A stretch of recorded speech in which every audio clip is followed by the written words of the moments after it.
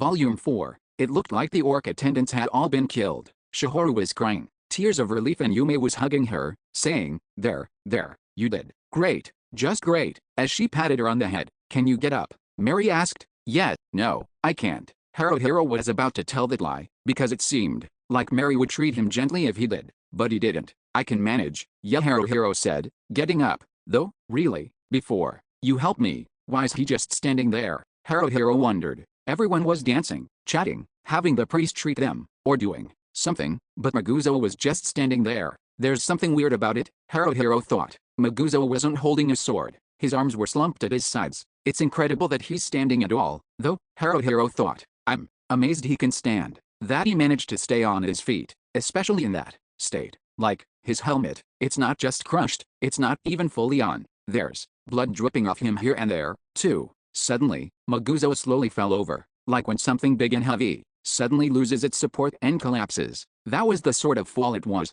Mara gulped. Maguzo. When Haruhiro called his name, Maguzo slowly got to his feet. What was that for? Haruhiro calmed himself, letting out a sigh. That surprised me. For a moment there, I was really panicking. I thought something happened that we can never let happen. There's no way it would have, though. Don't scare me like that, Maguzo, he said. Sorry. Maguzo let out an embarrassed laugh and scratched the back of his head. Still, he sure is bleeding a lot, Haruhiro thought. With all that blood, it's impossible to tell what kind of face he's making. But, well, it looks like he's fine somehow. Thank goodness, Haruhiro murmured, closing his eyes. He covered his face with his hands. I think I'm gonna cry. Really, thank goodness. Seriously, I don't know what I would have done. If that ever happened, we'd be screwed. So screwed. It'll never happen, though. Like, no way. It couldn't. Not a chance. Thank goodness. I think I'm gonna cry. Wait, no, I already am. My hands are wet. The hands covering my face. That's just how relieved I am. Seriously, what a relief. Thank goodness. Just thank goodness. Honestly, I thought he was a gunner. I think I vaguely remember having a dream like that. Though, I don't know when I'd have had time for a dream like that. I wonder, was it something like a prophetic dream? Like, maybe I had a dream like that last night? A dream where he wasn't okay? That's so weird. Having a dream like that. It's weird. Anyway, thank goodness. Maguzo's covered in blood, but still, thank goodness. If nothing else, I'm glad he's alright. Thank goodness. Haruhiro heard a voice. His own voice. He moved his hands. Dark. It's pitch dark. A room. It's our room in the volunteer soldier lodging house. Was I sleeping? I was asleep. That means he didn't want to think it, but he wanted to check. Had to check. So he sat up. There were 2 bunk beds in this room. Ronta used the upper bunk of the other bed. Ranta's there. He's snoring. And on the lower bunk, he's not there. No, one is. It's empty. He's not there. Maguzo is not there. He isn't anywhere anymore. 1. The unbearable heaviness of reality. It's terrible when a person dies. In the end, Haruhiro had probably never imagined that he would be forced to experience that again. Of course, he had thought it was a possibility. He had probably thought about it more seriously than any of his comrades, and he had feared it from the bottom of his heart. But the death,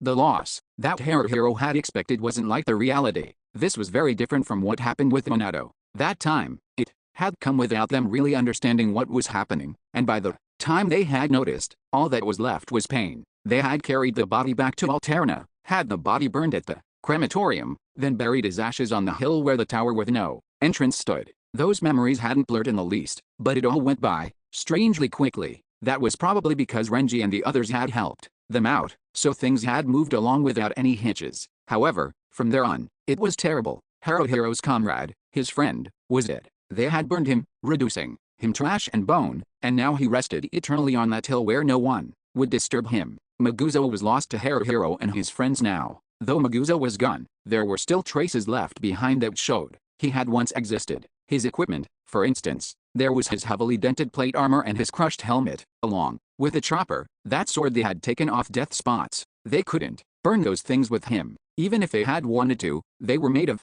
metal, so it was physically impossible. Even so, they couldn't just throw them out, either. But if they were going to keep them, they didn't have the space. For now, we could put them on deposit, maybe, Shihoru said. No one objected to Shihoru's proposal. However, when they went to the Yorozu Deposit Company, they discovered a serious problem. Yes, it is possible for you to deposit items other than money with our company, said the 4th Yorozu, a young girl wearing a gaudy red and white outfit accented with gold along with a pair of gold-rimmed glasses. She tapped her gold pipe on the counter. When you deposit money, the deposit fee is 1/100th of the amount deposited. When you deposit an item, it is 1/50th of the appraised value. But even without an appraisal, I can tell you that helmet and armor are worthless.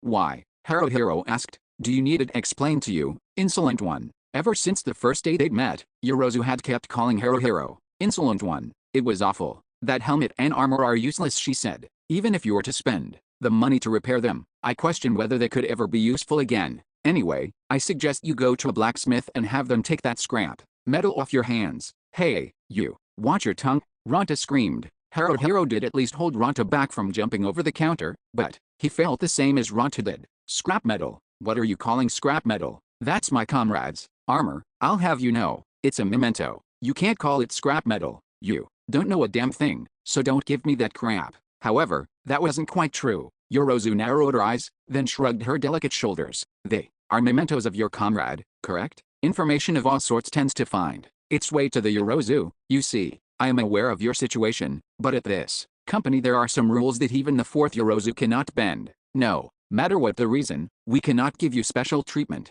You cannot deposit items that are of no value with our company. Our warehouse space is finite. After all, if those items are so precious that you cannot bear to dispose of them, then you should take care of them yourselves. There was nothing Haruhiro could say back to that. If the items were so important to them, they could take care of them themselves. No, not just could, should. Yorozu was absolutely right, and it would have been wrong to falter for it.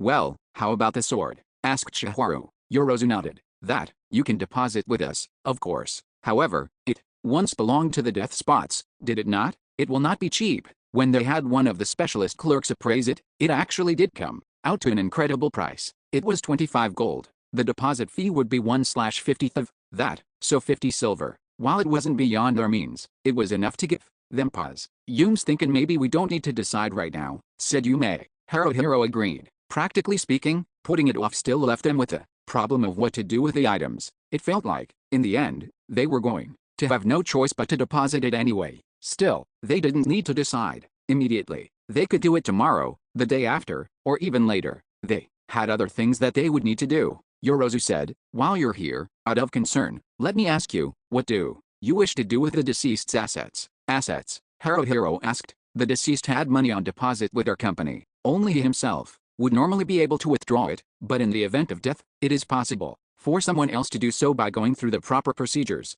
Really? Haruhiro asked. Specifically, you would have to go through the Volunteer Soldier Corps office to acquire a death certificate and a certificate granting you power of attorney, both issued by the Margrave, she said. On confirmation of those documents, our company will return the deceased's assets to his legal representative. The office certificates. For your information, at present, we are unable to disclose any further details regarding the deceased's assets, Yorozu informed them. How much did Maguzo have saved up? Haruhiro wondered. He bought armor whenever he had the money to, and his meals cost a lot, so he can't have had much in savings. Still, I feel like it'd be sloppy to just leave it. When we lost Minato, we didn't know left from right, so we couldn't handle it properly. This time, I want to do things right. I have to. Was Haruhiro the only one thinking that? The day after they went to the Yorozu Deposit Company, Haruhiro visited the Volunteer Soldier Corps office on his own. Ranta wouldn't get out of bed, and Haruhiro couldn't get a clear response when he tried to call Yume and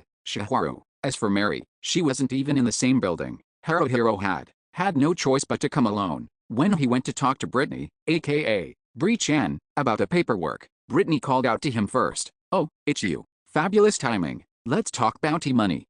What's that, you say? You never went to the meeting to decide how it would be divided, you say? I hear that caused some trouble for them. Renji and Kijiko, that is. Well, I'm sure you were too busy worrying about other things to attend. Still, it's times like that when you need to get in there and stake your claim, otherwise you'll lose out, you know.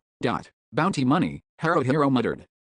Wait, they had already received the payment for the order when they had returned to Alterna after the operation was complete. The rest of the balance they were owed came to 80 silver each, paid in the form of military scrip, thin copper chits issued by the Frontier Army. Haruhiro realized. Do you mean for the keeper, Zoranzesh, and the sorcerer, Abil? Yes, for them. Bree-chan licked his black lips and closed one eye. Oh, please, stop, thought Haruhiro. Don't screw around with me now. Zoran Zesh was 100 gold, Abil was 50. That's 150 gold total, Bree-chan said. The way I heard it, you and your party took out Abil almost entirely, on your own. Well, yeah, I guess. Now that you mention it, maybe we kind of did. That said, in cases like that, things are generally split evenly, said Bree-chan. There'd be squabbling otherwise. Well, you could be right about that. I wouldn't know. What's the matter with you? Bree-chan demanded. You really distinguished yourselves there. Aren't you happy? Happy? Haruhiro almost burst out laughing. Not because he thought it was funny, of course. No, that wasn't it. How would he put it? All he could do was laugh? No, that wasn't it, either. Like, don't you get it? Are you stupid? Like, I'm gonna send you flying. Haruhiro looked downwards, clenching his hands into fists. No, I don't think I'm happy. I can see that. Bree-chan sighed. Haruhiro was still looking down, so he couldn't see the expression on Bree-chan's face. He didn't really want to see it, either. Regardless, you have a right to a share of the reward money, and I'm holding on to your share. According to Kajiko, Renji basically steamrolled her. But you get 60 gold. 60? Haruhiro gasped. He couldn't help but be shocked by that number. He felt like he'd suddenly woken up from a dream. Oh, if only it had all been a nightmare. How glad he would have been. 60 gold, you mean, like, 60 gold coins? He stumbled. That's right, said Bree-chan. Or, if we convert it to silver coins, 6,000. Divide it by 6, no, 5, and you each get 12 gold. 12. Haruhiro murmured. It touched a nerve the way Bree-chan had corrected himself from 6 to 5, but it was such a large amount of money that it still hadn't sunk in that it was real just yet. But I'm not happy, Haruhiro thought. Not happy at all. We'll take what we can get. But, Bree-chan demanded. No, we'll take it, gratefully. It's better to have money than not to. After all, having it's not going to hurt us. But before that, a death certificate and power of attorney, right? Asked Bree-chan. Yeah, it'll take a while. It will, Haruhiro asked. It has to go through the bureaucrats. After all, be prepared for it to take 10 days. I'd guess around 7, maybe. They almost never issue them within 6 days. What? You look like you just want to get this over and done with.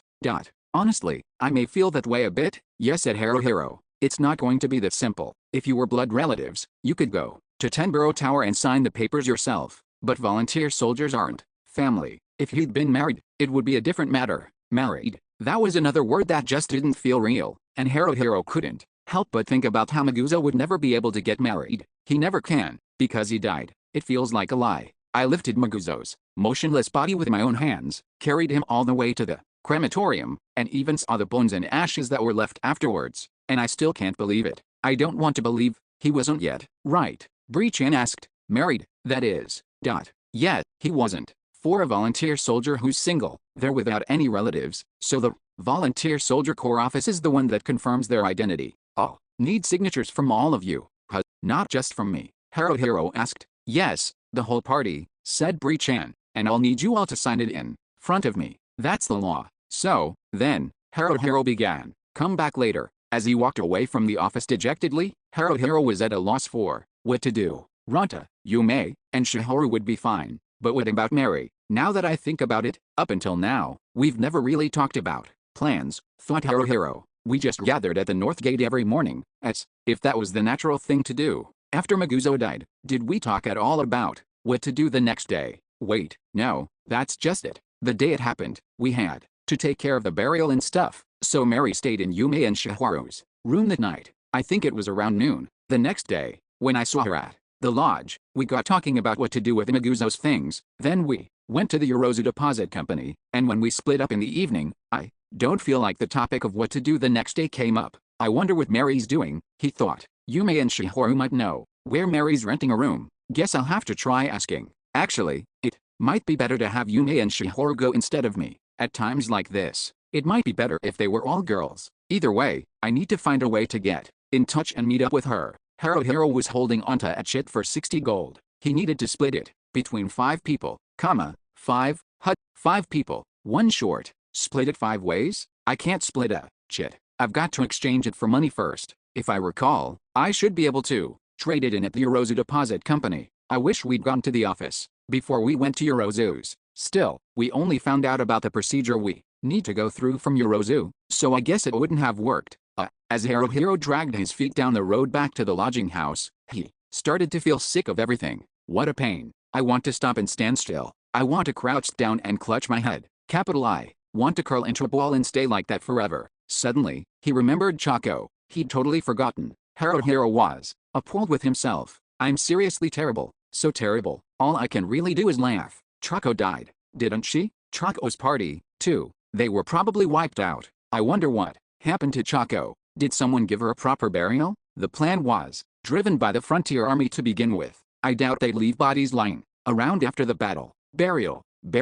Huh? We burn them, reduce them to bones and ash, then bury them up on that hill. But what good does it do? Nothing really comes of it. It's just that, if we don't cremate them, no Life King's curse will turn them into zombies. It would sit right with me to let Choco come back as a zombie. I don't want that. Absolutely not. For those who've died, they aren't able to do anything about the bodies they leave behind. It falls to the living to do something about it for them. Did we manage to handle things right? Are we handling things right? What do you think, Maguzo? Isn't there more we could be doing? Like, some way you'd wanted us to do things? Or were there things you wouldn't have wanted us to do? We're not doing anything wrong, are we? I can ask, but he won't answer. Maguzo's gone. Choco's gone, too. They're dead. It doesn't feel real, but they're dead. That's no lie. It's the truth. We never should have gone, he murmured. The order. We never should have accepted it. Neither should Choco and her party. It was too much for us. Who is it who brought up the idea? He asked himself. It was Ronta. Damn him.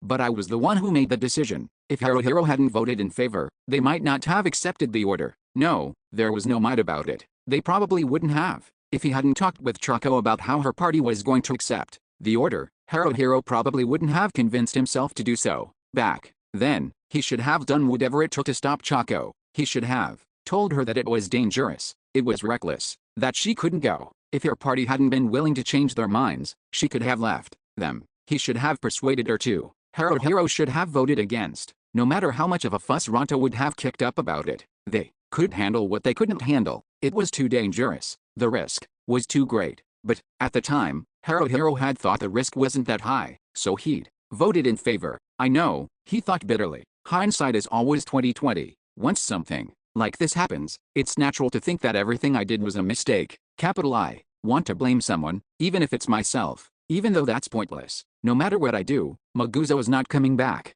Haruhiro looked up to the sky. What time is it now? Around 3 o'clock in the afternoon. It's awfully sunny. I don't know what to say. It's a sunny day, Maguzo. I just have to keep looking forward, don't I? He asked himself. There's nothing else I can do. The sky's so beautiful, it almost seems like a joke. Haruhiro covered half his face with his right hand. It stung his eyes, too. Feelin' Funaya. Yume was feeling real Funaya. What was Funaya? Yume didn't really know that herself, but she was feeling Funaya. So, Funaya was all she could call it, because she was feeling Funaya. She didn't even want to get up. That was why Yume was lying face down in the bottom bunk of the bed in her room at the volunteer soldier lodging house. Once in a while, she'd roll over, but because she was feeling Funaya, even turning over was a chore. In fact, for a long while now, she'd needed to pee and had been holding it in. She knew she should go to the bathroom. Actually, she had to. That was something she knew for sure, but because she was feeling Funaya, she couldn't motivate herself to go. Yume Shiharu called out to her. Yume wanted to respond, but she was feeling Funaya, so even raising her voice took a lot of effort. In the end, she just went, Are you hungry? Shiharu asked. Yume wonders about that, she thought. Yume doesn't think it's that she's not hungry at all. If Yume was gonna eat, she could probably eat a whole lot, you know? She just doesn't really want to eat. Well, if Yume doesn't eat, Yume's fine with not eating, I guess. And she said. You have to eat, Shiharu protested. Not eating's bad for your health, I think. Yume, are you listening? This is no good. Yume thought to herself while feeling Funaya. Yume needs to give her a proper response. Yume knows that, but she just can't do it. Yume's not doing this to mess with her. Yume just doesn't have the energy. It's not just her body, you know. Yume's feelings are all Funaya, too. Give me a break, Shiharu muttered, in a real tiny voice. It was a real, tiny voice, so it was hard to be sure if she'd meant for Yume to hear it or not. Either way, Shiharu was definitely irritated. She sounded angry, the way she said it. It was the first time Shiharu had spoken like that. At least, Yume had never heard her do it before. Yume rolled over to look at Shiharu, who was sitting on the bed next to her. Shiharu was looking downwards, hanging her head, Dot. Sorry, Yume said. Hearing the apology, Shihoru shook her head back and forth. Dot. No, capital I, should apologize. But you've got nothing to apologize for, Shihoru, Yume said. But, Shihoru, you've done nothing wrong. That's not true. You haven't. I can't say. I agree. Oh, yeah, Yume asked. Shihoru hesitated. Dot. From here on, what are we supposed to do?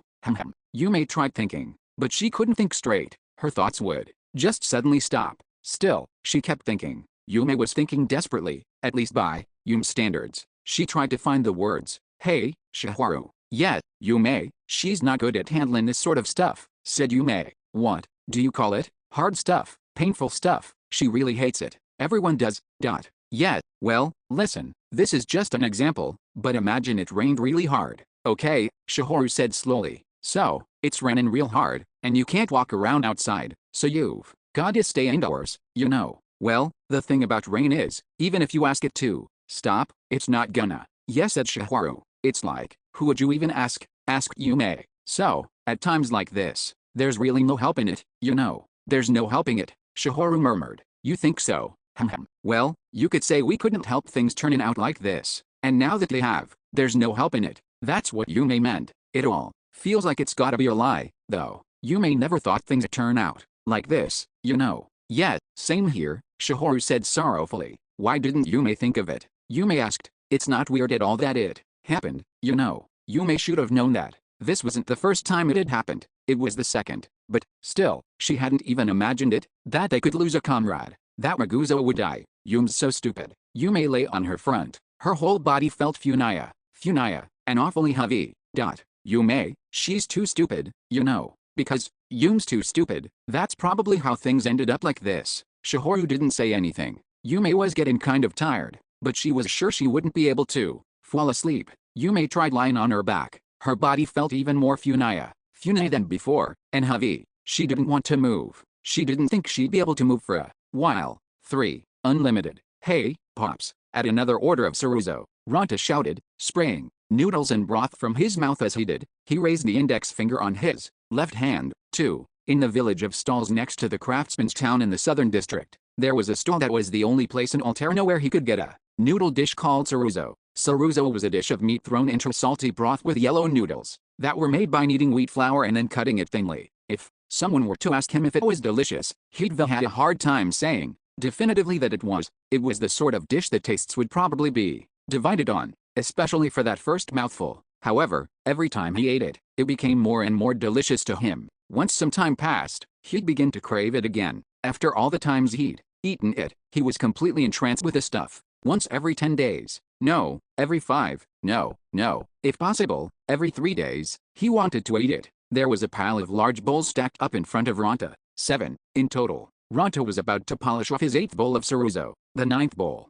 that he had just ordered would be coming out soon. Freshly made Saruzo was hot. Damn hot, in fact. But Ranta didn't want to waste time blowing on it, so he dug right in. He'd burned the inside of his mouth. Honestly, he couldn't even tell what it tasted like anymore. His belly was hurting, too. He was starting to look like a pregnant woman. At this point, eating was nothing but suffering, but Ranta didn't stop. This last sip would finish his 8th bowl. Boah, I sure ate, he exclaimed. At that same moment, the 9th bowl arrived. When the heavy steam from it washed over him, he got dizzy. The scent from that perfect harmony of chicken bones, pork fat, onions, and carrots should have whet his appetite for more, but it only gave Ranta heartburn now. Kid, are you okay? The old man running the stall peered at Ranta's face. Ranta gave him a nod, wiping his face off with one hand. It was a mess of sweat and snot, and more sweat. He must have looked awful, but, damn it, he didn't care.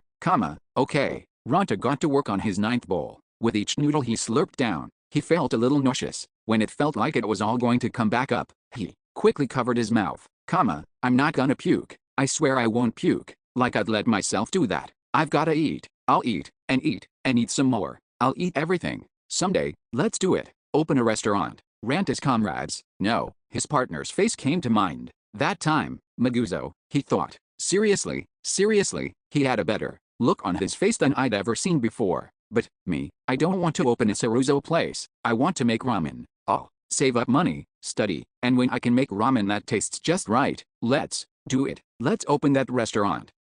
Sure, Ranta could respond all he wanted, but it wouldn't reach his partner. All I can do is eat. Right now, I've just gotta eat. I'm gonna slurp away like crazy at the chorizo my partner loved. I'll eat all I can eat. I'll eat even once I can't eat. Even if I'm full, even if I don't want to eat anymore, I'll just keep eating. Eat, eat, damn you.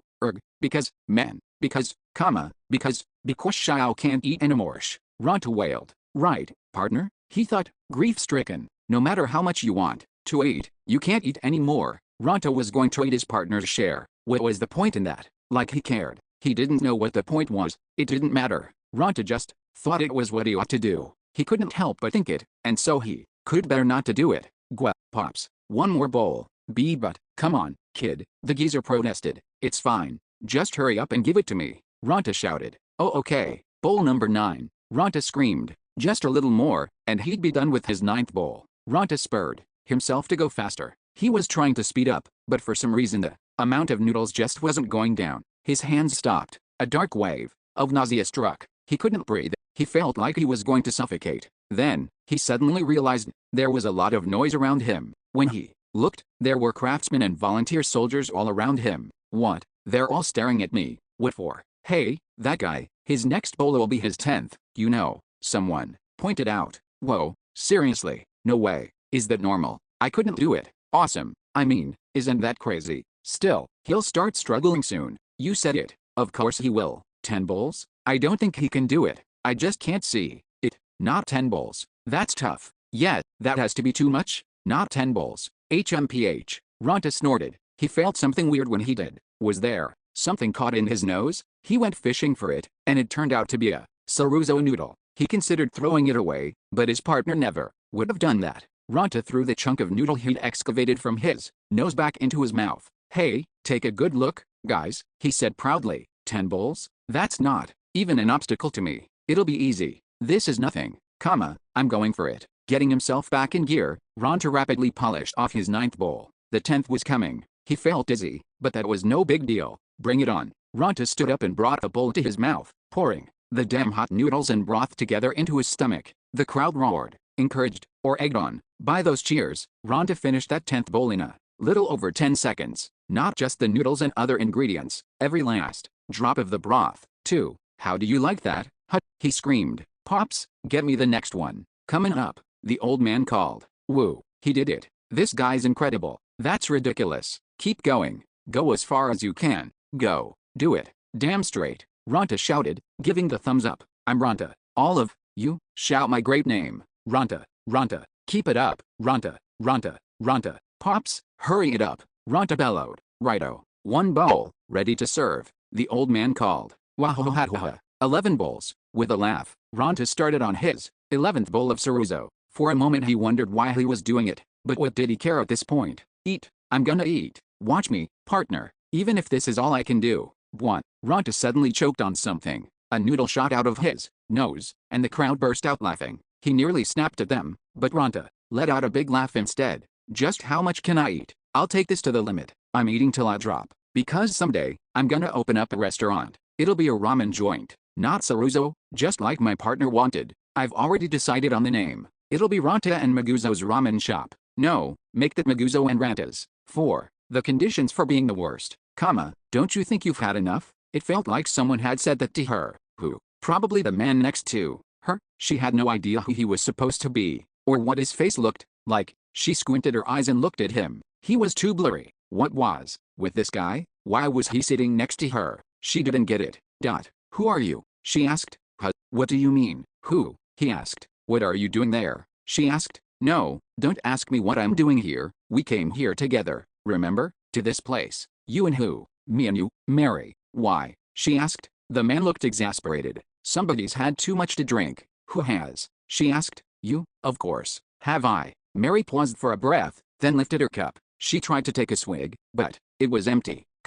This place? What kind of place is it? She looked around. Oh, it looks like a place that serves alcohol. It's small and cramped, and the only seats are at the bar. It's an unfamiliar place, one I don't recognize. When she thrust her cup out towards the man on the other side of the counter, who seemed to be the proprietor, and was about to say give me another one, the man next to her grabbed her by the wrist. I'm telling you, it's time to stop. Leave me alone, Mary murmured. Like I could, he shot back. Do you have any clue how much you've drunk? I don't know, she mumbled. So what? No, not so what. The man looked at her like he was fed up. What right did some guy that she didn't even recognize have to act like she was being a bother to him? It made her mad. Fine, I don't need it. Then, Mary stood up. She stumbled a little, and the man caught her, but she brushed his hands away. Don't touch me, she screamed. You looked like you were gonna trip, the man explained. So what? She snapped. If I trip, what's wrong with that? It's not good. Don't try to push things on me like that. Like what? The man asked. The way you think. I don't care what you think about me. What am I trying to say? What am I saying? I guess it doesn't matter. It really doesn't matter. Mary left the bar. The next thing she knew, she was somewhere else. It was dark. She was on the street. Hut, she mumbled. My staff isn't here. Did I forget to take it with me? Where did I leave it? Capital I. Have no clue. Hey, are you okay? Who could that be? Oh, the guy from before. Why is he here? What's he following me for? What do you want? She demanded. When she asked, he gave her an indignant hug. He went on. That's some way to talk to the guy you've made treat you at? 2 places now. Treat me? Mary asked unsteadily. What are you talking about? Your drinks. You never paid, you know. I covered it all. Mary, why do you know my name? Because you told me. Obviously. I did. I'll pay. She didn't really get it, but she didn't want him grumbling at her over it. Mary tried to pull out her money. If she gave him what she had on her, the man would probably be satisfied. Her hands were unsteady, though. Not just her hands, her legs were, too. She couldn't stand. When she felt like she was going to collapse, the man caught her in his arms. That's not it, Mary, the man said. I'm not telling you to pay me money. Let go. I don't want to, he said. I said, let go. Mary tried to escape from the man's embrace. She couldn't push him off her. The man's arms were wrapped tightly around Mary. He brought his face close to hers. Mary put her hand on his chin and pushed upwards. I'm telling you, shut up, bitch, the man shouted. After we've come this far, there's no way I'm letting you go. I know you were looking for this, too. What? Looking for what? You were frustrated, so you thought you'd play around with me, right? Capital I. Can figure out that much? He yelled. Play around. What's this guy talking about? He's not making any sense. Play? I'm not in the mood. Doesn't this guy know what happened? Suddenly, she felt cold inside. What did I tell you? Mary murmured. What? You ask, just your name, and, well, just small talk. How are you? That's a major relief. If I'd opened up to a guy like this, that'd be awful. Even if I'm drunk. Hey, wait. Mary was drunk, and she was more than just tipsy. She was absolutely, totally, falling down drunk. I'm in danger. She realized the state I'm in, and the situation. I'm definitely in danger. I need to run. Mary headbutted the man as hard as she could. He cried out in pain and flinched, but he didn't let go. Now you've gone and done it. No more, mister. Nice guy, he screamed. Mary gasped. He lifted her up. Her feet weren't touching the ground. Mary thrashed around like her life depended on it. However, the man's grip didn't loosen. What was he planning to do with her? The man seemed to be carrying Mary somewhere. It was dark and she couldn't see very well, but he was trying to take her down a narrow alley. When she tried to scream, he covered her mouth. Mary bit his fingers. The man groaned in pain, throwing Mary to the ground. Mary landed on her, but then hit her head on something. Ouch. Ow. Her eyes were spinning. She needed to get away. She crawled away from him, but he grabbed her by the arm and dragged her into the alleyway, forcing her onto her back. He held her down, covering her mouth again. Am I going to get raped? She thought. Here? By this guy? No, don't be ridiculous. Mary kneed the man in the groin. Take this, or, he gasped. Damn it. Why, you? He punched her in the face with his fist. For a moment, she lost consciousness. When she came to, he was trying to strip her out of her priest outfit. I may not be able to do anything, Mary thought. Maybe this is karma. I mean, I let him die. I let a comrade die, again. Even though I'm a priest, I'm responsible for protecting my comrades' lives, but I couldn't. Mary couldn't even say she'd done the best she could. She had made a mistake. Literally, a fatal mistake. Protection. It was the most basic of basics for a priest who was moving from the beginner level to the intermediate level. This light magic spell boosted the physical abilities and resistances of the target, as well as their natural healing ability. It was vital that protection not be allowed to wear off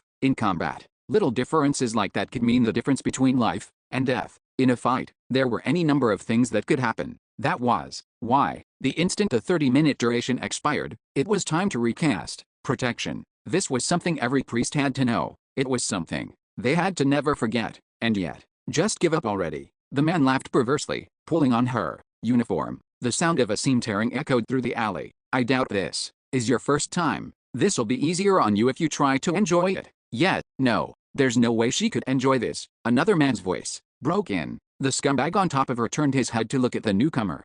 Sorry, but I'm not gonna hold back, okay? The new man said. Wait, huh? The scumbag keeled over. He fell on top of Mary, but the other man was quick to pull him off of her. Mary asked, dazed. I have no clue what just happened. It looks like I've been saved, but why? Who is he? You okay? The guy asked. Can you get up? Mary was silent. The man who saved her from the scumbag sighed and scratched the back of his head. I don't know what to say. I'm not gonna try anything weird, okay? He said. Are your clothes and whatnot alright? He's awfully blunt, Mary thought, but he did save me from a tight spot. That much is certain. If he hadn't come along, who knows what would have happened to me? Well, I probably would have been raped. Mary sat up, fixing her clothes. The sleeve of her priest outfit was torn. It was probably dirty too, but fine other than that. I'm sorry, she mumbled. Thank you. Sure, the new man said. Oh, well, if you're fine, I guess that's all that matters. The alley was dark, so she could barely see the man's face. However, there was something, his voice, maybe, it sounded familiar. That, and the way he was dressed. The man was rather tall. Did Mary know him? The man said, taking half a step back. I won't say anything. I'm not going to tell anyone about this. You'd probably prefer it that way, right? This man probably knew Mary, too. It sounded that way from the way he was talking. She said fuzzily. Me? The man said. The name's Kuzaku. Not that you'd know it. True, the name Kuzaku wasn't ringing any bells. When Mary stood up, Kuzaku took another step back. He seemed to be trying to keep his distance. Maybe he was trying to show he had no intention of doing anything to her. Mary looked down at the scumbag beside her. Kuzaku must have hit or kicked him hard enough to knock him unconscious. Mary could have kicked him once or twice herself, but she decided against it. She left the alley. Kuzaku was a little ways away from her. Thanks to the moonlight, she could see his face better now. She finally recognized him. At Deadhead, you were in Green Storm Force with us, she murmured. Maybe you do remember me, then, but I nearly died, Kuzaku said, looking down. But I didn't. Someone healed me, and when I came to, I was the only one left, you know.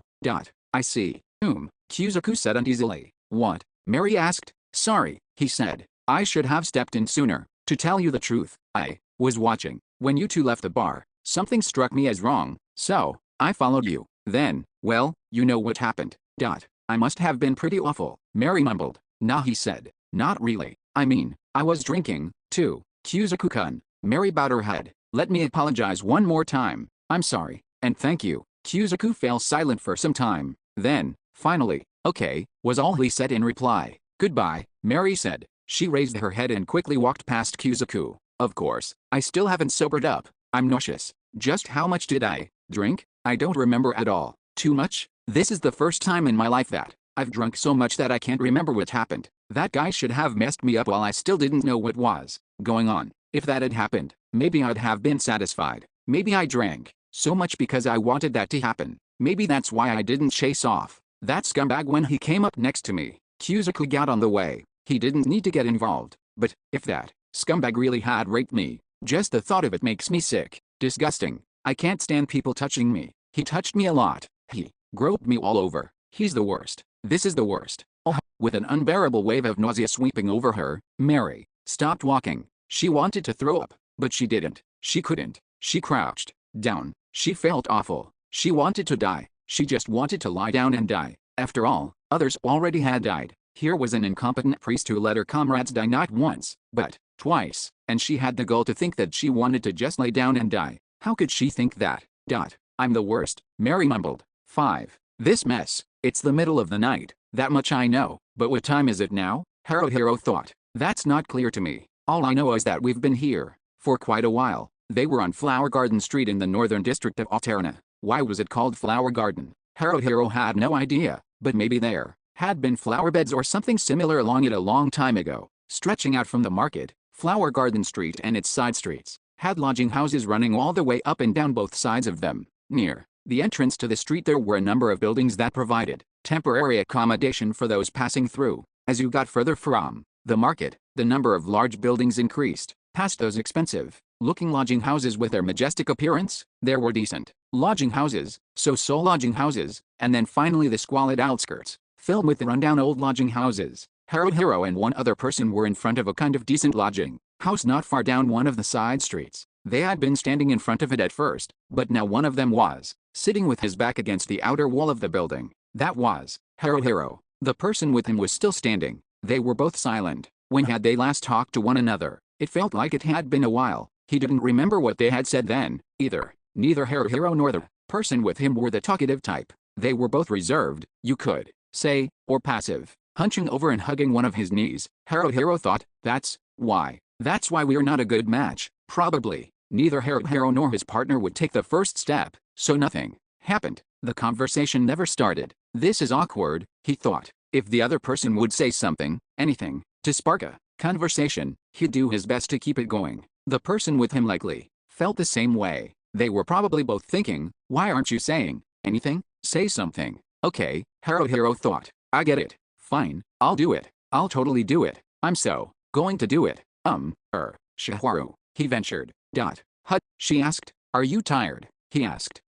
I'm fine. Oh, you are. Yeah, that was the end of it. He had worked up all the willpower he could muster to start that conversation, and it had died in no time. What the hell? He thought indignantly. That's not fair. Put a little more effort in. This is communication, you know, communication. It's important, really. Besides, why was he alone with Shiharu? No, the reason, how it had happened, was clear. He had needed to get in touch with Mary regarding the paperwork and her share of the reward. Unbelievably, Ranta had eaten too much and couldn't move, while Yume had said she was too funny to do it, whatever that was supposed to mean. That was why he had left with Shiharu, who had been feeling fine and had known where Mary lived. Mary was supposed to be staying in a women-only lodging house, so Haruhiro couldn't very well visit her on his own. On that point, he was glad Shiharu had come with him, but only on that point. It wasn't that he disliked Shiharu, but she was hard to deal with when it was just the two of them. They were a poor match for one another. Haruhiro and Shiharu didn't go together very well. That's what it was. Basically, they weren't compatible. Shiharu may have felt the same way as Haruhiro did. Haruhiro wasn't thinking that because they weren't compatible, there was nothing he could do, and it was okay to let things stay the way they were. He did, however, think that Shiharu could be doing more to try to make things work. When they had first come to this lodging house, Mary hadn't been here, so they tried going to Sherry's tavern, but she hadn't been there either, so they'd come back here. In all that time, Shiharu had barely spoken. If Haruhiro asked her something, she would say a few words in response. That was all. Haruhiro wasn't sure how he should feel about that. Haruhiro unintentionally let out a sigh. Maybe his question had come off the wrong way. Still, it may have worked to break the ice for them. Shiharu said in a small voice. Haruhiro looked up at Shiharu. Shiharu was hugging her shoulders and trembling slightly.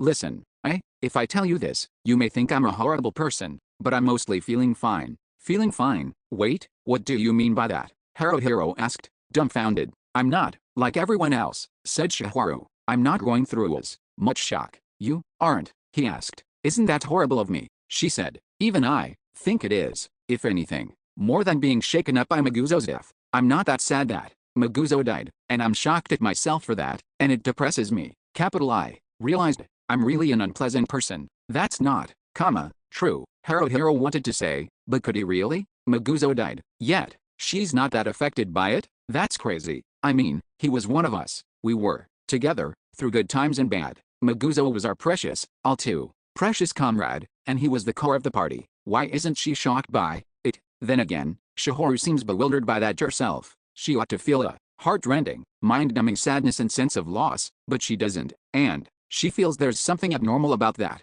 She can't forgive herself for it, and she's suffering. Oh, I get it. It's Minato. This was pure speculation, but it was probably because of what had happened with Minato. Shiharu was probably in love with Minato. Minato, who she was head over heels in love with, died. That must have been harder on Shiharu than any of us. Of course, with Maguzo dying, Shiharu must have felt some pain, but it was nothing like last time. People could get used to suffering, even if they didn't want to. They naturally got used to it, because if they didn't, they couldn't go on living. For as long as they were alive, things like this would happen, because life was an endless cycle of things like this. If it knocked them down every time, and they couldn't get back up, they wouldn't be able to go on living. In fact, Haruhiro wasn't stunned and in a daze anymore, the way he had been just after they had lost Maguzo. He might not be doing a good job of it, but he was trying to move forward. He was thinking about how he wanted everyone to look towards the future. How, if they didn't, Maguzo would be able to rest in peace. Just like that, he was using his dead comrade to give himself the power to keep living. Haruhiro was trying to live. Sneakily, greedily, tenaciously, he wanted to live. Shihoru must have been the same. Minato's death had made Shihoru stronger. By becoming stronger, Shihoru was trying to live. Shihoru, you're not horrible, Haruhiro said. You're not an unpleasant person. I'm glad you came here with me, that you're here with me now. Capital I really do think that. Shihoru was going to say something, but she closed her mouth and looked away. Her shoulders were still trembling. She might have been holding back tears. After some time, Shihoru sniffled just once. Haruhiro-kun, I'm glad you're here. I think that, too.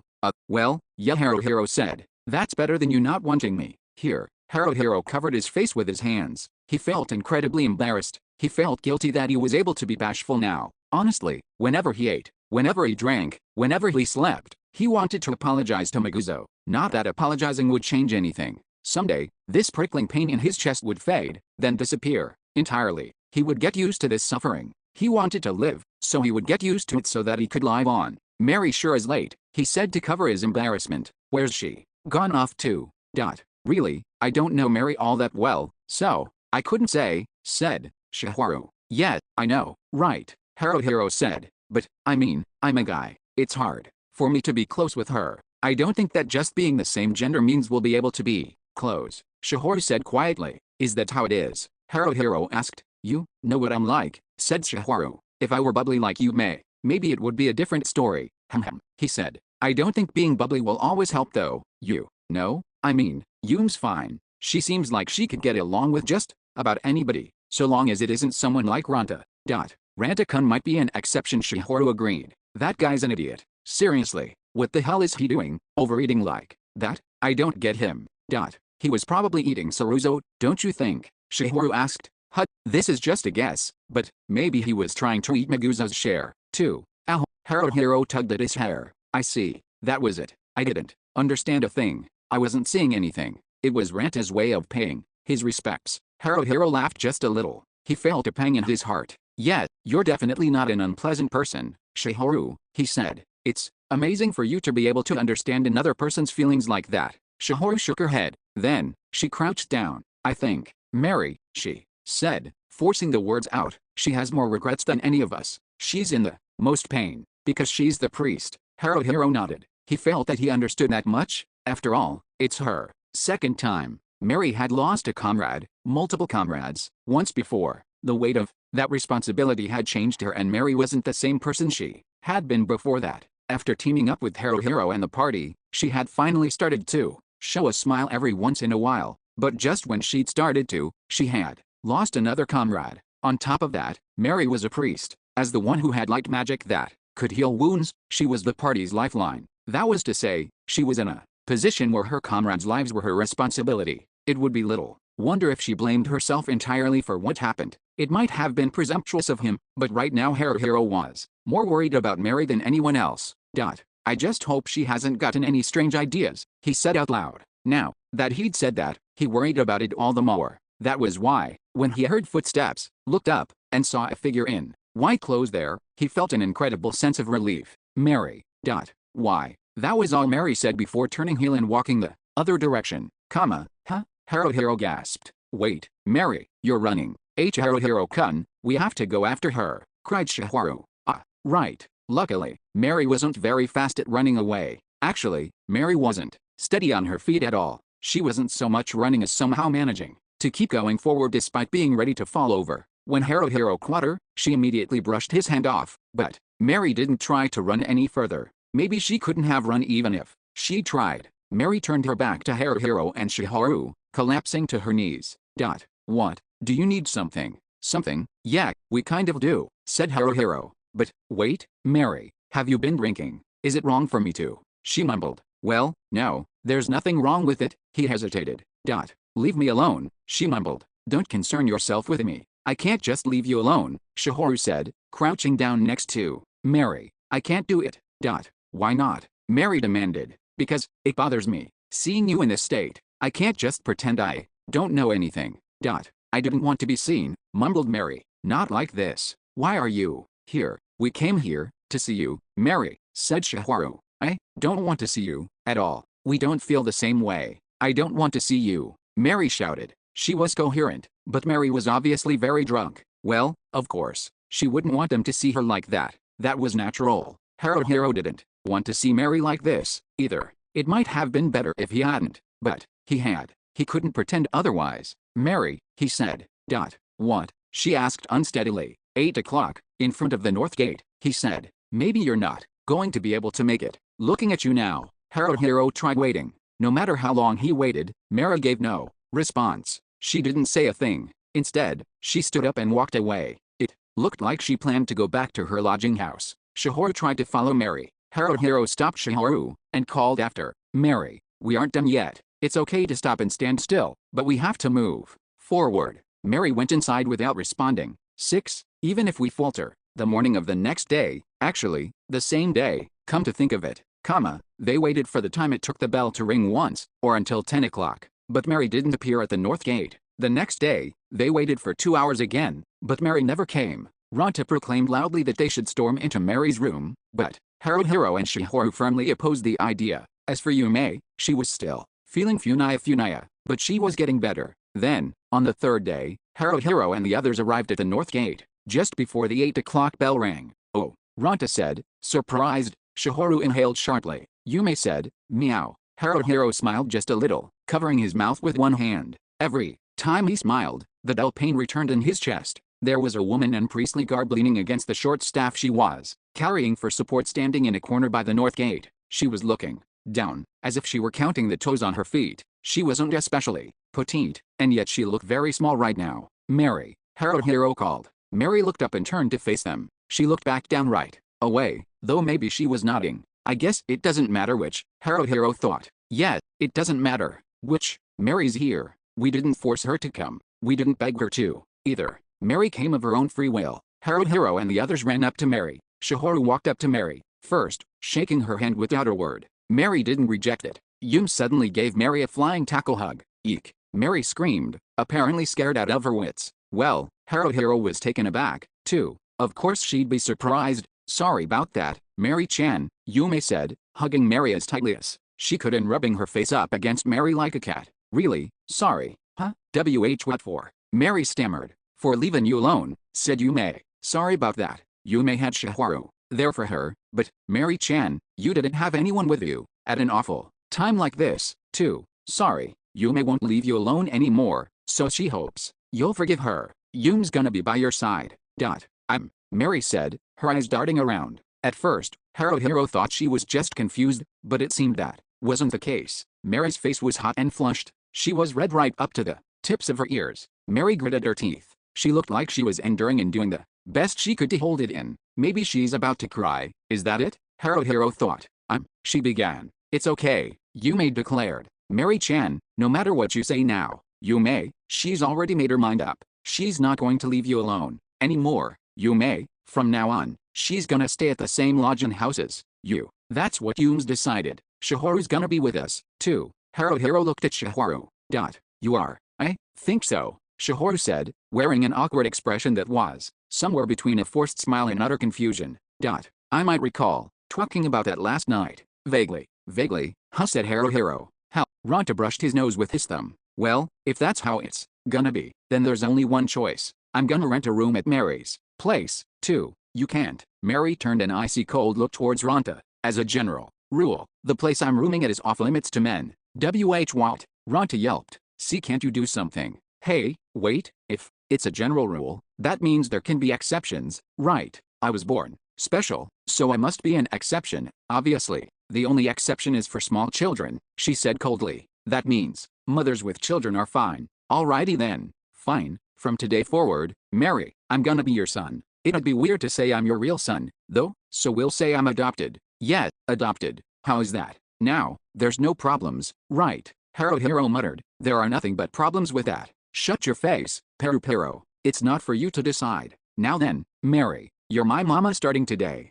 Welcome to the family, mama. Mary patted Yume on the back and sighed. I think I'll go home. No. Yume cried, squeezing Mary tightly. Mary-chan, don't go. When stupid Ranta opens his mouth, you don't have to pay attention to the thing he says. You know Ranta's just a numbskull and a nincompoop. Who are you calling a nincompoop? Ranta shouted. Especially when you've got tiny tits. Don't call them tiny. Yume flared. Hey, it's not my fault you've got tiny tits. Well, Ranta, you're way flatter than Yume, so there. She shot back. I'm a man. Damn it. I wasn't competing with you on breast size to begin with. Well, what are you competing over the size of, then? Hut. Well, obviously. Ranta looked down to his crotch, then glanced over at Haruhiro.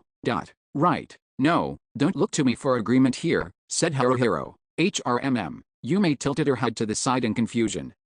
Mary said, squirming uncomfortably in the tight grip of Yume's arms.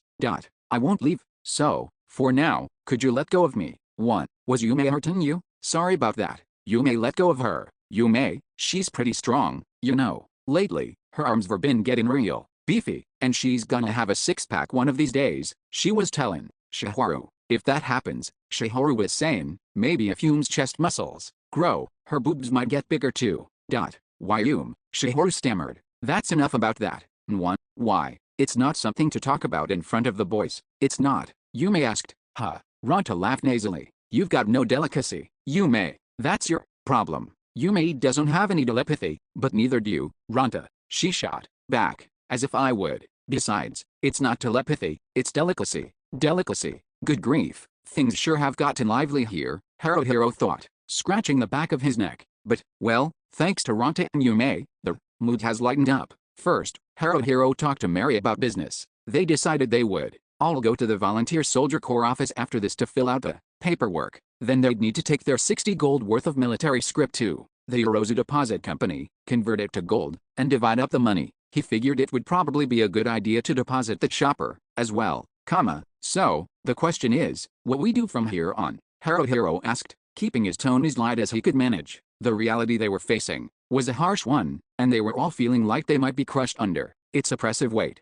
He didn't want to make things any heavier than they had to be. I've thought things over a bit, you know. For now, why don't we try going to Demuro? Oh, Yume said excitedly. That means gobbies. Hell, Ranta frowned and crossed his arms. For us now, don't you think? They're a little out of their reach, trying to take us on. I think you mean out of their league, Shiharu murmured.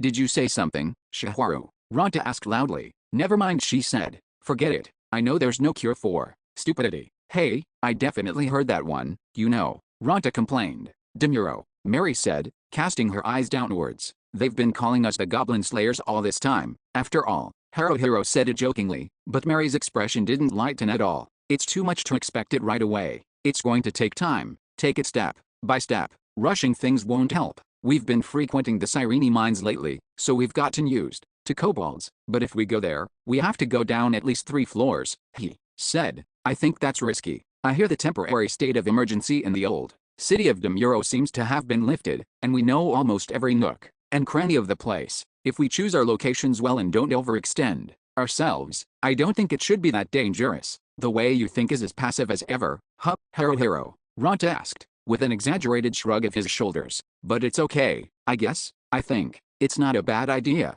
for now, at least. Wow, Ranta-kun isn't complaining for once, Shiharu murmured. Who do you take me for, Shiharu? Ranta shouted. I've always been a guy who tells it like it is, you know. If it's good, I say it's good. If it's bad, I say it's bad. If I have something to say, I say it. If I want to do something, I do it. In other words, I'm a real man. Yeah, Haruhiro muttered. Hiru. No, Piru. Don't try to just let what I'm saying drift by. If anything, I'd like to throw you in a river and let you drift away. Haruhiro said. Fine by me. Bring it. Just you try. If you can throw me in a river, do it. Damn you. Nah, I'll pass, said Haruhiro. It's too much of a bother. Boboing. Ranta sprung forward in a straight line. He might have been trying to act funny to get a laugh out of them, but obviously no one so much as giggled. Ranta, however, was undaunted and tried it again a few times. Boboing.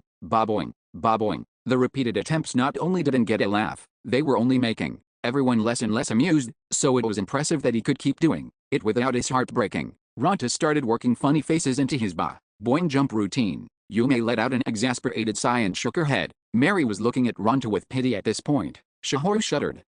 So creepy. Boboing. Ranta shouted. Boboing, boboing, barboing, boboing. Ronta looks happy, Haruhiro thought. He enjoys it when people are creeped out by him. Is he a masochist? Still, Shihoru has been poking fun at Ronta an awful lot today. Maybe she's thought about it and has some reason for it. Haruhiro ignored Ronta, looking instead to Yume, Shihoru, and Mary. Does anyone else have an opinion? Yume thinks she's okay with it, Yume declared. I think it's fine, too, said Shihoru. Me, too, Mary said, bringing a hand to her chest and taking a short breath. I'm fine with it. Things weren't like they were before. Of course they weren't. Haruhiro and the party had lost someone they couldn't afford to lose. There was no one who could replace Maguzo, not anywhere. It wasn't possible. Was there nothing that could to begin to fill the great, all too great, holes that had been gouged into and between the members of the party? Well, if not, what should we do? Haruhiro wondered. He didn't know right now. However, he knew that not knowing the answer didn't make it okay to leave things as they were. If he didn't know the answer, he had to seek out and find it. Haruhiro nodded. Let's go. 7. Unable to cling to past glories, he had to find something that they could do in their current situation. He didn't expect it to go well from the very beginning, of course. It wasn't going to be that simple, but still, things couldn't be the way they were before. Ronta, I told you not to get too far away, Haruhiro shouted. Haruhiro was using sweat to endure Goblin A's attacks as he tried to get a sense of how the battle was going. Goblin A was equipped with a leather helmet, chain mail, a short sword, and a small shield, but it wasn't big like an orc, so its individual attacks didn't have much weight behind them. Even one-on-one, it wouldn't be too much of a challenge. The problem was Ronta. I haven't gone that far, Ronta said, right before shouting exhaust, and rapidly falling back. Goblin B chased after Ronta as if it was being sucked in. Ronta immediately thrust his longsword out and forward. Take this. Avoid. However, Goblin B, with its somewhat muscular build and heavy equipment, managed to narrowly avoid Ranta's longsword. Actually, his longsword scraped the goblin's armor halfway between its neck and shoulder, but that wasn't going to be enough to deal any real damage. Goblin B undauntedly continued to close in. Ronta slammed his longsword into Goblin B, shouting, "Reject." It was good that he managed to knock it away and make it pull back, but, "Grin, you're mine." "Hatred," Ronta shouted. He stepped into it and swung down with all his might, and he did manage to hit Goblin B's shoulder. However, that wasn't enough. It was the armor. Ranta's longsword only dented its armor, and was unable to cut through. "You're too aggressive," Haruhiro called while parrying Goblin A's sword. "Oh, shut up," Ronta shouted back angrily, showering Goblin B with a flurry of blows. "Take that, and that, and that, and that." Goblin B was recoiling, but it was also possible to view that as it successfully defending itself. This is why just trying to push through with it brute force is no good. Do you get that, Ronta? You're not, Maguzo, okay? Haruhiro almost said it, but he stopped himself just in time. I can't say that. I mean, Ranta's doing what he can. Ronta had charged right into the middle of the enemy, trying to tank for the party. However, Ronta was fundamentally different from Maguzo. He wasn't the heavy type that stood there and traded blows with the enemy. The Dread Knight's fighting style was all about using their mobility to toy with the enemy and mesmerize them. He had no choice but to move around. If he didn't, Ronta couldn't use his full power. Ronta was different. He wasn't a tank. The party needed to make fundamental changes to their tactics. And what are our new tactics going to be? Oh, Haruhiro tried to use sweat on Goblin A's sword, but his hand slipped. Goblin A pressed in on him. "Oh, sh, huh." He heard someone shout. Mary. Mary had jumped in. She thrust her short staff at Goblin A. The goblin blocked her staff with its shield, jumping back. "Is now the time to be lost in thought?" she shouted. Sorry, Mary," Haruhiro called. "Focus." "Right," Haruhiro answered mentally as he attacked Goblin A. Well, he pretended to be more precise. "If Goblin A counterattacks, I'll immediately switch back to using SWAT. If I can somehow chain arrest with SWAT to neutralize Goblin A, I want to do that, but I don't think it's likely. Goblins are a bit too small for that. I've never used arrest on a goblin before. Damn it, what the hell is this? Even now that I've lost my orc-killing virginity, I'm still struggling to take on a goblin one-on-one in a straight-up fight. I'm way too weak. I mean, I knew that. I knew I was weak. Rel, ECT, Nemen, Darsh. Shihoru cast a spell. It was Shadow Bond. A shadow element flew out, sticking to a spot on the ground. Goblin C, who was crossing swords with Yume, stepped on it with its right foot. "Nice one, Shihoru," Haruhiro thought. Goblin C hurriedly stepped down with its left foot, trying to pull its right foot free, but the shadow elemental held it fast and it couldn't get away. "Funia," yelled Yume. Yume leapt at Goblin C, Using a combination of brush clearer and diagonal cross, Goblin C carried a hatchet-like weapon and also wore chain mail, so it wasn't a lethal blow. Still, Yume clobbered its shoulders, arms, and torso with her machete, so it had to be in a lot of pain. Goblin C flailed around wildly with its hatchet. It was clearly acting out of desperation, but Yume fell back. Yume only wore leather armor, so it would be dangerous for her to take a hit. Yume, Haruhiro shouted. Just by calling her name, Yume glanced in Haruhiro's direction and seemed to understand what he wanted to do. Yume was running his way now. Haruhiro used swat on Goblin A's sword, then immediately took off at a run. Goblin A tried to chase Haruhiro, but Yume took over the fight and stopped it. Goblin C was still caught in the Shadow Bond spell. It noticed Haruhiro and tried to turn to face him, but it was too slow. Actually, with its leg trapped, not only could it not move, it couldn't change the way it faced, either. With his opponent like that, it went without saying that Haruhiro could easily get behind it. Haruhiro circled around behind Goblin C and then jumped on it. He pinned its arms behind its back, quickly slitting its throat. When he jumped away, Goblin C fell to its knees. Because its right foot was still stuck to the ground, it couldn't quite fall over. Yes, finally, one down, Haruhiro shouted. Yume was fighting Goblin A, and Ronto was fighting Goblin B. Haruhiro could try to get a clear shot at either of their backs. Should it be A or B? He wondered. Goblin B's wearing what looks like decent armor, so it'll probably cause more trouble. Guess I'll finish off Goblin A first. When he was about to start running, he felt the dull impact of something striking his left flank, like maybe he'd been kicked. Wah. When he looked down, there was an arrow sticking out of his left side. What is this? Why? Where did it come from? He was more shocked than hurt, at least, for the moment. Haruhiro looked around the area. Judging from the direction, over there, he thought, to the left and a little to the rear, there's a wall that's about 80% collapsed. It'd be hard for a human to hide behind it, but a goblin could. They've got backup, Haruhiro shouted. Haru, let me heal that. Mary tried to rush over to him. No. Haruhiro shook his head, turning towards the wall. Mary, you watch Shiharu. While Mary was healing Haruhiro with light magic, the enemy might snipe Shiharu, or perhaps it might even take a shot at Mary herself. That would be bad. Haruhiro groaned as he ran. When I run, my side does hurt pretty badly. Still, it's not enough to keep me from moving. I can take it, though. That said, Haruhiro didn't know what he was going to be able to do there by himself. That was questionable. However, right now, he felt like it wouldn't be a good idea to have Mary treat him. That was because if Haruhiro were the goblin, he would take advantage of that opening. Goblins might be smaller than humans, but they weren't stupid. Haruhiro ran at full speed to get to the other side of the wall. He was shocked by what he saw. It's not here. Then an arrow flew at him from the right. He reacted in time to get down and avoid it, but it was a close call. The fat little goblin D with its bow was poking out halfway from behind a pile of rebels 7 to 8 meters away. Goblin D had predicted Haruhiro would come after it, so it had moved from here to there. Honestly, you're no idiot, Haruhiro thought, but I won't let you get away now, he shouted. Goblin D was trying to knock an arrow. However, at this range, it would be easy to tell not only when it would fire, but where it was aiming, too. Even if it got a shot off, he could dodge it. At least, that was how it should have been. Haruhiro started to feel woozy. His heart was acting weird. He could hear his pulse, and it sounded like someone violently stamping their feet. It was beating crazily fast. Goblin D fired. Of course, Haruhiro tried to dodge,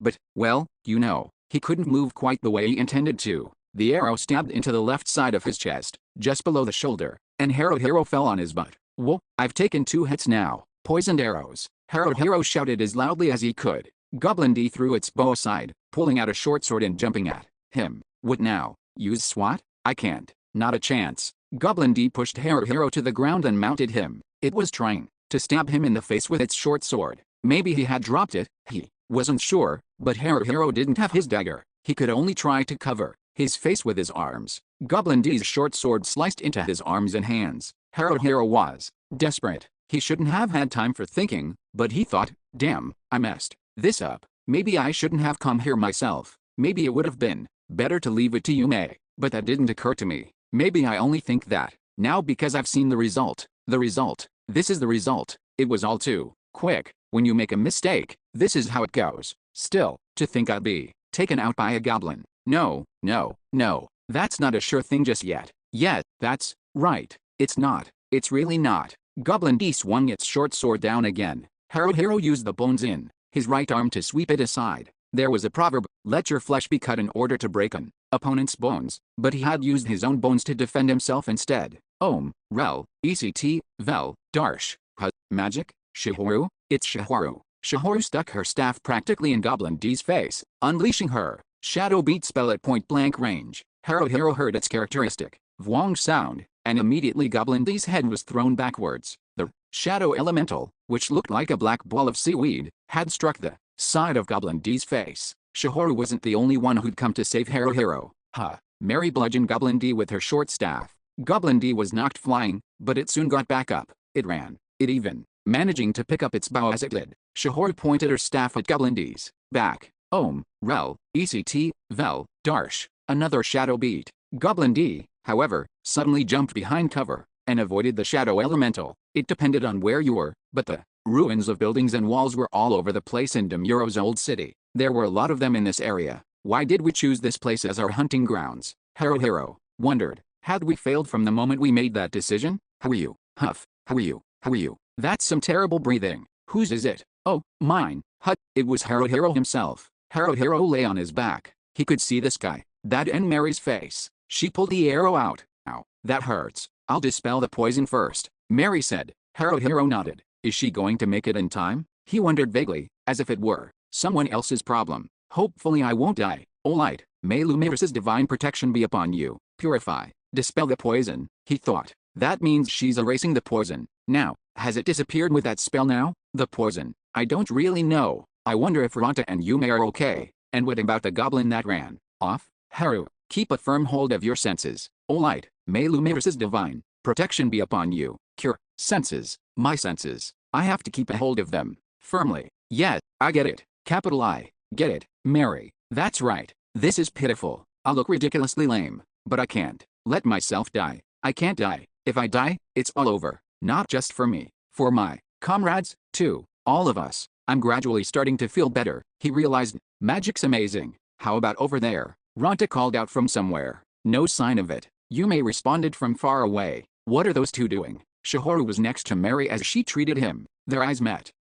Shihoru, what happened to the enemies? Haruhiro managed. There's just the one that ran off, she answered. I see. They mopped up the rest of them. Then, he thought, Ranta, Yume, and Shihoru did their best without me. Haruhiro closed his eyes, then laughed. What am I even doing? Once the words left his mouth, he realized he shouldn't have said them. Neither Shihoru or Mary had any response, which only made it more embarrassing. It looked like his healing was done, so Haruhiro opened his eyes and sat up. He was about to thank Mary when Ranta came running over. You damn idiot, what are you nearly getting yourself killed for? Don't you dare get killed by some measly goblin. Just how much of a moron are you? You're more worthless than a ball of snot.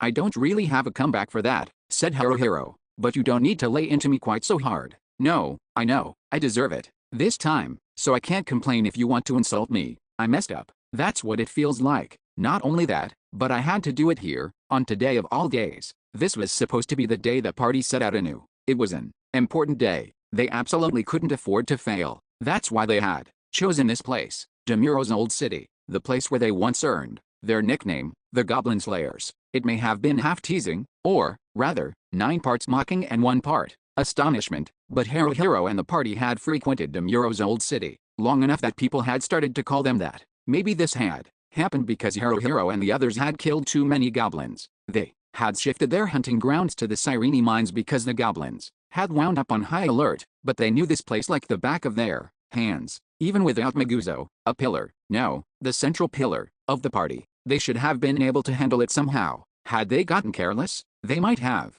They might not have. Honestly, Haruhiro didn't know. He couldn't look at it with a clear head. What do you want to do about the gobby that got away? Yume shouted, off in the distance, to which Ranta angrily replied, just leave it. It's run off. Somewhere. I'm sure it won't be back. Don't you think that's taking things too easy? Shihoru asked.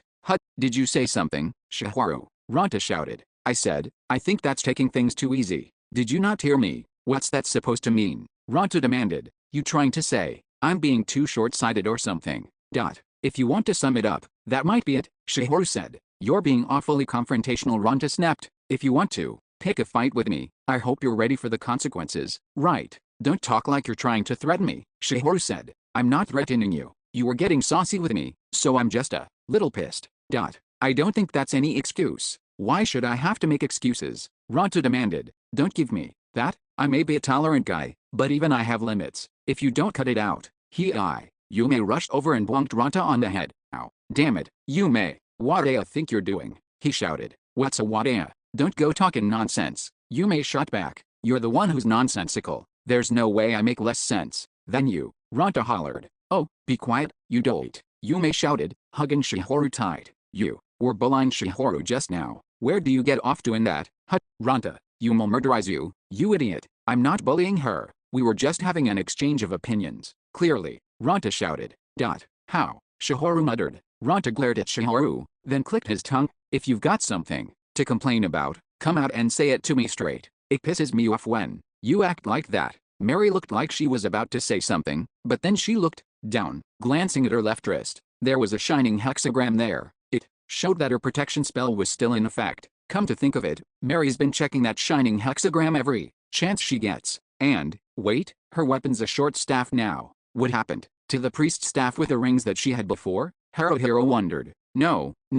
Do I have time to be thinking about this? Wait, what am I supposed to be doing, again? My head's all fuzzy, even though I can't imagine there's any poison left, and Mary healed my wounds, too. Haruhiro shook his head and blinked. What was I going to say? Anyway, I'm sorry for messing up. For now, let's just, right, I know, that goblin from before. Now, I'm not saying this just because it got me, but I don't think it's a normal one. We've probably never encountered one that moves like it did. What am I trying to say is, I know, yeah, that's right. It's dangerous to stay here. It might try sniping us with its bow and arrow. Again, it might bring some friends here, too. I could see that happening. Ronta had a sour look on his face as he nodded towards Haruhiro. Then, get on your feet already. Are you okay? Mary asked, offering him a hand. Yeah, Haruhiro stood up. It wasn't like he couldn't stay on his feet, but he still felt weird somehow. He felt weak and incredibly sluggish.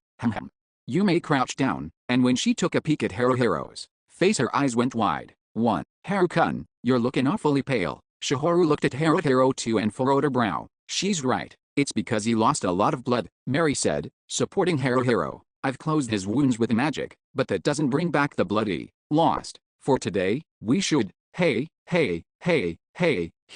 Ronta shouted, looking up from checking the dead goblin's bodies. A vein throbbed on his temple, and his face distorted with anger. You're not going to say we should go back to Alterna, are you? We haven't earned anything yet, you know? If we go back like this, we'll be in the red. The red, you hear me? We've got lots of money, you know. Yume shot back. Shut up, Yume. No matter how much money I get, it disappears in no time. Because you waste it, right? Muttered Shihoru. Shihoru, I don't want to hear that from someone who's wasting her big boobs. I'll grope you, damn it. Shihoru inhaled sharply, then held her breasts with both of her arms, as if hiding them. You're the worst. Ha. Ronta laughed. I'm not even offended. Ronta, man. Haruhiro sighed. My head hurts. I don't want to do anything, and I'd like nothing more than to just head back. But is that okay? Yeah, no, it's not.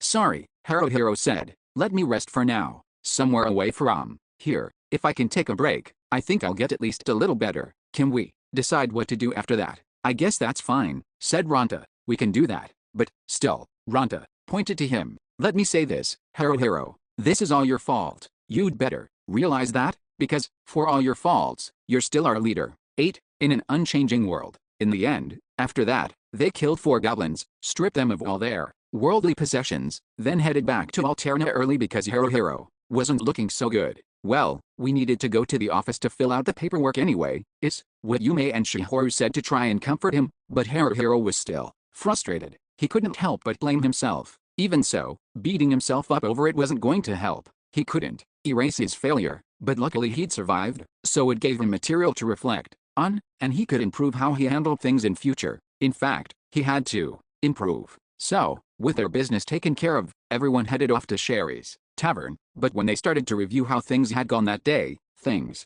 got off to a stormy start. Ronta was the instigator. I told you from the beginning, didn't I? I'll do things my way, he snapped. I'm not geared towards being a tank anyway, so I'll have to be my own special kind of tank, right? Tanks are the ones who stand up front, so I won't see what's going on behind me. I'll have no clue what any of you guys are doing. So, It only makes sense that you should try to work with what I'm doing, right? Have I said anything wrong so far? I haven't, have I? Basically, it's weird for stupid Haruhiro to yammer on at me telling me to do this or do that. Don't order me around. Have everyone else work around me. Damn it. I get what you're saying, said Haruhiro. If you get what I'm saying, then do it. That's all. We're done here, right? Ronta snapped. Nut up. There's no way that's gonna be the end of it. Yume stood up, halfway and slammed her hands on the table. Make everyone else work around you? Are you stupid? There's no way we can do that. If you can't handle it, then quit. Just quit. Ronta shouted. That's not something you get to decide, Ronta. She shot back. If you say you can't go along with the party's tactics, you can't blame me if I tell you you're useless. Ronta bellowed. Yum's not leaving. You leave, Ronta. If I leave, you're the ones who'll be in trouble, because I'm the core of this party now, Ronta shouted. I think that your basic assumption there is flawed, said Shihoru. Oh, you want to bring it, Shihoru? Ronta sneered. You pretend to be quiet, but, really, all this time you've been demonic beast hiding sharp fangs behind those secretly huge boobs of yours. I'm not hiding any fangs, and they aren't huge, I'm just fat, Shihoru murmured. Then let's see 'em. Ronta smirked. I'll give them a thorough appraisal. There's no way I'm showing you anything, she said coolly. TCH, holding out on me. You're so boring, you know that. Oh, what a bore. I have no intention of trying to amuse you, Ranta-kun, she said coldly. Yeah, I know, he snapped. I can figure out that much. Did you think those words would hurt me? My heart's made out of steel, okay? That won't even scratch it. Anyway, from here out, I am our tactics. I'm the center of everything. It all begins and ends with me. You get that? Well, you better. All of you have to study me, become more familiar with me and change yourselves to suit me. If you do that, everything'll work out. I can't see how it would, Shihoru said. Yume agrees with Shihoru. Yume exclaimed. How about you, Mary-chan? Mary seemed at a loss for words. Mary-chan, you don't want to go along with Ronta, right? Yume insisted. After all, this is Ronta we're talking about. That's HMPH. Ronta put his elbows on the table, resting his head on his palms, and looking off to the side peevishly. You can say whatever you want, but, remember, I'm saying all this after having thought about what's best for the party, too. It's not that I just want to do whatever I feel like, or anything like that, got it? If you all disagree with me, that's fine. But, if you're going to, then present an alternate plan. An alternative. If you've got something, let's hear it. Well, Haruhiro, an alternate plan. Haruhiro mumbled the words like an idiot, holding his porcelain mug in both of his hands. He had barely touched the mead inside it. Well, let's see. An alternate plan, actually. If we make Ronta be the tank, it's a fact that we're going to have to accommodate him somewhat. Of course, Ronta would need to think about how he can be more tank-y and that sort of stuff. If we leave things as they are, I think we're going to have a pretty hard time. You're being pretty wishy-washy there, man, Ronta said as he started to pick his nose. It's a bad joke if you think you can be a leader like that. I mean, you did pretty terrible this afternoon, too. Yeah, that was my fault, Haruhiro said. I already apologized, didn't I? Oh ho. Ronta cried. Are you getting angry at me? You're getting angry at me when I should be angry at you, is that it? If you're angry at me after what happened, you clearly haven't learned your lesson, man. Yes, I have. I dunno, said Ronta. I don't see it. Not with that attitude. Cut it out, Yume shouted, puffing up her cheeks in anger. You can't go pumping the blood to your belly. You've gotta think about how other people feel, you moron. If you're going to say something there, it should be don't rub salt in people's wounds, obviously. Ronta bellowed.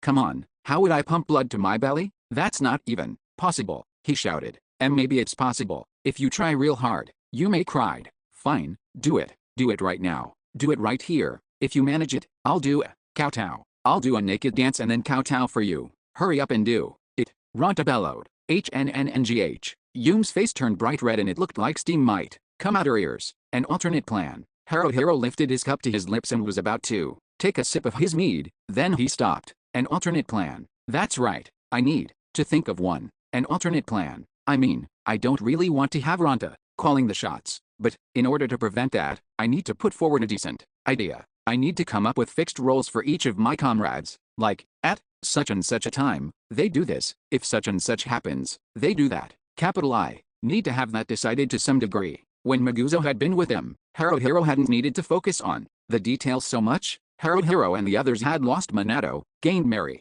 and then slowly built up their tactics through actual combat. They had all known what they needed to do. They'd remembered it with their bodies, not their heads. It had seeped into them. Now, most of what they had learned was of no use. Maguzo hadn't just been a tank. Maguzo had drawn enemy attention, defended himself against their attacks, then pounded himself between them, like a wedge, dealing the decisive blow. Maguzo had been the ultimate shield, but at the same time he had also been the ultimate spear. He had been pivotal to both their offense and defense. When it came to defensive or offensive power, Maguzo had clearly been number one. No one in the party was a match for him. In other words, Maguzo had been carrying the rest of them. Maguzo had handled so many jobs. It had been a heavy responsibility for him. Maguzo had taken all of that on without ever whining or complaining. And so, he had grown. Maguzo was. When Haruhiro spoke his name, the rest of his comrades fell silent. He was really amazing. But, still, Maguzo was amazing to begin with, so I don't think he got stronger the regular way. No, I mean, of course I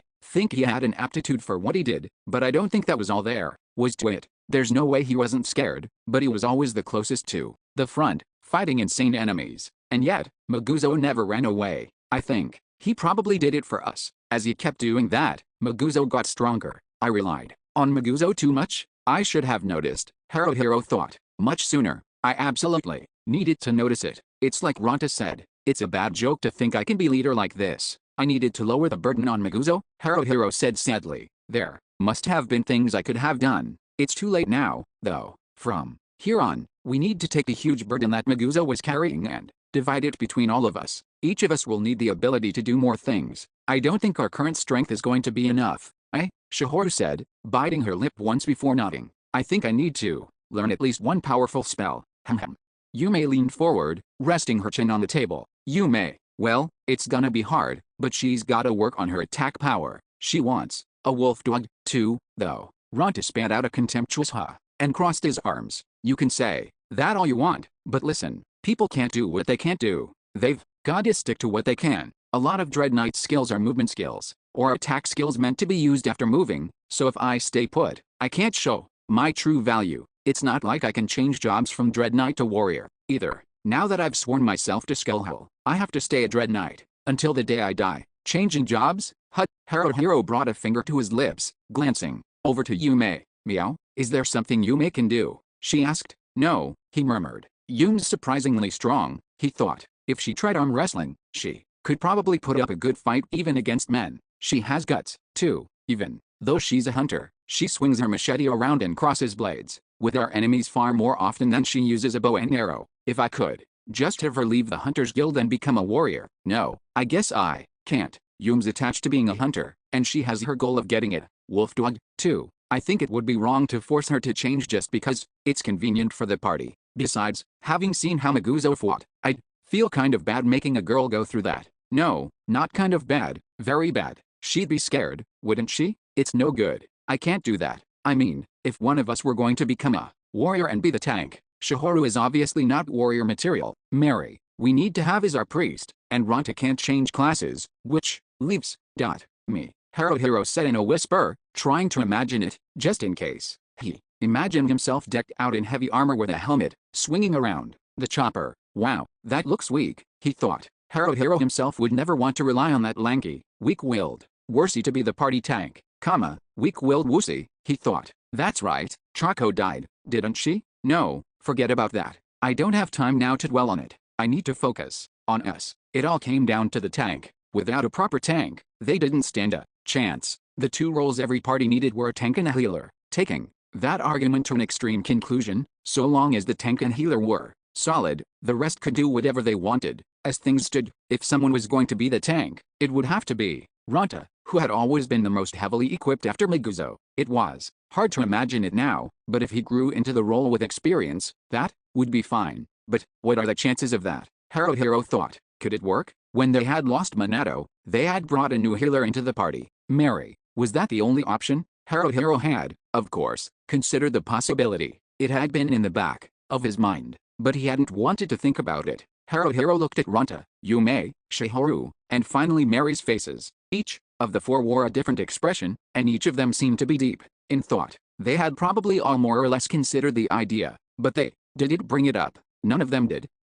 Hey, Mary said, raising her right hand a little. Can I talk? There's Something I want to tell all of you. It's something I think I need to talk about. Haruhiro glanced to Ranta, Yume, and Shiharu. What could it be? He felt a pain in his chest. He had a bad feeling about this. Mary was the priest, and she seemed to feel responsible for Maguzo's death. Maybe she was going to leave the party.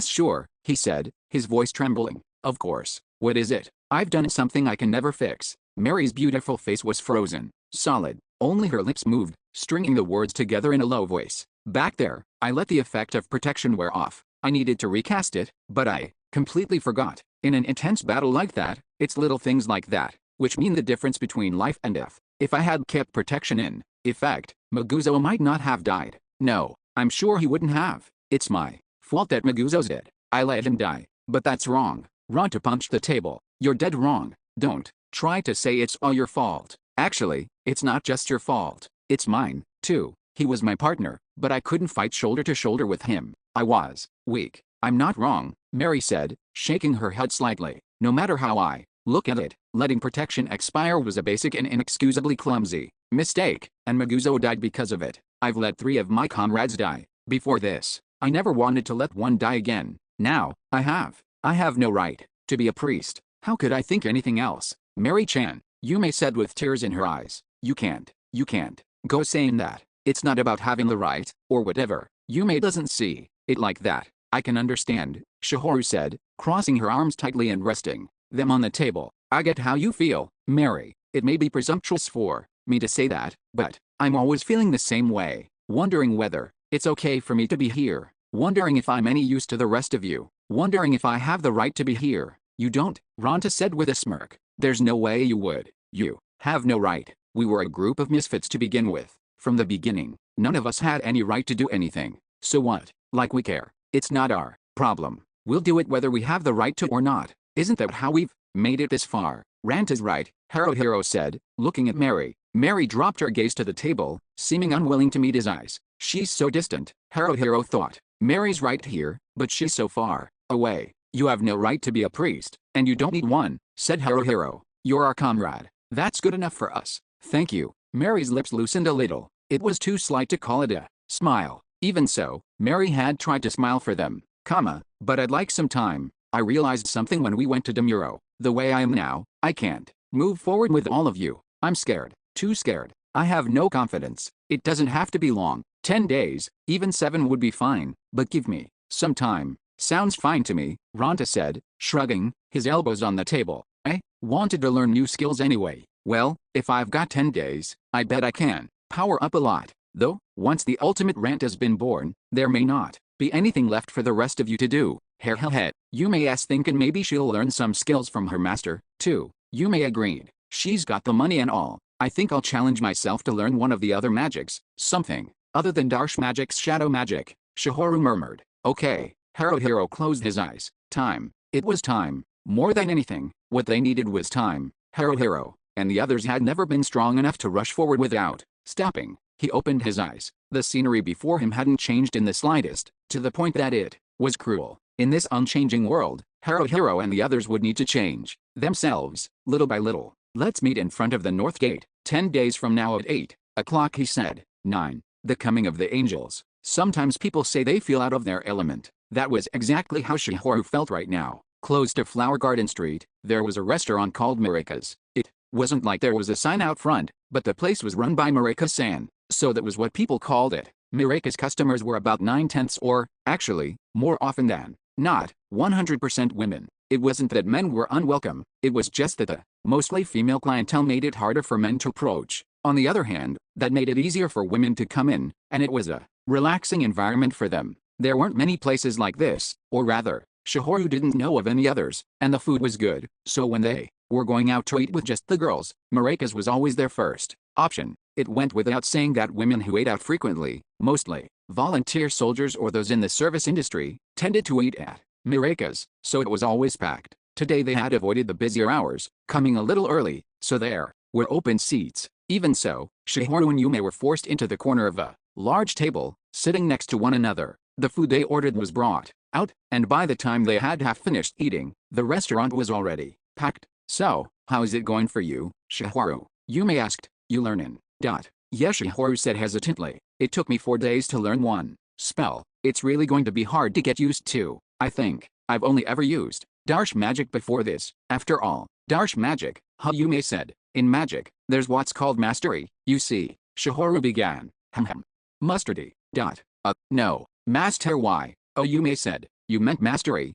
Mastery, right. What's that? For a mage, their magical power is drawn from elementals, Shihoru said. They're a sort of magical creature, just so you know, and there are 4 types. Shihoru counted them on her fingers. Arv, Canon, Falls, and Darsh, Amp, and Maroon, and Fax, and Dash, Yume said. That's hard to remember.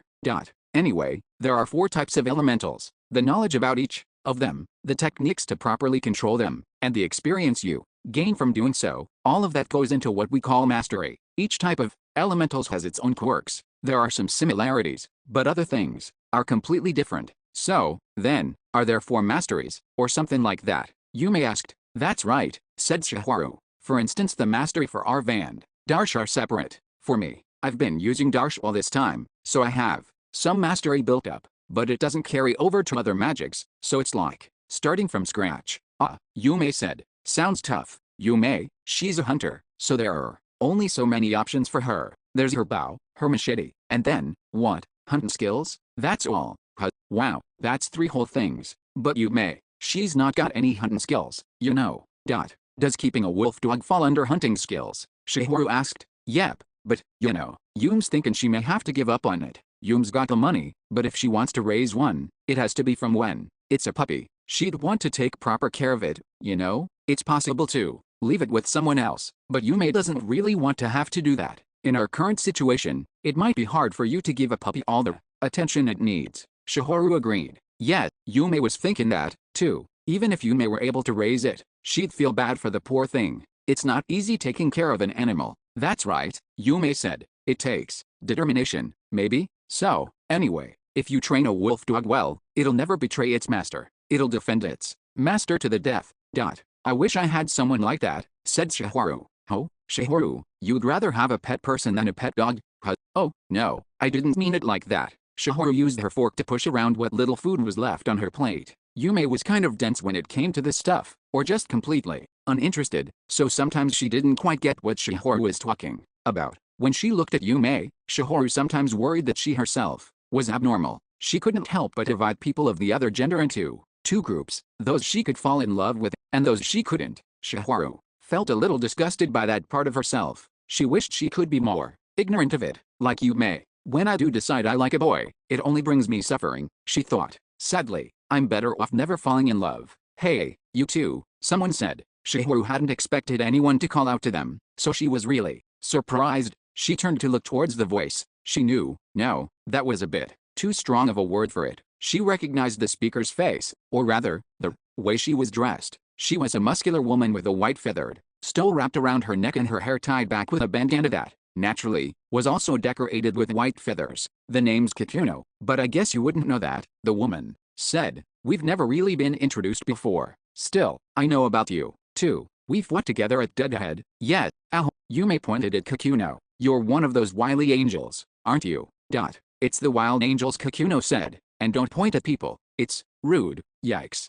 Sorry. You'll be more careful about that from here on. You do that, said Kikuno. I'm pretty forgiving, but a lot of people are more temperamental. Well, not that that matters, Kajiko. Kikuno turned around and started waving. Was she trying to call someone over? No, not just someone. Whoa. Yume let out a weird cry. Shihoru's entire body froze up, and she could only stare at the tall woman, walking towards them with huge strides. Sorry, would you mind giving us your seats? Kikuno asked, chasing off 3 of the female customers who were sitting across from Shihoru and Yume. Kikuno and the tall, frightening beauty sat down in their now vacant seats. The frightening beauty. Truly, Kajiko was frightening, frighteningly beautiful, and just plain frightening. Just being seated across from her like this was intimidating. Honestly, Shihoru wanted to run away, but she couldn't. If she took off running, she was sure she'd be cut down. Even Yume, always so carefree, was quiet as a mouse. I'd say long time no see, but it hasn't actually been that long. When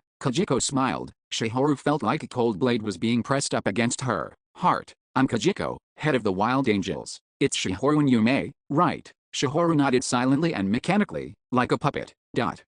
Yume cocked her head to the side. Why do you know Yume and Shihoru's names? I'll look into any girl who catches my interest, Kajiko offhandedly said. Something very frightening. That warrior of yours, he had guts. For a man. My condolences for your loss. Shihoru bit her lip. Why, it was strange, though she hadn't been sad about it like her comrades, and couldn't even cry for him. Now, when she heard Kajiko praising Maguzo, her heart was suddenly swept with emotions, happiness, pride, and loneliness. At last, it finally hit her that she had lost her wonderful and irreplaceable comrade. Maguzo sure was strong, wasn't he? Yume mumbled, looking down. I thought he was, Kajiko said, looking off into the distance for a moment. You're still inexperienced. You're practically rookies. You have a lot of room for growth. If that warrior had been allowed to keep growing steadily, he might have made a name for himself. At the very least, I'm sure, he'd have grown enough to stand shoulder to shoulder with that show-off, who joined up at the same time as you. With Rinji-kun, Shihoru ground her teeth. Kajiko probably wasn't one for flattering others. She could tell that much. This was the honest appraisal of the person running a major clan like the Wild Angels. She could trust it. Maguzo had been strong. He could have gotten stronger, much stronger. Well, it happens all the time, Kajiko said with a shrug. It's not unusual for someone with budding talent to die before it can bloom. Actually, the more talent a person has, the more likely they are to die early. Those who are weak and timid don't try to bear the brunt of things in a fight. That's how they survive. I was the same way. Kikuno looked at her and rolled her eyes. No you weren't, Kajiko. Nakajiko said. You girls have too high an opinion of me. True, I'm not average. I'm no match for Soma or Kemuri, but I doubt I'd lose to Red Devil Ducky, one-on-one max, or Shinohara. But it's not like it was always that way. I was pretty pitiful back when I first got my start as a volunteer soldier. It was just that, thanks to my looks, there was no shortage of stupid men who would try to protect me. I used them to survive. Honestly, it makes me sick to my stomach, but the facts are the facts. I use those stupid, vulgar, scummy men as stepping stones to get stronger, little by little. Of course, I'm not going to claim I didn't have raw potential. I must have. It's just, everyone has that. It's something. What's important is not dying. You need to live, no matter what it takes. Feed on anything you can, and build your own abilities. Shihoru, Yume. Why yes, Shihoru stuttered. Meow. Yume asked. You've lost that warrior, Kajiko said. He must have been the central pillar of your party. Even at a moderate estimate, your party's lost at least half of its strength. You can't survive like this. Shihoru tried to gulp, but her mouth was dry, without so much as a drop of spit for her to swallow. When she turned to look at Yume next to her, Yume's eyes were open wide and her lips were pursed. You two have a lot going for you, Kajiko said, softening her expression a little. Zoran Zesh was a powerful enemy. The orcs are a powerful race, but, to be frank, not many individual orcs get that strong. About the only people who could have taken him one-on-one were Soma and Kemuri. I'd say, looking at your history before that, it wouldn't have been surprising if you had all died, and yet, you're still here. That's impressive. However, unfortunately, your party is finished. You can't fight without that warrior. It won't take long before another of you dies. Once one of you dies, it'll be a second, then a third. That's usually how these things go. If that warrior had survived, your party would have been one to watch, I'm sure. Considering the other well-known party that joined up at the same time as you, people might have started talking about you all as a golden generation. But that possibility is gone now. If you cling to that party forever, Shihoru, Yume, the only thing waiting for you will be a miserable death. You're saying we should drop out, then? Shihoru asked, her voice trembling, to which Kajiko immediately responded, I am, with a nod. Join the Wild Angels, Kajiko continued. I won't insist you decide right this second, but you're welcome to. I have a party that could take in a mage and a hunter as soon as tomorrow. We're an all-female clan, Kikuno added with a strangely friendly smile. There's not one filthy guy allowed. Nobody will use you. We've banded together to improve ourselves, to survive, and to enjoy life. Men are banned, but not having them around has never caused us any problems. Actually, you know what? We're better off without any stupid men around. No matter how hard they try to keep up appearances, when it comes down to it, they're all the same. They only see us as an outlet for their filthy lust. Kikuno, you're getting a little too fired up, Kajiko said. Sorry, Kajiko. I got carried away. It's true that men are banned, but that's only from joining the clan. Kajiko said, what you do on your own time is none of my business. However, if anyone hurts one of my comrades, I'll never forgive them. They can run and hide, but I will find them and make them pay. It would take a real idiot to not realize that, so nobody makes a move on one of our girls half-heartedly. If there's a man who's still willing to approach you despite that, you can be sure he's serious. I won't beat a man like that half to death, so you don't have to worry. I dunno, Kikuno said. If you've got something to say, Kikuno, look me in the eye and say it, Kajiko said sharply. And never mind. Death, Shihoru thought. A miserable death. At this rate, we're going to die? Shihoru looked down and closed her eyes. Minato-kun, Maguzo-kun. She remembered the looks on their faces as they died. Were Shihoru and the others going to end up like that? No, not necessarily. Kajiko was inviting them to join the Wild Angels. Was she exaggerating the situation in order to get them to? That had to be it. But the fact was, the party's strength had been cut in half. Even if Shihoru learned new magic and Yume picked up new skills, they couldn't fill in the hole left by Maguzo. Without Maguzo, would they be able to make it through difficult battles like the one at Deadhead Watching Keep? Shihoru was always at the rear of the party, watching over them. She could answer that question with certainty. They could not. When she imagined not seeing Maguzo's large back in front of her, the scene looked so hopelessly empty. As a mage, she didn't wear anything fit to be called armor, so she felt naked standing on a battlefield without Maguzo. She felt uncertain, frightened, and wanted to run away. Everyone knew their situation was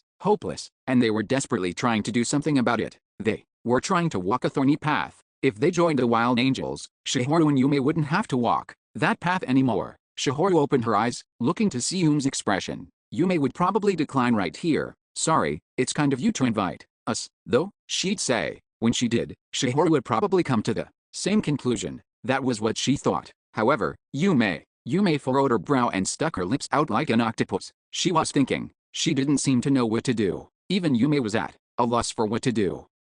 Shihoru bowed her head. She didn't even know who it was she was trying to be apologetic to.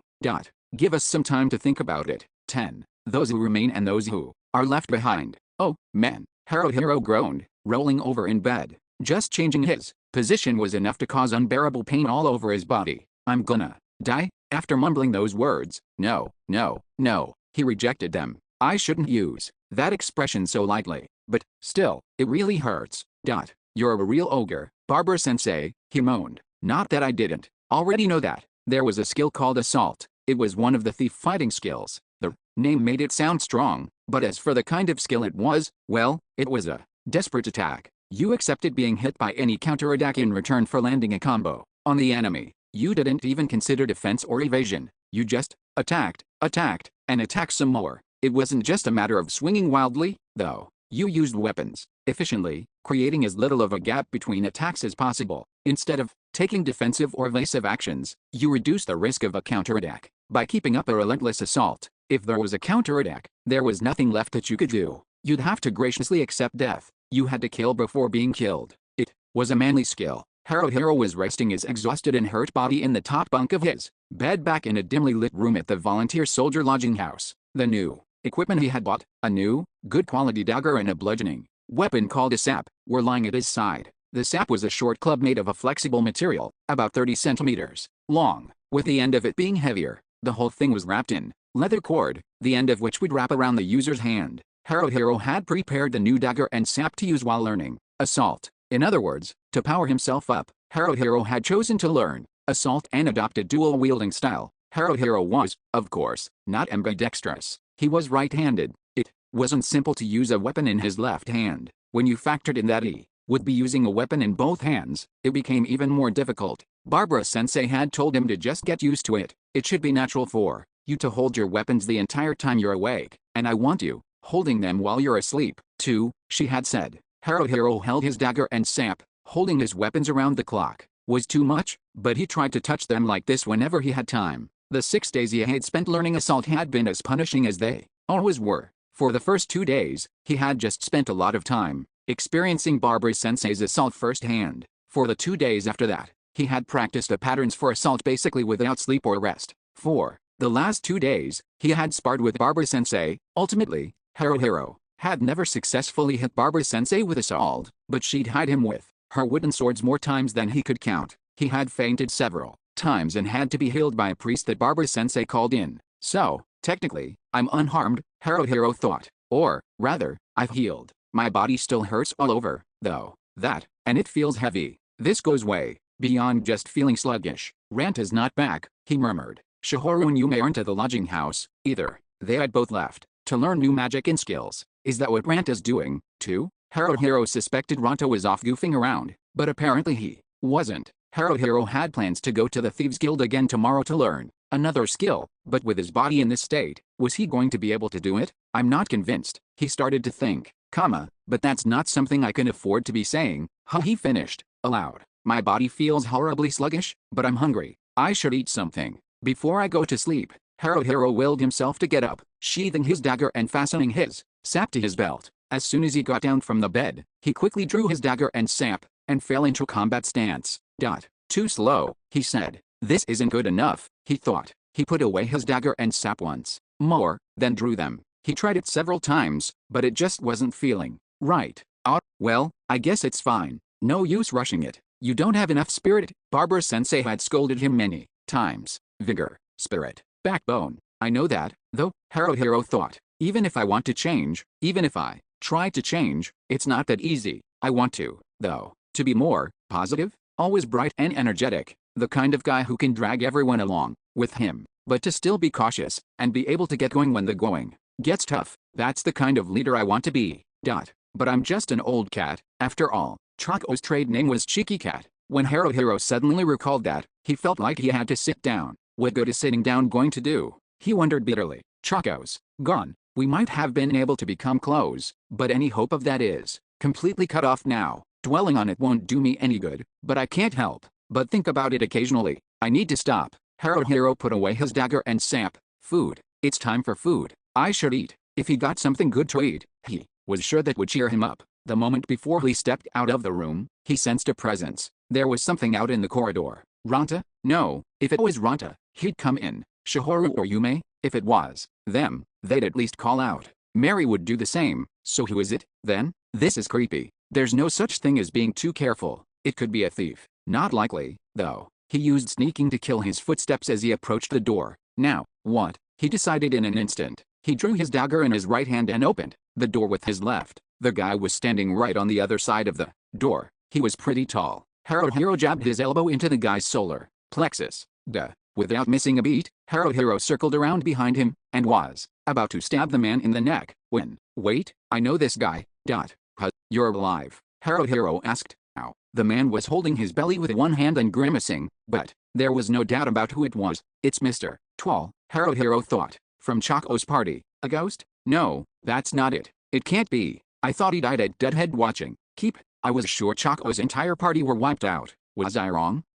Well, sorry for being alive, the tall guy muttered. No, it's nothing to apologize for, but, what about the others? There's no one but me left, Mr. Tall said, taking a deep breath. And I was sure I was going to get killed just now. Well, that's what happens when you just stand there like that, Haruhiro said. You can't blame me for thinking you were suspicious. Is that how it works? The guy asked. That's how it works. I'll be more careful from now on. That'd be a good idea, Haruhiro said. Well, anyway, I've gotta get going. Haruhiro responded. Wait, I wanted to talk to me, Haruhiro asked. Well, like, you and I are the only ones here, pal. Well, yeah, but, what? What would you want to talk to me about? Well, I wonder, Mr. Tall scratched his head. Oh, can I ask for advice? Can't I? The guy asked. Well, I mean, sure, I'm his senior and all, but we've never really talked before, Haruhiro thought. I don't feel like starting now, either. I mean, I do feel sorry for the guy, but still, Chako's party had 6 people in it. Mr. Twal had lost 5 comrades all at once, and he'd been left all alone. What had happened to him after that? Haruhiro didn't know, but if the guy was coming to him for help, he probably wasn't having a grand old time with a new group of comrades.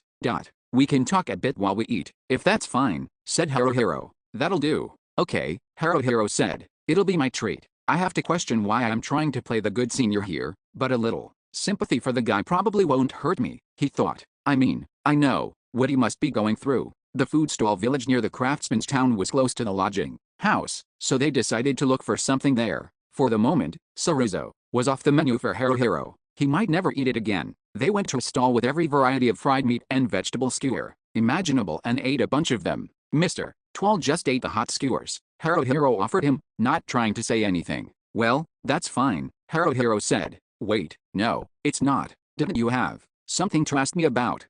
The tall guy said. Yeah, I guess. Haruhiro might not be one to talk, but he thought Mr. Tall was awfully brusque. He seemed intensely indifferent and cynical. He stood over 170 centimeters tall, but his posture was awful. But, you know, I've got something to ask, the tall guy said awkwardly. Sure, a favor, you could say. Haruhiro was startled. From me? A favor?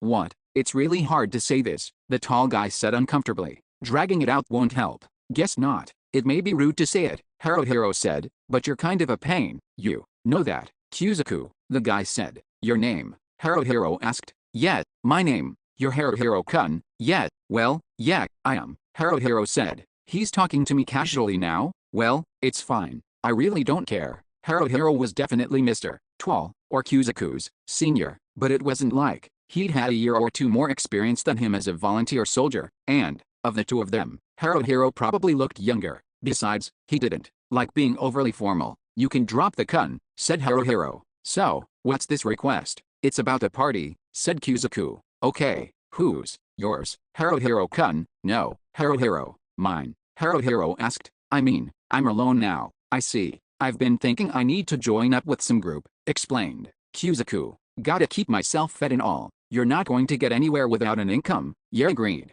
Haruhiro. But, I dunno. Somehow, it feels wrong. What does? Haruhiro asked. Isn't it a little tough? The guy asked. I just lost 5 comrades and was left all alone. It's like, can I get along with people who've never experienced that? You think they wouldn't understand how you feel? Haruhiro asked.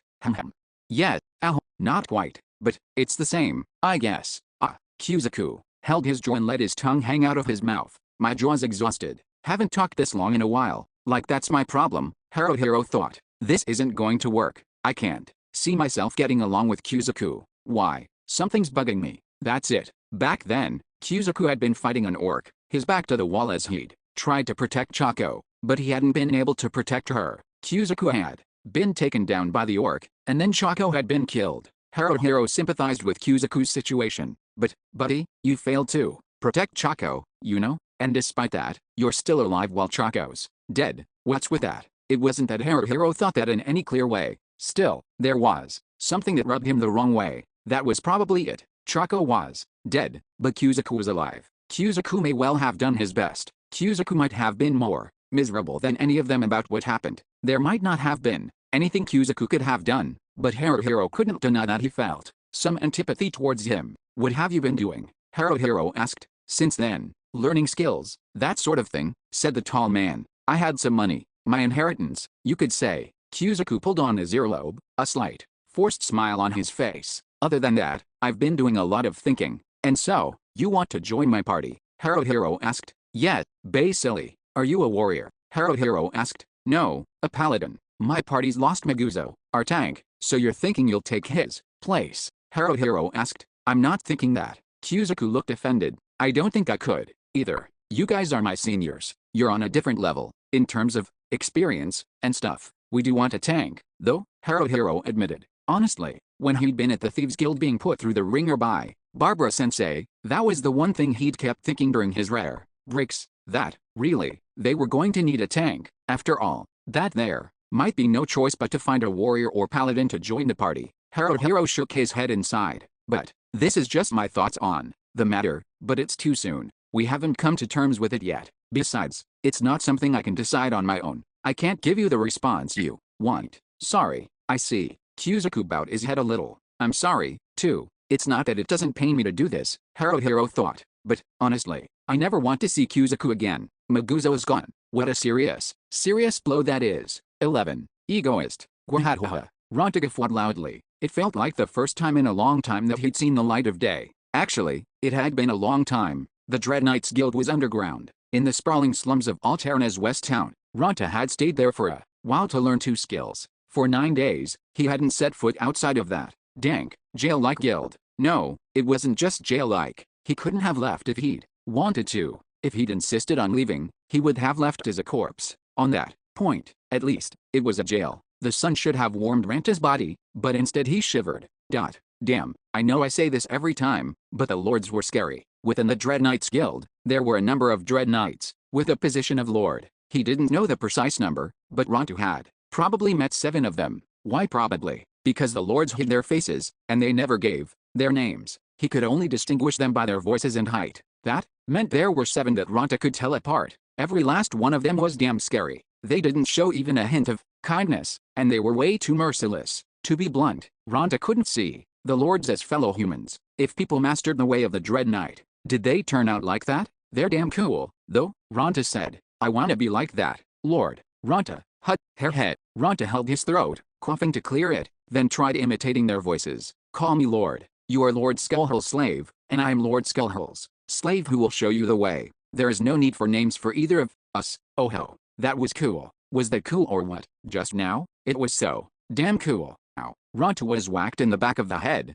but when he turned to look, there was no one there. What? Did I imagine it? I couldn't have, right? He rubbed the spot where he'd been hit, turned back to face forward, and there was a black-clad lord looking like a hazy shadow as they walked away. Was I overheard? Ranta yelped. Foolish slave. The lord stopped, turning the face covered in a reddish black mask to face him. Will you be embraced by Lord Skullhull? No. Ranta gasped. I'm good, thanks. What do you mean, you're good? The lord demanded. Well, I'm good for now. Like, I still want to serve Lord Skullhull. And, like, I can serve him, like, I'm gonna serve him real good. Ranta blathered. I think I can be way more useful than I am now, so, let me go for now. I'm begging you. Ranta jumped into the air and threw himself on the ground. He ground his forehead against the floor. It was a magnificent kowtow. I screwed up. I was wrong. I'm gonna work myself like a horse, to the bone, with total sincerity, to do the will of Lord Skullhull. So, please, this once, spare my life, at least. You scum. The lord left, leaving only those words behind. Ranta stood up, and, wiped the cold sweat off his face. That was close. Still, wasn't that the first time I've met a lord outside? So the lords go outside like regular people, huh? Well, yeah, of course. They can't stay underground all the time. Hell, if she took off that mask, I wouldn't even know who she was. I could meet her at the bar, and never realize it. That lord must have been a woman. I mean, she had tits. Capital I. Only know the one female lord, so that must have been her. Yep, maybe. She's actually hot when she takes off that mask. A total femme fatale. Huh? Capital I. Could go for that. Head hell. As he wandered through the twisted streets of West Town, Ranta fantasized about the days of love and lust that would unfold between the two of them once he was finally a lord. The Dread Knights Guild forced him into a life of abstinence, so when he got out, he was always pent up. I'm a healthy young man, after all, Ranta said. You can't blame me. Yet, Ranta stood in front of Celestial Alley, looking up into the sky. The sun had seemed so bright and warm when he'd first come out, but now it was already evening. The sun was low on the horizon. I'm gonna live your share as well, partner, he said. I mean, I'd rather you were here to live it with me, but I'm fine without you. That's 'cause my legend as the strongest is just getting started. You just sit back and watch me, you idiot. Ranta rubbed his eyes and sniffed his nose. He put his hands on his hips, puffing out his chest and laughing loudly. He felt invincible when he did that. No, he didn't just feel it, he was invincible. Ranta took a leisurely detour down Celestial Alley. He wasn't going to silly old Sherry's Tavern tonight. No, he'd decided on a place with lots of pretty girls to pour his drinks for him. If things went well, he'd take 1 or 2 of them home with him, then take things all the way to the finish. Yeah, the way I am now, I can do it. Ranta thrust his hips in the air, then looked around for a place. The good places were reserved for the regular forces of the frontier army, with no volunteer soldiers allowed, so he had to be careful in his choice. Ranta wanted a place that looked like it'd have lots of young, busty girls with an hourglass figure who were kind and considerate, but who'd become bold once they were alone with him and take the lead. Ranta walked up and down Celestial Alley a few times before stopping outside one establishment, the Cabaret Club, Runner in Paradise. The exterior looked a bit out of place, but there were girls on the second floor balcony dressed in outfits which left nothing to the imagination. They were shooting intense looks at the passing men and waving to them to come in. Of course, Ranta was being invited, too. No, Ranta was specifically being invited. Hairhead, I'm pumped to the max, he hollered, doing everything he could to keep his boiling blood under control. Ranta went to dash through the door to Runner in Paradise. Then someone grabbed him by the shoulder. Hey, Curly, hut, Ranta yelped. This was what it felt like to have a bucket of cold water poured on you. Ranta turned around, ready to visit 3,000 punches and 7,000 kicks on the audacious bastard who dared touch his shoulder. But when he saw that face, he had an immediate change of heart, throwing himself to the ground and performing a kowtow. It was his second jumping kowtow that day, but considering who he was dealing with, he couldn't afford to be embarrassed about that. I am sorry. Wait, did I even do anything? I must have. Huh, 'cause we wouldn't be doing this if I hadn't. Anyway, I'm seriously sorry.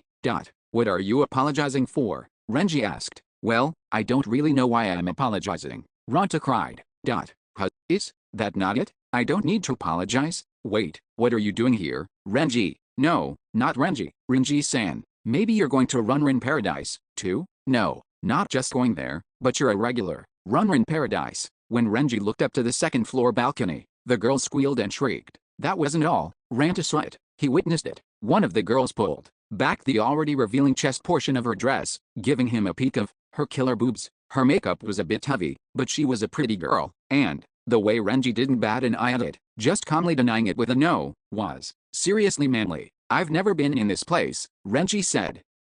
Why yeah, I guess you wouldn't have been, said Ranta. Then, why did you? I happened to see you, so I called out to you, Renji said. And no, I mean, why would you be talking to me? Ranta asked. I've been wanting to talk to you, to me. Ranta asked. Yeah, Renji patted down his ash gray hair, sighing. I'm not that interested anymore, though.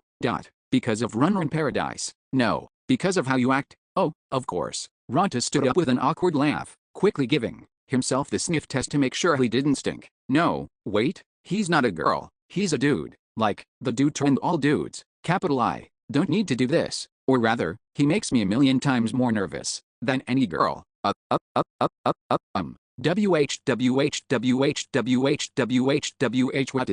want to talk about? Ranta stuttered. Come with me. Renji pointed the way with his chin, then started to walk. Ranta cried, yes, sir, and took off after him. Renji took Ranta to a small, cramped bar on the edge of Celestial Alley. It was truly cramped, but the interior was neat, with a good stock of bottles and casks of wine behind the bar. There were no other customers. It was probably too early for that. Later in the night, people would gather here to enjoy a quiet drink. That was the kind of place this had to be. In other words, it was no place for Ranta. This is a good place, said Ranta. Ha. Brandy, any kind, for two, Renji ordered without asking Ranta. Their drinks were ready quickly. There was a brownish liquid in a short glass. Ranta said, don't mind if I do, and took a swig. He nearly choked on the stuff, but he somehow managed to endure. This stuff is strong. Renji gave a low snort, then downed his glass in one shot. Whoa, damn, he's cool. How is it going? Renji asked. Oh, well, so, you could say. You know what happened to us, Maguzo, said Renji. Well, that's how it is. I misjudged him, Renji said. He was a big deal. Renji's meaning wasn't clear. Maguzo had been big? What did he mean by that? That he'd been stronger than he'd thought? Or that it was a big deal that Maguzo had died, or something like that? Either way, Renji was acknowledging Maguzo.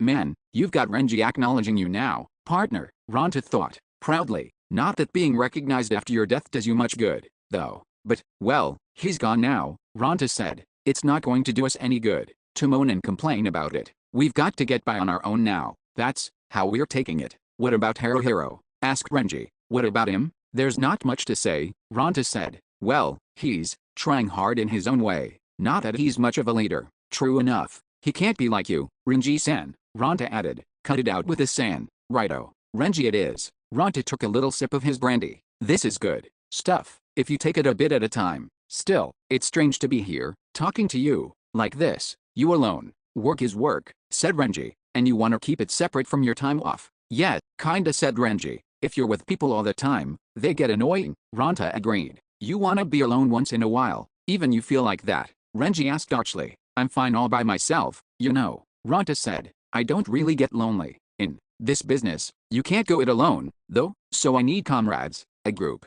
Want to join mine? Renji asked. Ranta nearly nodded, and then, hold on, wait, he thought. What did Renji just say? Want to join mine? No, that can't be it, right? Want to jumbo lime? No, that's not it. Want to join mine? That was what Renji had said. Ranta asked, dumbfounded. Right now, we've got 5, said Renji. There's room for one more. Oh, because protection works on up to 6, right? Ranta asked. Thieves won't work on another thief's turf, said Renji. It's part of their code of honor. I don't need a hunter who can't choose a bow or a mage with no firepower, either. Your priest is worthless, too. She let Maguzo die. That's not He felt the blood rushing to his head. But why should Ranta have to stick up for Mary? Because she was his comrade? Even if she was, he had to call a spade a spade. That was Ranta's stance. He didn't want to play at being friends. Well, yes, said Ranta. Her skills aren't bad, but Mary screwed up. She screwed up royally. Our chibi may not look it, but she's useful, said Renji. That seriously shocked me, said Ranta. I dunno, she just did it look like she'd have it in her. But if she's supporting your party, she must be amazing. Ranta, that was probably a first. Renji hadn't called him Curly, he'd called him by name. You're going to become useful. When I saw you at Deadhead, that's what I thought. But Haruhiro can't use you properly. Renji had been watching. Ranta had seen Renji and his group. Renji was the one in it who was really incredible. Still, that was just because Renji was a crazy man who'd jump into danger like it was nothing and mow down enemies. Ron and the others were plenty amazing themselves. They had been with Renji all this time and lived. That was special in and of itself. It was hard to believe that they hadn't been volunteer soldiers for any longer than Ranta and the others. Him, in that party. If that were to happen, he was sure he could fight much harder. Without having to worry about his comrades, he'd be able to use his skills, left and right, to keep the enemies at his mercy.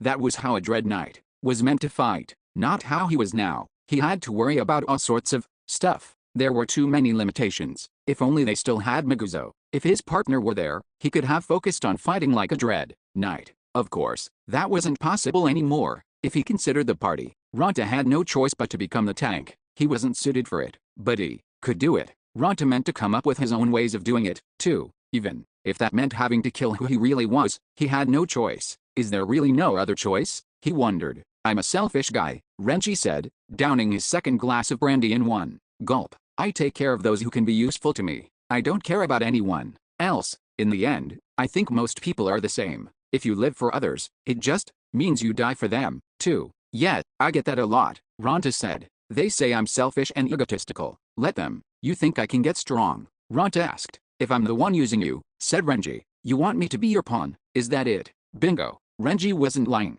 At the very least, he thought Ranta had potential. He was trying to poach him for Team Renji. Seriously? Ranta thought. I'm going to crack up laughing. This is amazing. Is luck finally on my side? So, what do I do with an offer like this? I don't even need to ask that, do I? The answer is obvious, right? 12. Today more than yesterday. Tomorrow more than today. Man, Haruhiro muttered. How long had it been since the 8 o'clock bell chimed? 5 minutes? 10? Haruhiro didn't have anything expensive like a pocket watch, so he didn't know. They just aren't showing up, huh? He went on. They aren't. For a while now, Mary had been standing next to Haruhiro, restlessly poking at the ground with her short staff. Haruhiro had probably arrived at the north gate at around 7:30. It looked like Ranta had come back to the lodging house late last night. When he'd tried to drag him out of bed, Ranta had said to go ahead without him. He hadn't gone to call Shihoru and Yume. He hadn't thought it was necessary. He had woken up fairly early in the morning and, with nothing better to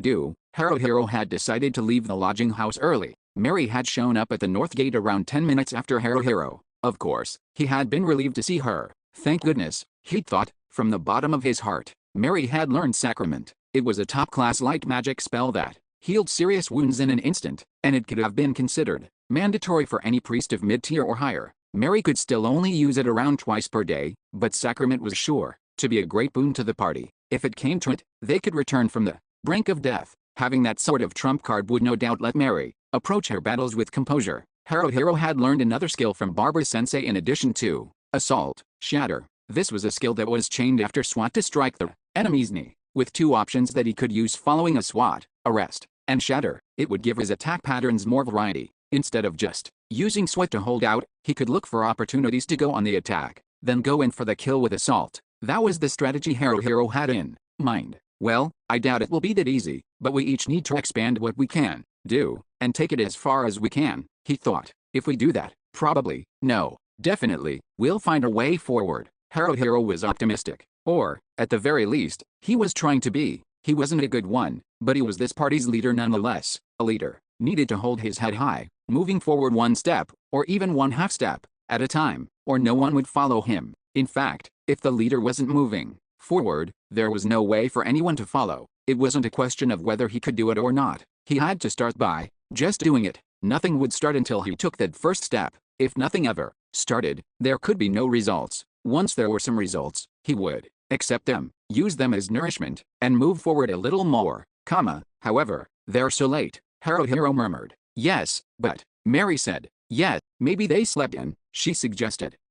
I'll bet. They could be tired from learning skills and whatnot, Haruhiro said. Yeah, that could be it. I hope that's all. Well, I think it probably is, Haruhiro said. Normally, well, I am, too, you know? If you were to ask me whether I'm fully rested, I'm really not. Barbara-sensei's real strict. Ha ha ha. Haruhiro's laughter sounded so stupid and incredibly vacuous that he felt awkward. Damn, this isn't good, he thought. What's with this atmosphere? This atmosphere? It's, why aren't they showing up? How can they be late? On such an important day? Like, there's no way they should be, right? It's weird, seriously. They can't be late for this. That's obvious. Get your act together, okay? Or, what? Could it be something else? Like, maybe, they were not late? Nah, ha ha ha. Haruhiro laughed again, trying to chase off the uncertainty welling up inside him. It didn't help in the slightest. It just made him want to run away. He didn't, though. He'd seem like a weirdo if he did. They just aren't showing up.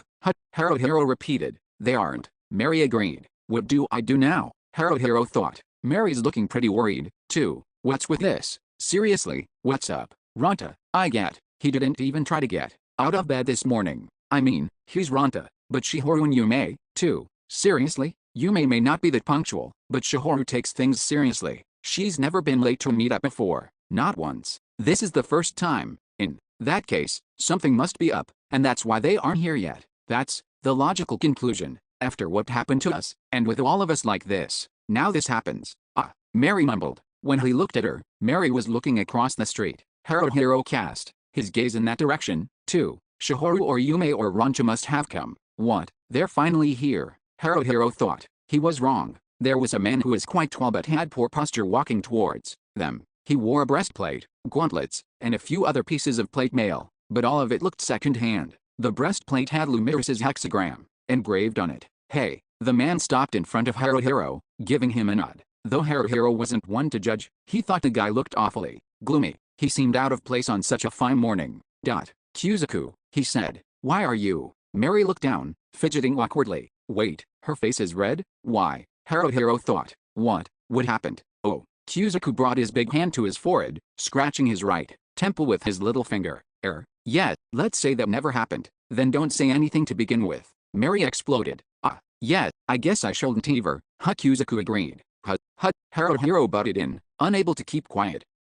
What? Hey, what's up? Did something happen? Nothing. Mary was completely losing it. Nah, nothing. Kyuzaku wore a vague expression, and it was impossible to get a grasp on what it all might mean.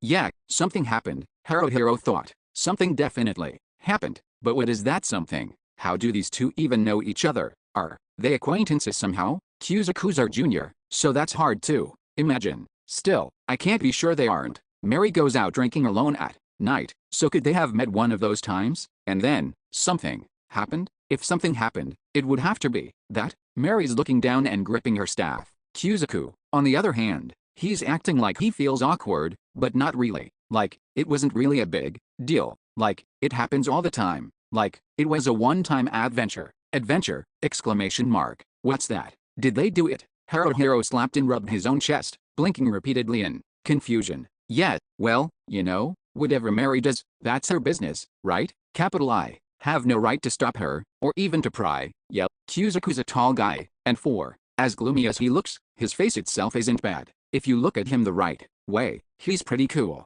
Maybe. Not that I'd know. I don't know if a dude's face is hot or not. I can't make that call. I don't even want to. Like I care. Okay, I've calmed down now. I'm fine now. He was calm. Haruhiro's mind was as cool as ice, and as silent as standing atop a frozen lake. So, what? Were you just passing by? That's not it, is it? Haruhiro asked. Yeah, no, it's not. Well, what is it then? Haruhiro demanded. You're kind of scary today. Am I? Haruhiro asked. I don't think so. Well, are you going to answer my question? I'm here to ask a favor again, I guess you could say, Kyuzaku said.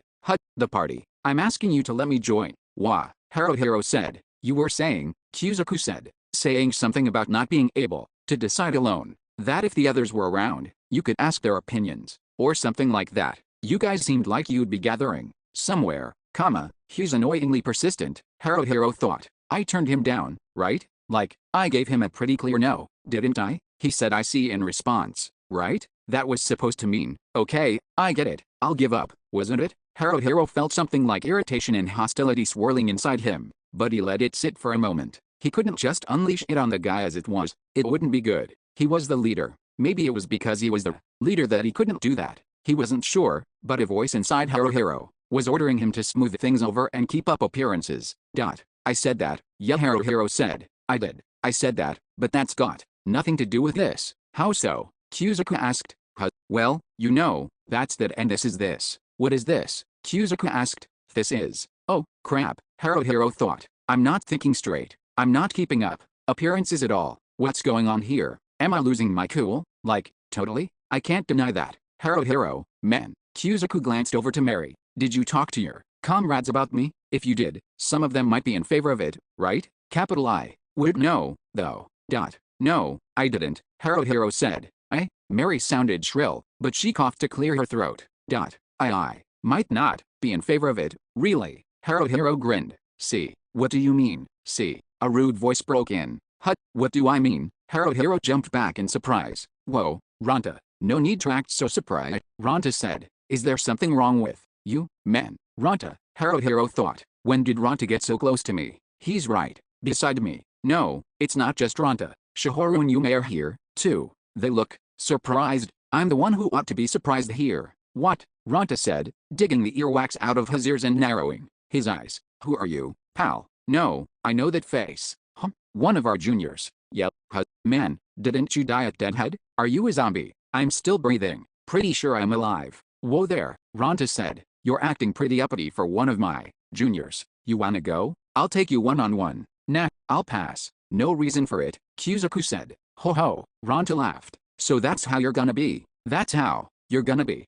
You may be a little taller than me, but you'd better not look down on me. Got it? A little, Kuzuku said. It's more like a lot, Yume said, comparing Ranta and Kuzuku's heights. He's got 20 centimeters on you, don't you think? You idiot. It can't be that much, Ranta blustered. Where are you even looking, you moron? I think I'm probably 191 or 192 centimeters, Kuzuku said. Shihoru snickered. Ranta-kun can't be as tall as 171 centimeters. Maybe, you've got more than 20 centimeters on him. I am, too, Ranta shouted. I'm easily over 170 centimeters. Of course I am. I'm over 180. And what's this big oaf doing here, anyway? No, before we get to that, Haruhiro looked to Ranta, Shihoru and Yume in turn. They all seemed unwilling to look him in the eye, as if they felt guilty about something. That was how it felt to him. Why are you so late? Didn't we agree to meet up by the north gate at 8 o'clock? I don't expect Ranta to respect that, but you too. Yeah, about that, Ranta nonchalantly revealed something Haruhiro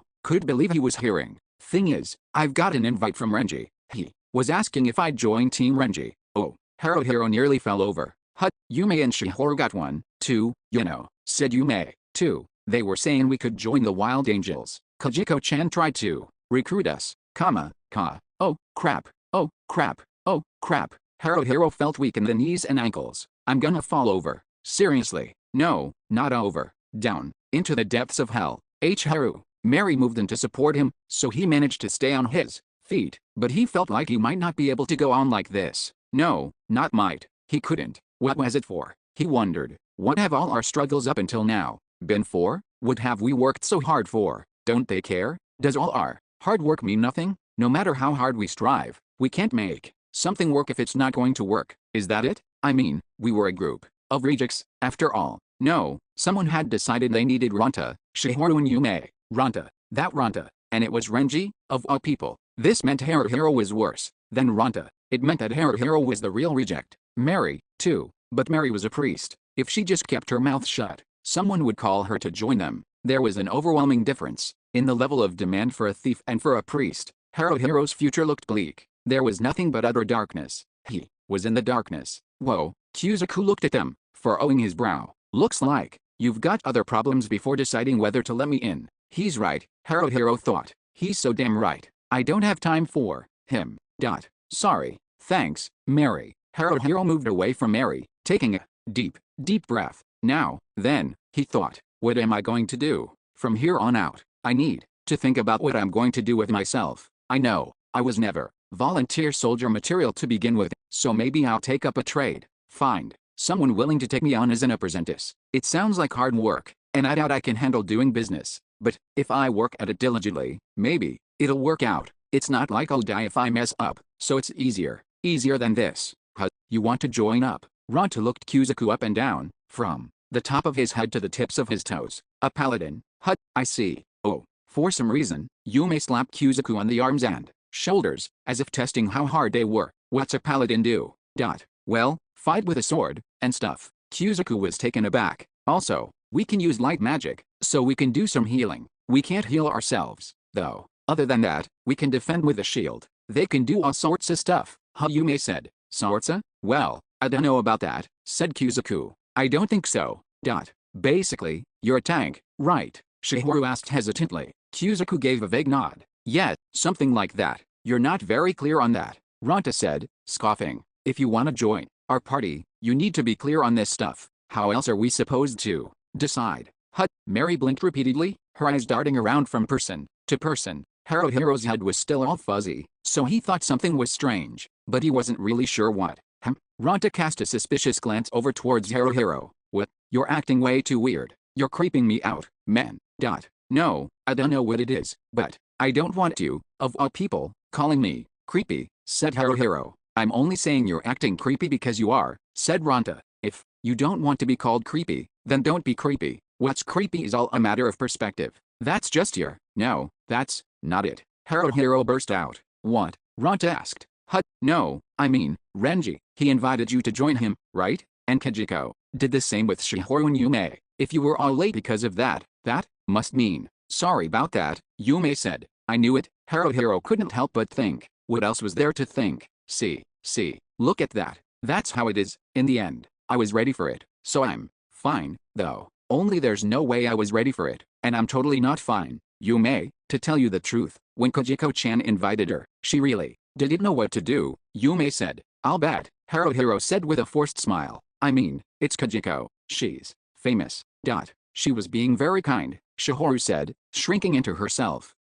She was considerate, and she told us about all sorts of things. The conditions were good, too, for me. Renji told me I was gonna be useful, you know? He didn't even call me Curly, he called me by name. Ronta said, lowering his voice. He may have been trying to imitate Renji, but it just looked like he was making a funny face. You're going to become useful, he said. Go ha ha ha ha ha ha. People who get it, really get it. My shining talent, that is, I'll bet. Haruhiro narrowed his eyes. I'll bet. Yep, I never could use you properly. Yeah, I'll bet that's it. Yeah, Ronta agreed. Renji was saying that, too. He said you wouldn't be able to use me right. I see. Haruhiro ground his teeth. If Renji, the guy who had quickly rounded up people he could use, formed Team Renji, and run straight down the path to stardom, was the one saying it, Haruhiro couldn't argue back. Haruhiro had no aptitude for leadership. He knew that so badly that it hurt. It was obvious. So, that being the case, I had to really rack my brains over what I was gonna do, you know, Ronta said, poking Haruhiro lightly. No, really hard, in the shoulder. You better be grateful. Puru. Now, wait, grateful? For what? For me. Ranta-sama. I decided to stay with the party, man. Ronta shouted. You ought to be so damn grateful that you cry, like, 3 liters worth of tears, Haruhiro said, stunned. Yume and Shihoru, too, Yume said, rubbing her cheeks. We thought real hard about it, you know, talking it over together. Yume, honestly, she wasn't so confident about going on like this. She was worried she might end up causing trouble for everyone else. Yume was scared. Until this morning, she wasn't sure what she was gonna do. As for me, I couldn't decide anything by myself. Shihoru pulled her mage's hat down. I thought that was pathetic of me. There might be no place for me. People might be better off without me. That's what I started to think. I asked myself if I could support everyone. If I was going to carry on with this party, I knew I had to be prepared to do at least that much, and if I joined a stronger group, life might be easier. It might be, yeah, but Yume and Shihoru made a decision, Yume said, clenching her hands into fists, to stay in this party where Minato was, where Magusa was, and where Harukan and everyone else still are. Yume and Shihoru wanted to run away. It's been painful, you know, but if Yume ran away, she knew she'd regret it later, and, really, Yume doesn't want to leave. Everyone else. What's with you? Ronto was blushing slightly. Despite how you normally act, you feel that strongly, huh, about me. Of course, Ronta, you're just something extra that comes with all that. Yume added. Who are you calling an extra, you dolt? I'll grab your ass and squeeze it, you moron, you perv. Yume shot back. You're worth less than an unwanted extra. You're worse than garbage. Yume and Ronto were back to their usual bantering. Haruhiro looked to Mary. Mary still looked dazed, as if she couldn't believe it. Haruhiro probably looked the same. Shihoru bowed her head vigorously, leaning so far forward that it looked like she was hunched over, and her head fell to the ground. Shihoru quickly picked it up and put it back on, then bowed again.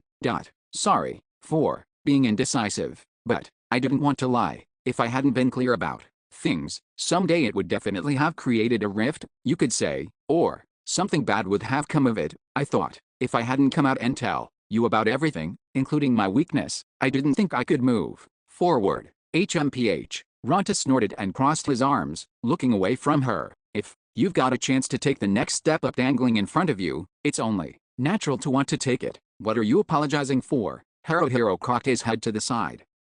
Well, then why did you pass up that chance? If you'd felt like it, you could have gotten into Renji's party. I did it to take the next step up. Isn't that obvious? I don't really get it, Haruhiro said. What, you don't? That's why you're a moron, Ronta said. Now, listen. If someone offers to pull me up, and I go along with them because they order me to, it's meaningless. For me, that's not making progress or anything close to it. Crawling up towards the top using my own strength, that's what makes things interesting. That's what I call taking a step up. It's the one true way to do it. You get it.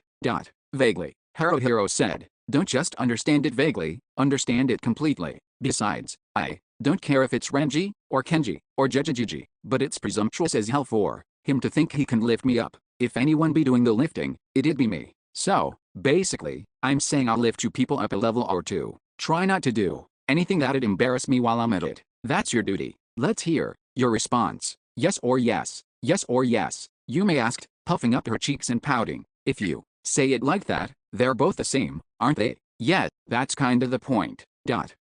Kuzuku pointed to himself. What about me? Who cares? Ronta made a gesture like he was flipping over a garbage pail. I don't give a damn about what happens to a big oaf like you. A paladin. Yume knitted her eyebrows. HRM.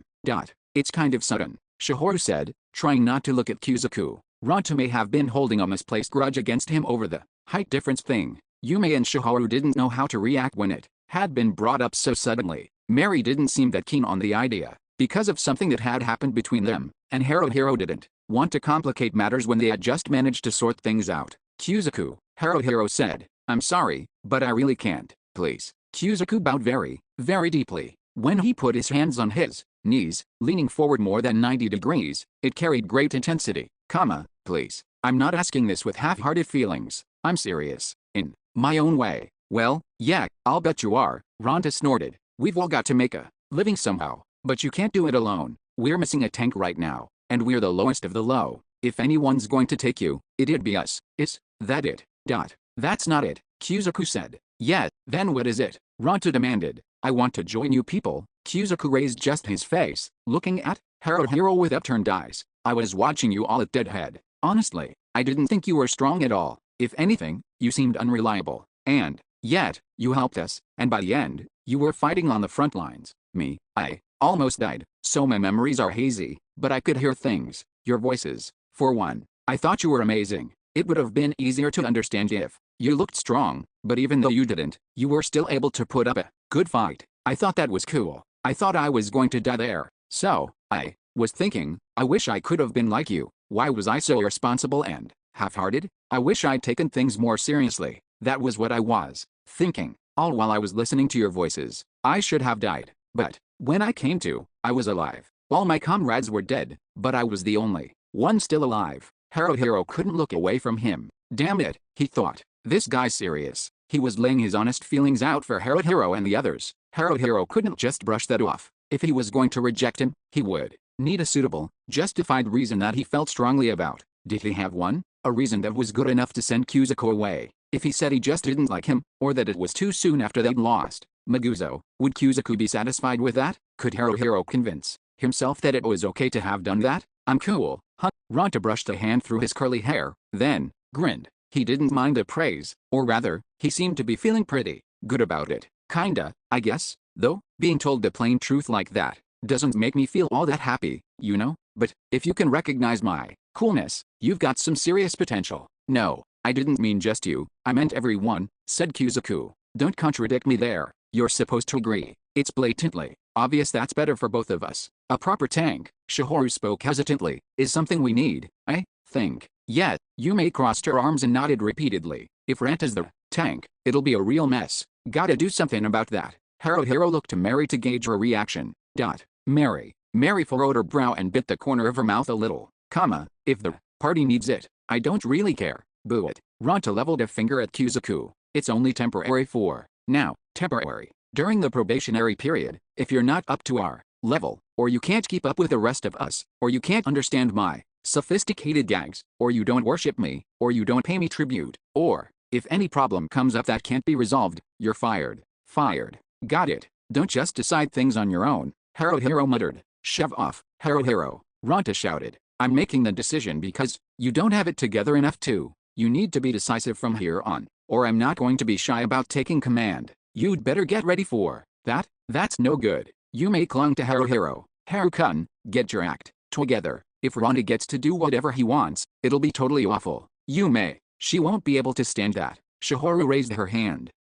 Same here. Mary was nodding, too. What's wrong with all of you? Ranta shouted, spittle flying everywhere. I'm doing this to get this indecisive, wishy-washy, good for nothing to step up to the plate. I know, Haruhiro said, stroking his chin. I get that, man.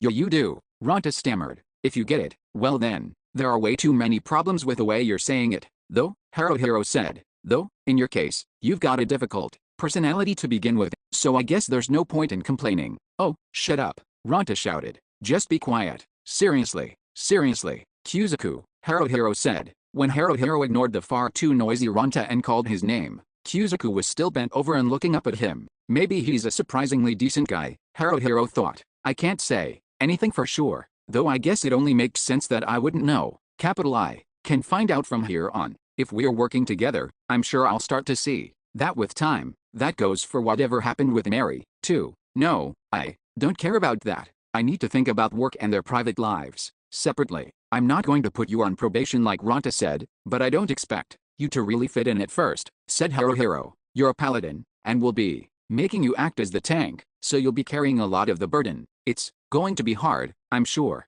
You may find you're not up to it. Are you still okay with that? Yeah, that's fine, said Kuzuku. It's good enough. Okay, well, welcome to the group, then. When Haruhiro offered him his right hand, Kuzuku finally stood up, straight again and shook his hand. For as big and bony as he is, his hand is soft, Haruhiro thought. His grip's not that firm, so he seems kind of unreliable. He's not very tank-y, you could say. Is this going to be okay? On top of that, even though Haruhiro had loosened his grip already, for some reason Kuzuku wasn't letting go of his hand. Haruhiro said. Could you let go now? Oh, Kuzuku said. My bad. Nah, it's nothing to feel bad about. Okay, Ranta pointed northward. Now that that's settled, we're setting out. Come to think of it, we never did decide where we'd go, did we? I have an idea. New hunting grounds, perfect for getting into a new mindset as we set out anew today. It's the next generation, new spirit hunting world. Yume tilted her head to the side. New spirit hunting world.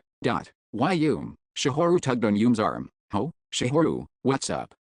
It's not that anything's up, it's just, where's that? When Kuzuku asked that, sounding tired, Ranta laughed and said, listen, and try not to be amazed. It's the Wonder Hole. 13. Don't stop walking. It might have been true that Haruhiro and the party had needed to venture out into new and unfamiliar places. Haruhiro and his group had been like insects clinging to the frontier of Grimgar. They'd had no wings, and so they could fly nowhere else. Fortunately, however, they did have legs. They could walk forward. As they progressed, sights they had yet to see would unfold before them. Beneath the boundless skies, the land seemed to go on forever. It felt like they could go anywhere. Honestly, when he thought of going back to the old city of Demuro again, or to the Cyrene mines, it weighed him down. Still, Haruhiro had thought there was no other option. He'd figured that if they were going to take it slow and steady, making adjustments as they went, really, the first 3 levels of the Cyrene mines seemed like the most appropriate place. He had been taking too narrow of a view. He realized that now. He felt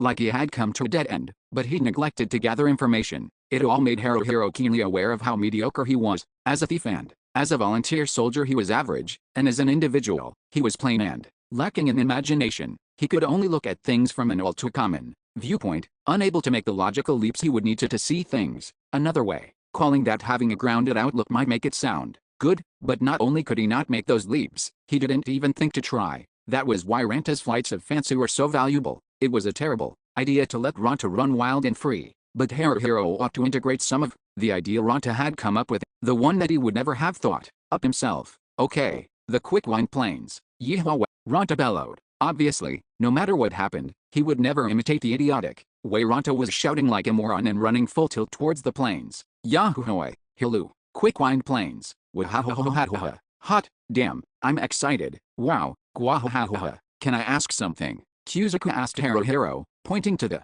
screaming moron. Is that normal for Ranta-kun? Yeah, sorta, Haruhiro said. Wow, hut, Ranta said, turning just the upper half of his body around to look at them. What, did I just hear you dissing me? No one is dissing you, Kuzuku said plainly. It was more of a hub. Ranta-kun sure is different, that's all. Gwahahaha. That sounds like a compliment. Hooray for being rare, Ranta shouted. Even though everyone else was fed up with him, Ranta himself seemed happy about it. Seriously, what a blissful idiot. But, well, when they were out in a wide open space like this, it felt incredibly liberating. Yume, Shihoru and Mary seemed so taken with the magnificent scenery that they were at a loss for words. When they headed 6 kilometers north of Alterna to Deadhead Watching Keep, then a little over an hour north through sparse woods, there were plains that could only be described as boundlessly vast. Perhaps due to the openness, the winds there were strong. That was probably where the name Quick-Wind Plains came from. The plains were wide and vast, but not empty like a ruined wasteland. They felt like a perfectly natural prairie. At first glance, it looked like it was all flat grasslands, but there were trees, too, and it wasn't as if there were no rises and falls in the terrain.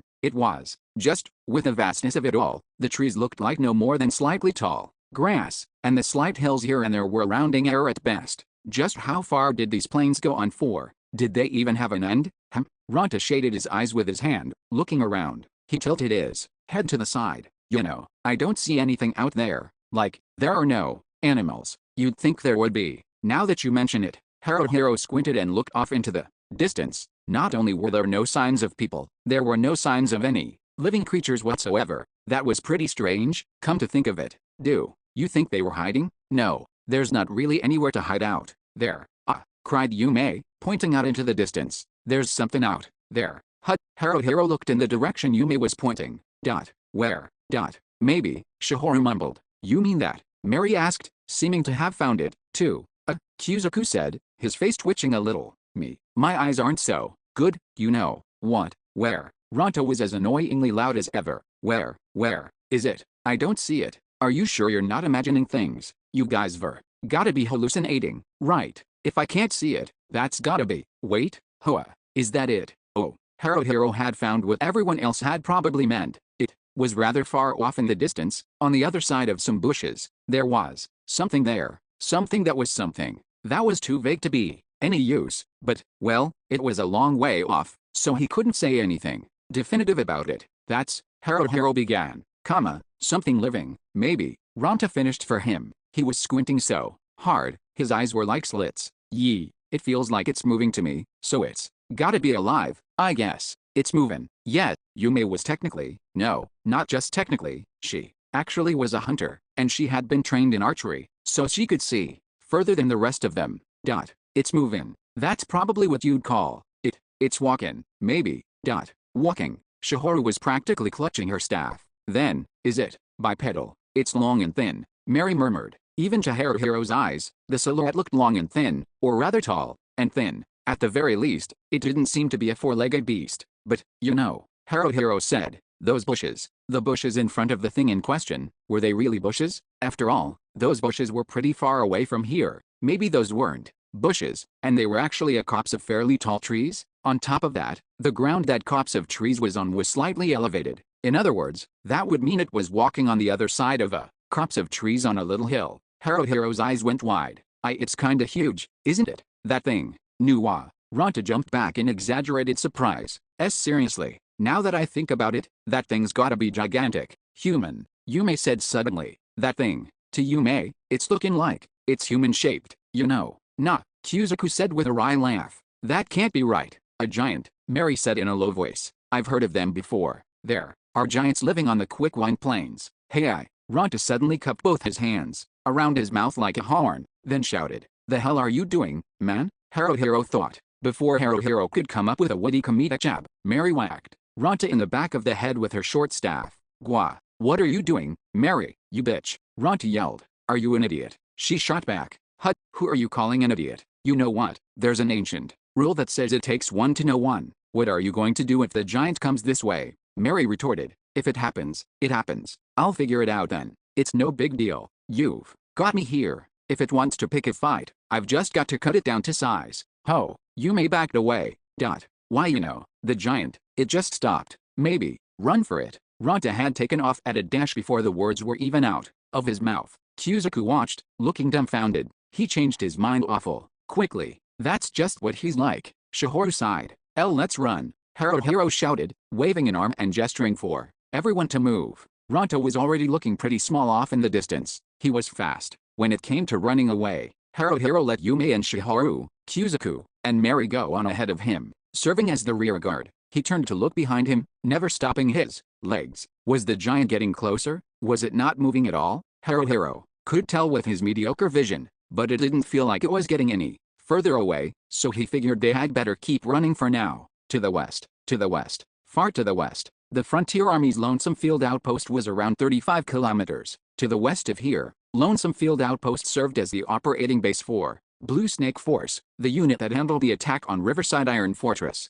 In Operation Two-Headed Snake, it was called an outpost, but there were far more people living there than just Frontier Army personnel. It was practically a town in its own right. The entrance to the Wonder Hole was supposedly somewhere near Lonesome Field Outpost. As he was running, Haruhiro's eyes met with Mary's as she turned around. They couldn't say for certain if the giant was chasing them. They weren't running as fast as they could, so they could afford to talk. Come to think of it, Mary, Haruhiro said as he ran. Your staff. Hut, she asked, not slacking her pace. What happened to it? That's not the one you had before, is it?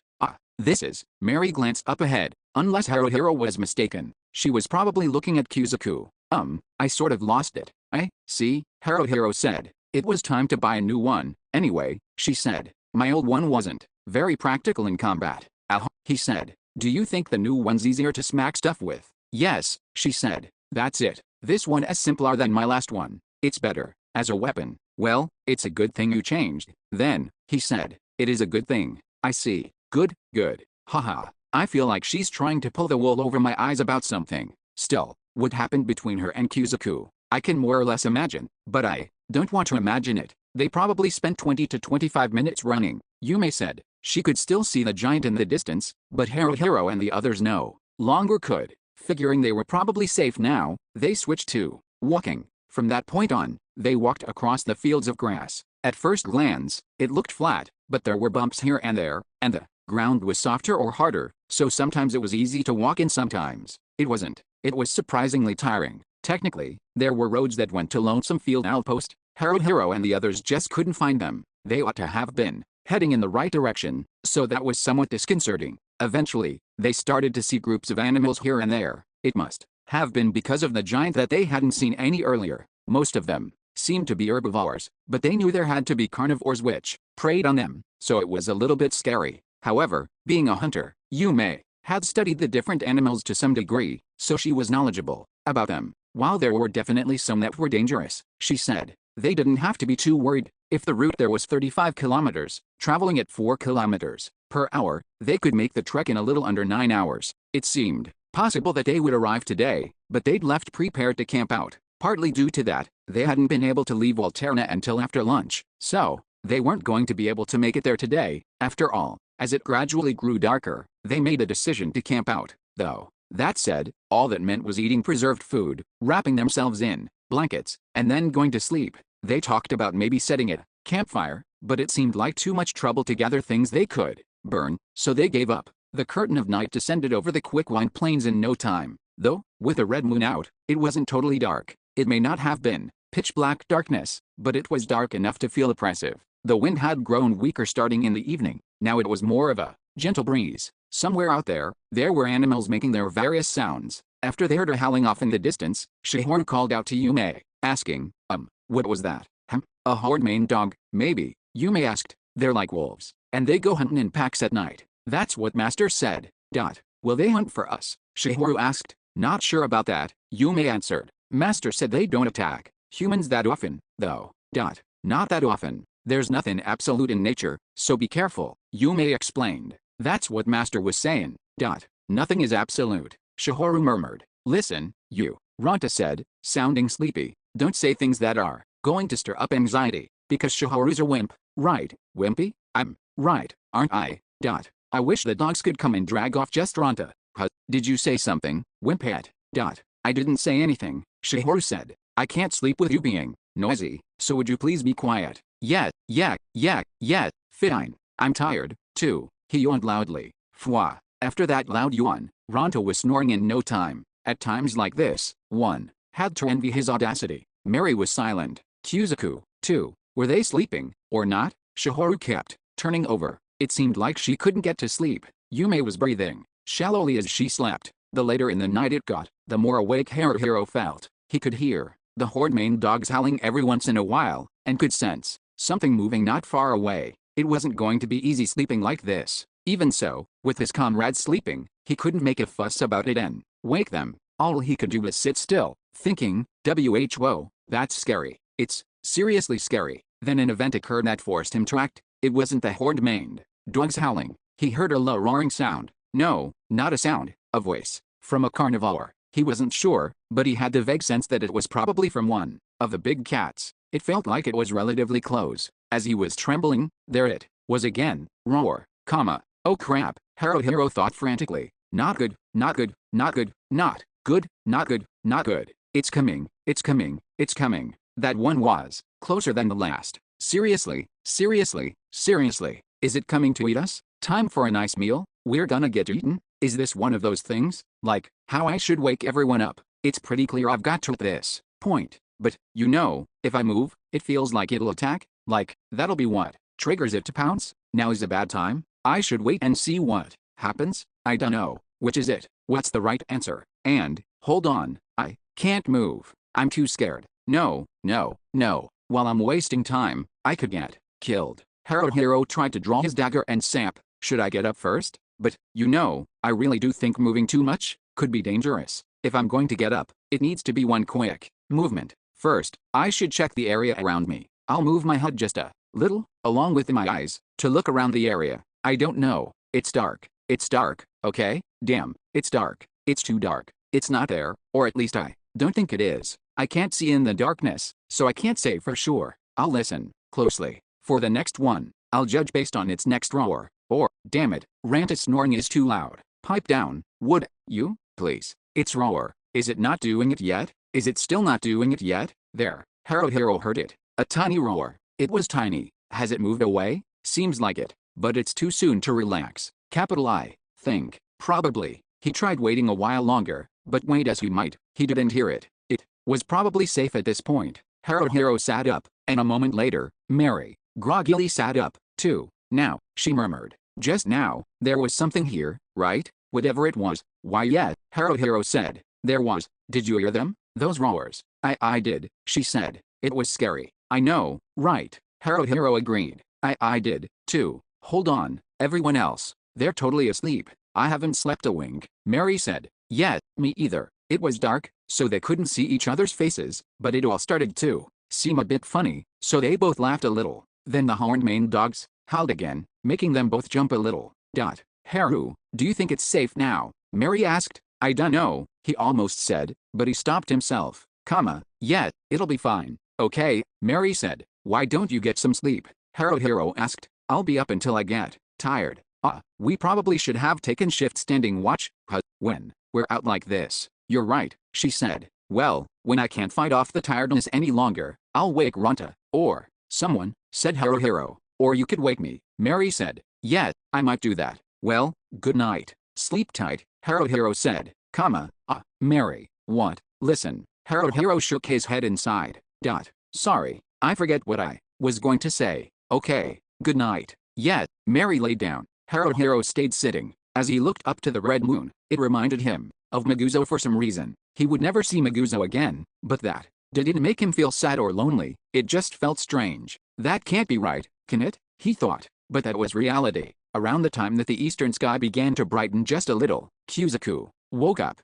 Kuzaku asked, "What are you up for?" "I couldn't get to sleep," Haruhiro said. "Well, that, and I'm keeping watch, too." "Wouldn't you be better off sleeping?" asked Kuzaku. "If you need someone to be on watch, I can do it." Haruhiro took Kuzaku up on the offer and lay down to sleep. His eyelids immediately began to feel heavy, and he managed to get some sleep. When he awoke, Haruhiro and the others had a simple meal, then set off. Early in the morning, along the way, he told them about a carnivore that had approached during the night, but they made a joke out of it. Mary didn't seem happy about that. In the afternoon, they encountered a vast, slightly elevated plateau. Once they climbed up it, there was a basin past there. It was clear at first glance that this pot-like depression in the land was Lonesome Field. When they looked around, they saw there were little towers around what would be the rim of the pot. Watchtowers, most likely. There were a number of springs in the bottom of the pot, as well as a town, surrounded by a moat and a fence. Yes, a town. It's a town, Haruhiro thought. It was nothing too impressive, but there were more than 10 to 20 buildings, along with the roads between them. They could also see people roaming around. This could only be called a town. Hell, Ronta brushed his nose with his thumb. Here at last, finally, we've finally made it. Lonesome Field Outpost. He might have been trying to sound cool, but he wasn't cool in the slightest. Still, if they said anything, he'd just start a fight over it. Haruhiro and the others ignored Ronta, making no hurry as they descended the slope into the bottom of the pot. No matter how much of a fuss Ronta made, no one paid him any attention. The moat around the outpost was thicker than it had looked from a distance, and it was deep, too. It was filled with water that had probably been drawn from the nearby springs. The sturdy-looking fence was built on top of a 2-meter-high platform of compacted dirt, so it wouldn't be easy to climb. There only seemed to be one entrance, with a bridge over the moat at that point. There was a narrow gap in the dirt wall with a gate there. Just in front of the bridge, next to the moat, there were a number of tents dotted around. They might be tents, but some of them were quite large and impressive. This might have been where the volunteer soldiers lived. There were soldiers from the frontier army standing in front of the gate. There were 2 of them beside the gate, but the towers on either side of it held more than 10, some of whom had their crossbows leveled at Haruhiro and his comrades. They seemed to be on edge, but when the group showed them their volunteer soldier corps badges, they did at least let them through. Inside the base, the road leading from the gate was lined with large buildings that served as stables and barracks. Once they got past that section, they reached a plaza. On the far side of a plaza was something like a keep. It looked pretty secure, and was probably a command center of some sort. There were a number of buildings crowded around that command center that were probably of a military nature, too. They could hear men shouting at regular intervals. They must have been training somewhere. The soldiers of the frontier army that they saw standing here and there, or patrolling the area, either paid no heed to Haruhiro and the rest of the party, or occasionally shot them looks of scorn but did nothing else. However, when they cut between 2 barracks and went into the back streets, the atmosphere changed. There were a number of gaudy buildings that wouldn't have looked out of place next to the bars of Celestial Alley. There were women walking the streets languidly. There were blacksmiths. There were rows of stalls. There were street vendors. There were even a number of lodging houses that looked better than the barracks. There were men and women that they could immediately tell were volunteer soldiers, too. They were seated at the different food stalls, eating and drinking, or were making deals with the various merchants. It was a market, a place for entertainment, and a residential district all at once. From a cursory glance at the stalls, there was a reasonably wide variety of weapons and armor on offer. It might even have had alterna beat for selection. There weren't many daily necessities or foodstuffs available, but that was probably due to lack of demand. One thing that set it apart was that there were merchants selling caged animals that they had never seen before. When they asked about it, they were told there were also horses, horse dragons, deer horses, and other large animals for riding and carrying cargo tied up outside the base. The merchant also rented horses, so they were encouraged to consider using them if they were going somewhere far. The owner of one shop that dealt in all sorts of tents recognized that they were new to the outpost and gave them an aggressive sales pitch for his wares. With all of this looking around, they were starting to get hungry, so they stopped at a certain food stall to get lunch. The skewers of fried meat had a certain rustic charm to them, and the water flavored with sour fruit juice wasn't bad, either. "I could live here," was Ranta's take on the place, and Haruhiro couldn't help but agree. "You know," Yume said, with a relaxed and cheerful look on her face. "Yume," she heard earlier, "there are bathhouses here, too." "That is important," Mary nodded emphatically. Yes, Shihoru said with an incredibly serious look on her face. If I have to go even one day without a bath, honestly, it feels gross. Well, yeah, if you're a girl, Kuzuku said idly. Huh, women are such a pain. Ronta cackled. Me, I could go 10 days, maybe a month, and not even care, you know. Not bathing never killed anyone. You say that, but if you start stinking, you're not gonna like that much? Now are you? Yume shot back. What? Yume? Ronta asked. If you go without bathing, do you stink that much? Come here, let me sniff you. Yum's not letting you sniff anything, you idiot. She shot back. Hem. Ronta asked. Well, I bet you must smell pretty rank by now. Then, do not. Yume doesn't stink yet at all. Well, let me check, and I'll give you an official judgment from a third party, said Ronta. Besides, it's not like it's something you'd notice by yourself. You can't smell your own stink. Mary suddenly leaned in close to Yum's neck, sniffing. She doesn't stink, she reported. Hi-yo. It must have tickled Yume or something, because she let out a weird cry. Oh. Mary moved away from Yume. I'm sorry. Nah, it's nothing to apologize for. Yume sounded slightly embarrassed for some reason. Yume was just a little startled, that's all. But, Yume, she's glad to know she doesn't smell. What do you think you're doing, leaving me out of the fun? Ronta shouted, waving his arms around indignantly. Let me join in, too. No, actively include me. Let me in on the action. Once their bellies were full, they decided it was finally time to go to the Wonder Hole. However, embarrassingly, Haruhiro and the others only knew that the entrance to the Wonder Hole was at Lonesome Field Outpost. Ronta chased down a few volunteer soldiers and tried asking, but he was brusquely turned away. If you didn't know them and weren't paying for their drinks that night, most volunteer soldiers weren't that friendly. Haruhiro should have expected it to be like this. It'd be nice if there was someone I knew around here, Haruhiro said as he looked around. There is. He realized. Oh, it seemed Ronta had noticed, too, and he started to wave. Hey Shinohara-san, what's up, man? How have you been? There was a group all wearing white capes walking in their direction. The man with a gentle-looking face who was at the head of the group cast a broad smile in their direction. Shinohara is the leader of a well-known clan called Orion, but he was a mild-mannered fellow with a great personality. Because they were a group led by Shinohara, all of the members of Orion were friendly and well organized. That said, Ranta's audacious behavior still made a few of them furrow their brows in consternation. Shinohara himself, however, didn't seem upset. Hey, the man said, if you're here, does that mean you're finally tackling the Wonder Hole, too? Yes, sorry, Bob, Ronta shouted, making a weird salute-like gesture for no well-explained reason as he did. He was totally letting his excitement get the better of him. It was so stupid that it was embarrassing to watch. So, Shinohara-san, you're going to the Wonder Hole, just like us. Man, talk about a coincidence. No, said Shinohara. We're going somewhere else. We have some business to take care of at Mount Grief. Mount Grief. Haruhiro murmured the words. It wasn't a familiar name, but it had an eerie ring to it. What kind of place could it be? Would Haruhiro and the others go there, too, someday? Oh. Shinohara looked at Kuzuku. I don't believe I've seen you before. I'm Shinohara of Orion. Nice to meet you. Oh. Kuzuku gave a slight bow of his head. Hey, I'm Kuzuku. I see. Shinohara paused for a moment, closing his eyes and taking a short breath. If I recall, you all took part in Operation Two-Headed Snake as members of Blue Snake Force, right? While there were few losses in the Frontier Army portion of Blue Snake Force, with only 6 dead, I've heard that 23 volunteer soldiers lost their lives there. I wasn't good enough. Mary looked Shinohara straight in the eye and told him, I made a mistake no priest must ever make. Because of that, I'll let him die. Mary, a man with short hair and narrow eyes, started to come forward, then stopped himself.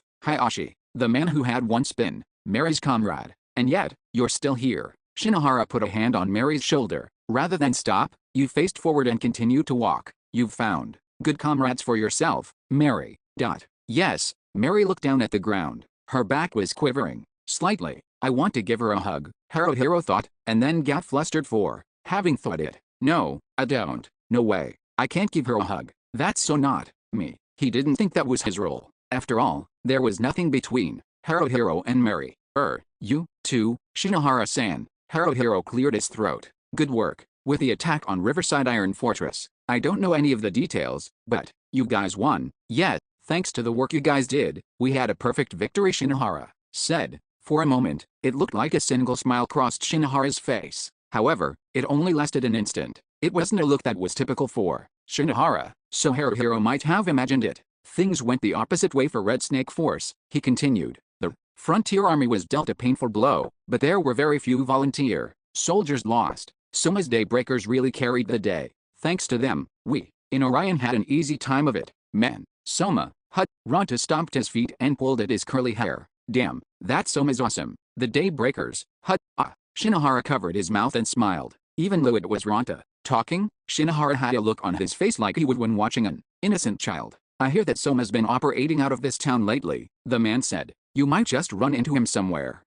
Seriously? Oh, Ronta shouted. Would you shut up already, man? Seriously? Haruhiro sighed, then turned back to Shinohara.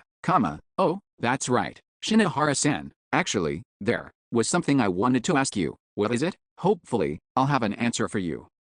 Haruhiro rubbed his cheek with one hand, looking around to each of the members of Orion, men and women alike. They all looked back at him with calm eyes. No matter how young or old they were, they all felt like reliable older brothers and sisters. Meanwhile, his own group, well, Ronta might be dragging down the dignity of the group all on his own, but Haruhiro, Shihoru, Yume, their junior, Kuzaku, and even Mary, were all younger than the people in Orion. They gave off a feeling of being so overwhelmingly inexperienced, it was almost refreshing. No, it wasn't refreshing at all. Actually, it was painful. Even having come to Lonesome Field to head for the Wonder Hole was something they'd done mostly on the spur of the moment. And now that they were here, they didn't even know the most basic information, so he was about to ask Shinohara about it. Is this really okay? Haruhiro wondered. But they do say that asking is a moment of shame, but not asking is a lifetime of shame, and I'd rather not waste time.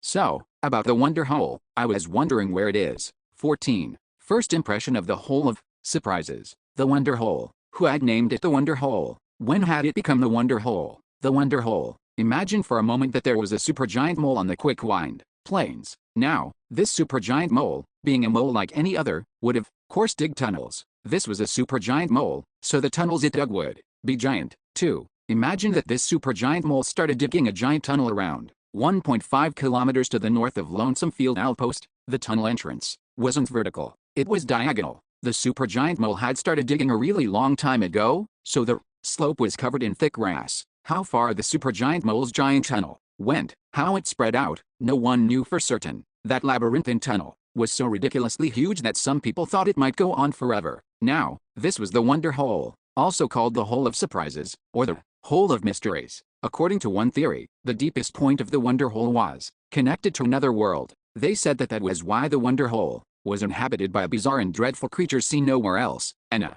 unique ecology had formed inside it. Furthermore, there were a number of beasts, monsters, and races that, having been defeated in the factional struggles of Grimgar, had fled into the Wonder Hole. It seemed that each of these groups had undergone their own independent growth and development. The Wonder Hole was, of course, not a giant tunnel dug by a supergiant mole. That was merely an analogy. Then how was it formed, you ask? The most persuasive theory was that a number of limestone caves, lava caves, geological fractures and ravines had been connected through a series of natural phenomena and the actions of various living creatures. The Wonder Hole was a place of many mysteries. For many long years, people had been working to map it in its entirety, but that had yet to be accomplished. The Wonder Hole was just too vast. In some places, it was too dangerous even for experienced explorers and well-trained volunteer soldiers. However, there was no shortage of people who went into the Wonder Hole. The explorers were driven by the lust for adventure, walking forward again today in search of lands yet unseen. And as for the volunteer soldiers, it was well worth taking the risk. We're here. Ronta gulped. We're really here. It's the Wonder Hole. Ronta was acting calm, by whose standards? Well, that was to be expected, because this area near the entrance was kind of, well, calm and quiet. Honestly, Haruhiro had been expecting there to be more fierce and dangerous-looking creatures waiting for them, so it was a bit of a letdown. The Wonder Hole was easily 100 meters across, so he did feel like, wow, that sure is huge. But there were chickens, of all things, on that slope. No, they weren't chickens. They were too fat for that. They were big and plump. At a glance, they looked bigger than a person, so these weren't just mutated chickens. Probably, they were an entirely different creature that just happened to resemble them. Those pseudo-chickens were sitting down or walking around all over the place. What is this? Haruhiro let his honest opinion slip out. It's kinda. Kuzaku narrowed his eyes, pastoral and idyllic. The chickens re cute, Yume said, smiling. No, smirking. Shihoru shivered.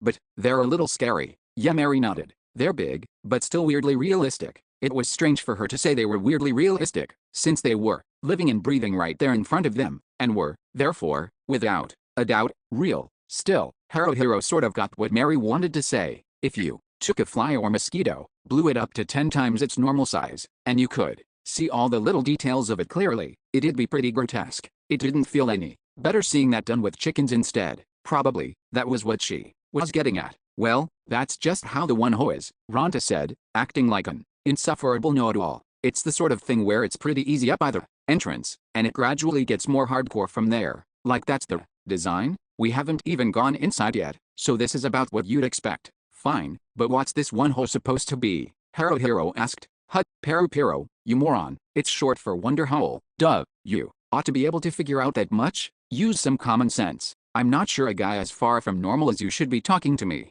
about common sense. Are you an idiot? Ranta shot back. How many people in this world do you think have as much common sense as me? Not one, man, not one. I am the king of common sense. Man, do you even know what common sense means? Haruhiro asked. Yeah, I do, Ranta said. The opposite of nonsense, right? Oh, I give up. Yeah, I bet you do. Talking to you is a waste of time anyway. Okay, let's do this. Ranta put on his helmet, then raced forward. Haruhiro blinked.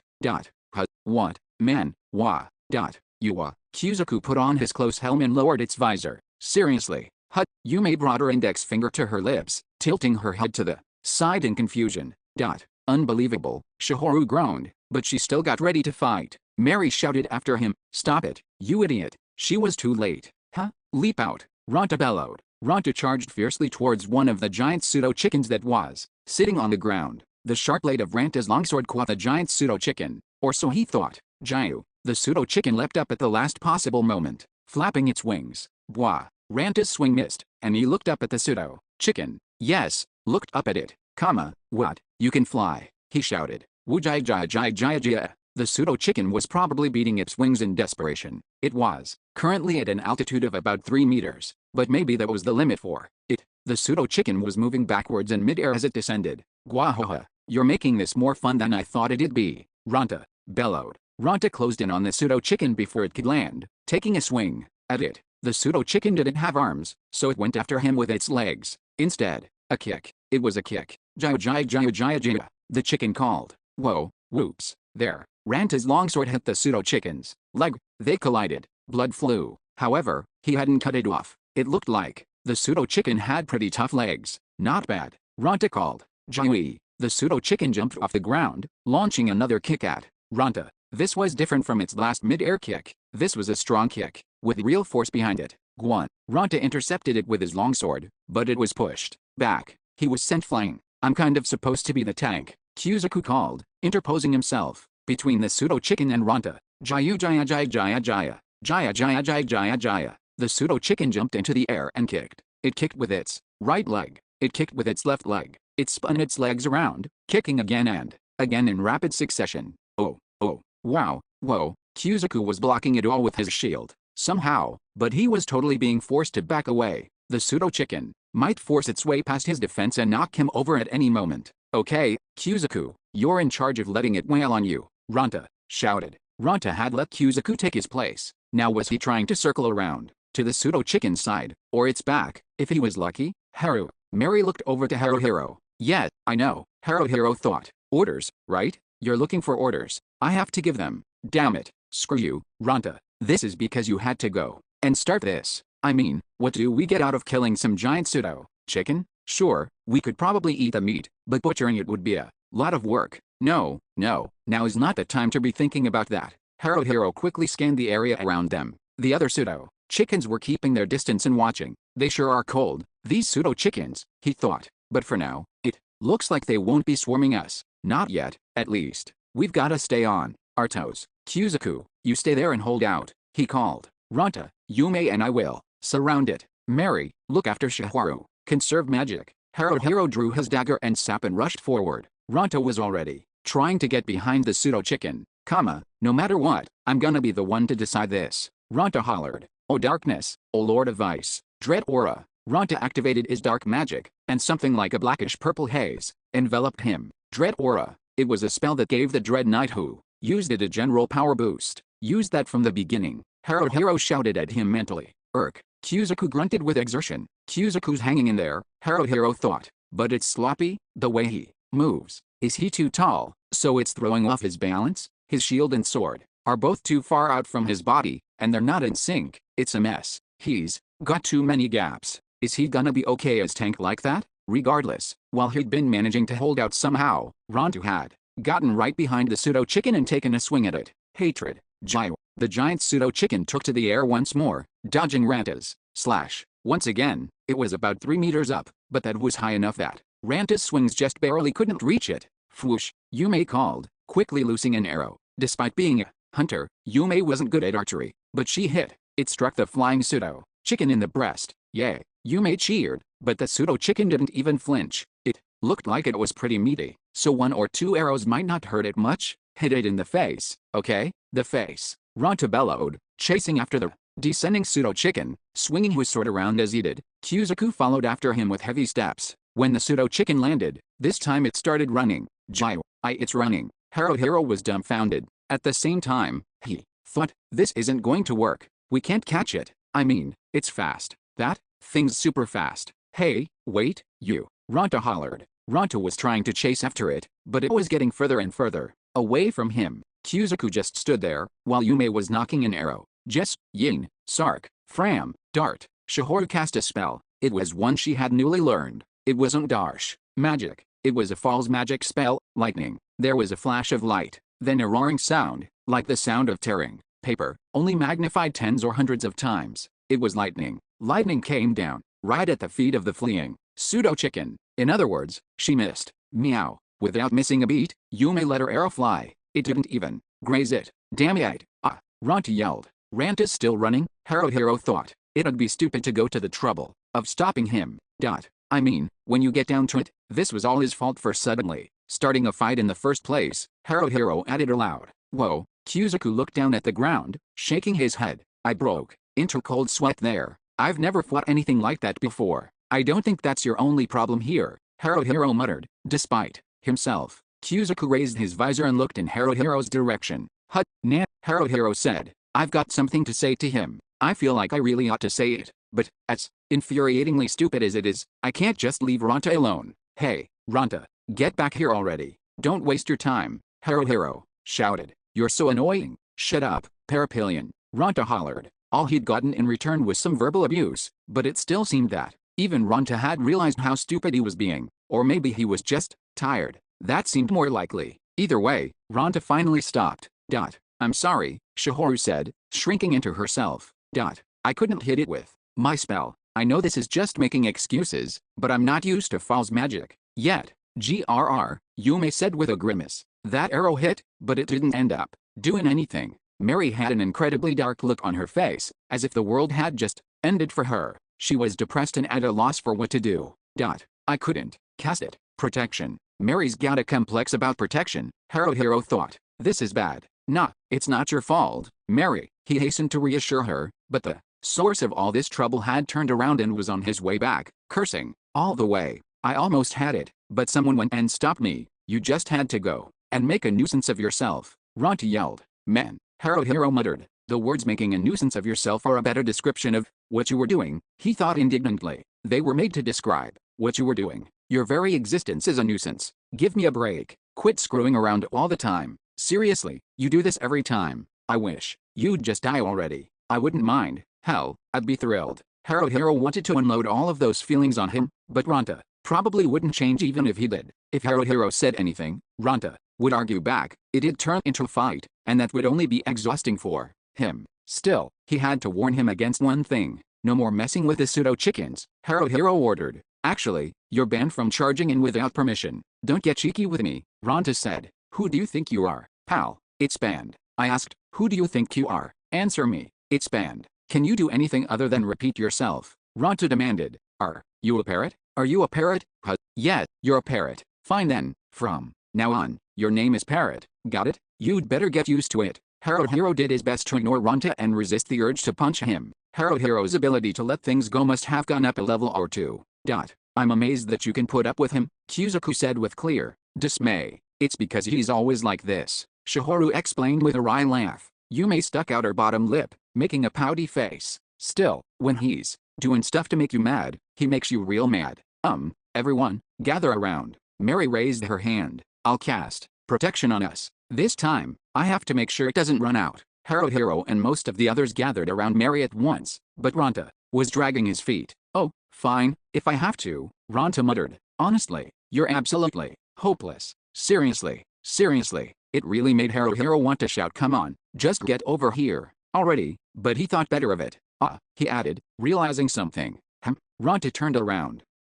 Oh, there was a rumbling sound. It was incredibly intense. Something was running towards him. It was a giant pseudo-chicken. Since it had an arrow in its breast and a bloody leg, it must have been the one from before. The pseudo-chicken leapt into the air.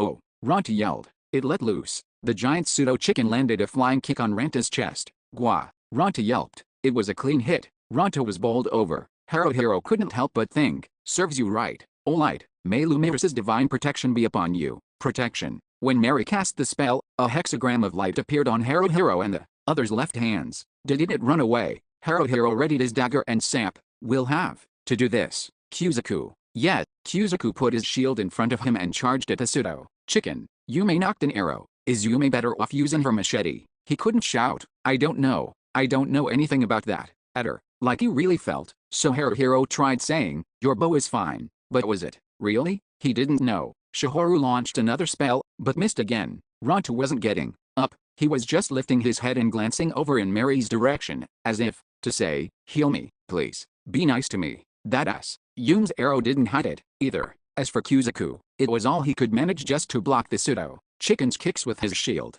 The pseudo-chicken jumped, flew around, and they couldn't catch it. This was going nowhere. 15. Bitter, the task set before me is clear, Haruhiro thought. First, something had to be done about Ronta running wild. Whenever that ass went and did whatever he felt like, without exception, it ended incredibly badly. As the party leader, Haruhiro had to do something about it. If he couldn't, it would mean he was failing to accomplish his duty. He needed to put a collar on that mad dog Ronta, and train him to do as he was told. It was going to be an extremely difficult mission, but he would have to do it. And then there was Kuzaku. Well, truth be told, I've never done the tank thing before, Kuzaku had told Haruhiro. In my last party, we had 2 warriors. They were kind of tank. I was more of a support role. You know, like, I'd stay back. I'm not used to being on the front line, you could say. Honestly, it's pretty scary. Of course it was scary. There was no helping that. But if he didn't stand there as an immovable tank, it would make it hard for those in back to do their jobs. For the time being, Haruhiro had decided to have Kuzaku focus on one job. Paladins had a skill, block, which was used to stop enemy attacks. Kuzaku was to focus on using that. Block was for more than just receiving enemy blows with his shield. By pulling back or pushing forward at the right time, he could throw his opponent off balance, delay their next attack, or set up a counterattack combo. According to Kuzaku, because he hadn't been a tank in his last party, he hadn't even carried a shield. He'd only learned block recently, so he didn't have the composure to consciously make use of it in a real battle just yet. That was going to be a problem, so they'd need to beat the skill into him. To Haruhiro's mind, block was the most basic of basics for a paladin, a skill that could become a central pillar of their strategy. For the moment, Kuzaku didn't need to think about attacking at all. He wanted him to focus entirely on block. Kuzaku was desperately blocking the club with his shield. The one swinging the club was a squat, big-nosed, round-eyed human. No, a human-like creature. They all seemed to have clubs, and they were all male, so Haruhiro decided to call them clubmen for now. Yes, clubmen. There was more than one clubman. In addition to Clubman A, the one Kuzaku was fighting, there were multiple others. Arg, quit darting around, Ronta hollered. Ronta was trying to carve up Clubman B with his sword, but he couldn't pull it off. The clubmen were tiny, and pretty darn fast, too. They're strong, too, Haruhiro called. Haruhiro swatted Clubman C's club, swatted it, and swatted it again. That club, is it made of wood? He wondered. Or is it some other material? It's hard and heavy. The clubmen were maybe 120 centimeters tall at most. Even with their bodies that size, they were swinging around clubs that had to be a meter long, as if they were nothing, so they were really strong. They wore nothing but these shabby outfits that were like short, one-piece dresses, tied shut at their waists. No shoes. They didn't seem to have a human-level intellect, but they'd been crafty enough to catch the party by surprise. After Haruhiro and the others had somehow managed to kill that pseudo chicken, they'd headed inside the Wonder Hole. They'd progressed through a huge cave that was like a one-way tunnel for some time, and then, suddenly, these guys had leapt out of a side tunnel. They had waited for Haruhiro and the party to pass, then attacked from behind. Sorry, using the bow may not be an option. They're too tiny, Yume called, putting her bow away and trying to draw her machete. Get on with it, you moron, Ranta shouted. Shut up, stupid Ranta, she yelled back. What'd you say? Jess, Yin, Sark, Fram, Dart, Shihoru chanted, triggering her lightning spell. Her target was Clubman A, the one that was wailing on Kuzaku. Down came the lightning. Jaya, the clubman screamed. It hit, but no, that didn't mean she scored a direct hit on Clubman A. It's club. The lightning struck Clubman A's club. Clubman A immediately reacted by letting go of its club and jumping backwards. Punishment. Kuzaku quickly stepped in, swinging his longsword down diagonally. The path of his sword resembled Maguzo's signature finishing move, the thanks slash, aka rage blow, because he pulled his shield in two, cover half his body as he executed the slash. It left him with less of an opening, but it probably had less power. Also, perhaps because he was focusing on defending, he was somewhat slow to use the skill. Maybe because of that, Clubman A was able to leap back, avoiding Kuzaku's punishment. He rolled, then picked up his club. Getting up, he started attacking Kuzaku again. Damn it. Kuzaku sounded frustrated, but he didn't let his temper get the better of him. Don't rush things. Just keep going like you were. Haruhiro called out to him, still going swat, swat, swat. He had gotten so used to swatting that he could swat while focusing on something else now. Still, I can't let myself get carried away. It's dangerous when I start thinking I've gotten used to it, he mentally cautioned himself, then riled up the mad dog. Ranta, what are you doing? You're letting that loser give you a hard time. Are you all talk? Snap. Ranta lost it. He wouldn't have had it any other way. Take that, and that, and that, and that, and thought. He attacked. He used leap out to move up, leaping forward from an angle to pressure Clubman B. Clubman B tried to knock Ranta's longsword away with his club, but he couldn't react fast enough. Uaya, the clubman cried. Jaya, Jaya. Ranta cackled, shouting, die, die, die, die, die, de. It looked like he was going to push past Clubman B's defense. Yume went to help Kuzaku, machete in hand. Shihoru might still have been considering what to do. Mary checked her right wrist. It's good she's checking that protection hasn't worn off, but it feels like she's doing it too often. Haruhiro thought, I should probably talk to her about that later. It's about time I do something, too. Haruhiro shouted. Because he'd been swatting so long, he'd gotten a read on Clubman C's attacks. Haruhiro knew that when he went for a combo, he repeated a pattern of right, right, left, right, right, left. Once he went right, right, left, it seemed like Haruhiro could do something in the gap between that attack and the next. Okay, Haruhiro thought, I'll do it. Clubman C swung his club in from the right, and Haruhiro used swat, again from the right, swat, now, left, swat, next is right, now, shatter. Haruhiro lurched forward, planting a kick on Clubman C's knee. He hadn't kicked hard enough to actually break the clubman's knee, but there was no need to. Clubman C stopped for a moment. That was enough. I'll finish this, Haruhiro added. Assault. Haruhiro used the dagger in his right hand and the club in his left to stab and beat the hell out Clubman C. If Clubman C took a desperate swing at him with its club, Haruhiro probably wouldn't be able to dodge. He'd be taken out. If I take a heavy blow like that, I'm not going to be able to shrug it off. Haruhiro thought, if it hits me in the wrong spot, it could be lethal. It's terrifying. I'm so scared, my hair's standing on end. I have to overcome this fear. Even if I go down, I'll make sure he does, too. I'll take him with me. Clubman C fell on his backside, tossed aside his club, tried to cover his head, but couldn't protect it, eventually got on all fours but was still being cut and bludgeoned. Finally, looking down over the motionless Clubman C, Haruhiro tried to take a deep breath. He couldn't. Sighing was out of the question, too. Even breathing was hard. He was sweating badly. It was getting in his eyes, and it stung. When he turned his head to look around, drops of sweat splashed around. I can only use this on weaker enemies, Hully gasped. It was too dangerous, that, and it was incredibly exhausting to use. Maybe he could use it as a last resort when he was backed into a corner, or when he had no other choice, but it wasn't going to work as a trump card. Only when he was stronger than his opponent could assault decide the outcome of a battle. It probably couldn't turn around a losing battle. I guess, it just means, the world's not that easy. Haruhiro panted. Ranta shouted chop, and, while he didn't quite knock Clubman B's head clean off, he broke its neck halfway. Kuzaku and Yume were overwhelming Clubman A. It was just a matter of time before they won, too. Okay, somehow we've managed to, or not. This world, it really doesn't. Take it easy on us. Mary, Shiharu, behind us. Haruhiro shouted. Something's coming. Hut. As soon as Mary turned around, she swung her short staff sideways. The furry little creatures, shorter than the clubmen, that had been closing in on Mary and Shiharu scattered, but they looked like they might attack again. What are those things? Haruhiro thought. Monkeys? No, they're built more like humans than monkeys, and they don't have tails. Even their faces are covered in hair. Still, I'm hesitant to call them human. They were abnormally hairy, so hairy monkeys sounds about right. 3 of them, Haruhiro called. Ranta, new enemies. 1 each for me, you, and Mary. Sure thing, Ranta shouted. Okay, Mary called.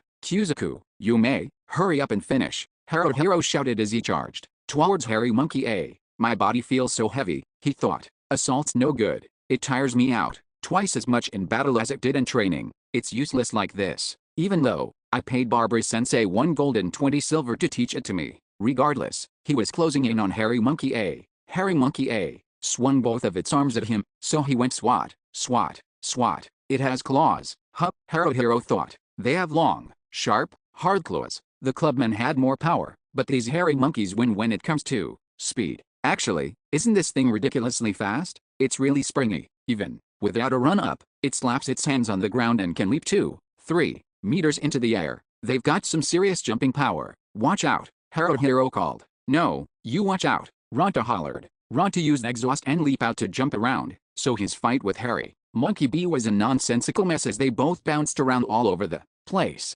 Mary inhaled sharply in anger. She was trying to hit Hairy Monkey C with her short staff, but it just wasn't working out for her.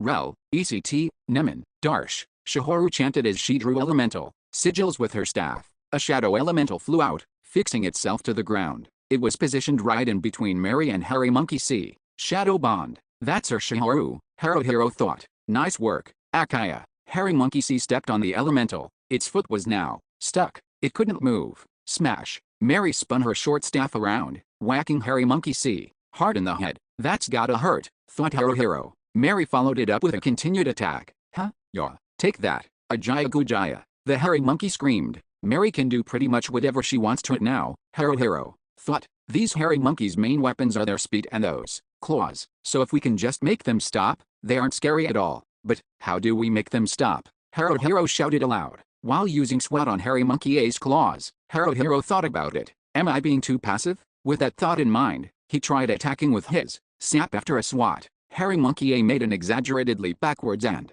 ran off. How cautious. Got him, Yume shouted. Looks like Kuzaku and Yume took out Clubman A, Haruhiro noted. It's 6 on 3. Mary's about to finish Hairy Monkey C, so soon it'll be 6 on 2. We can do this. No, maybe not, Zuwa, Ranta shouted. Suddenly, Ranta started using exhaust repeatedly. Again, Haruhiro thought in shock. Were they reinforcements, or not? Either way, it was more new enemies. It looked like they were coming out of a hole to the side. Another different type of creature, black. They looked like emaciated children with jet black skin. Their eyes were incredible, sparkling, like gems. In their hands they held see-through knives. As for whether they were enemy reinforcements, it didn't look like it. Those gem kids ganged up on Hairy Monkey B, the one Ranta had been fighting, knocked it down, stabbed the hell out of it, then carried on with that momentum to attack Ranta. It looked like the gem kids and the hairy monkeys didn't get along. Still, the enemy of my enemy is my friend didn't seem to apply here, because the gem kids seemed hostile to humans,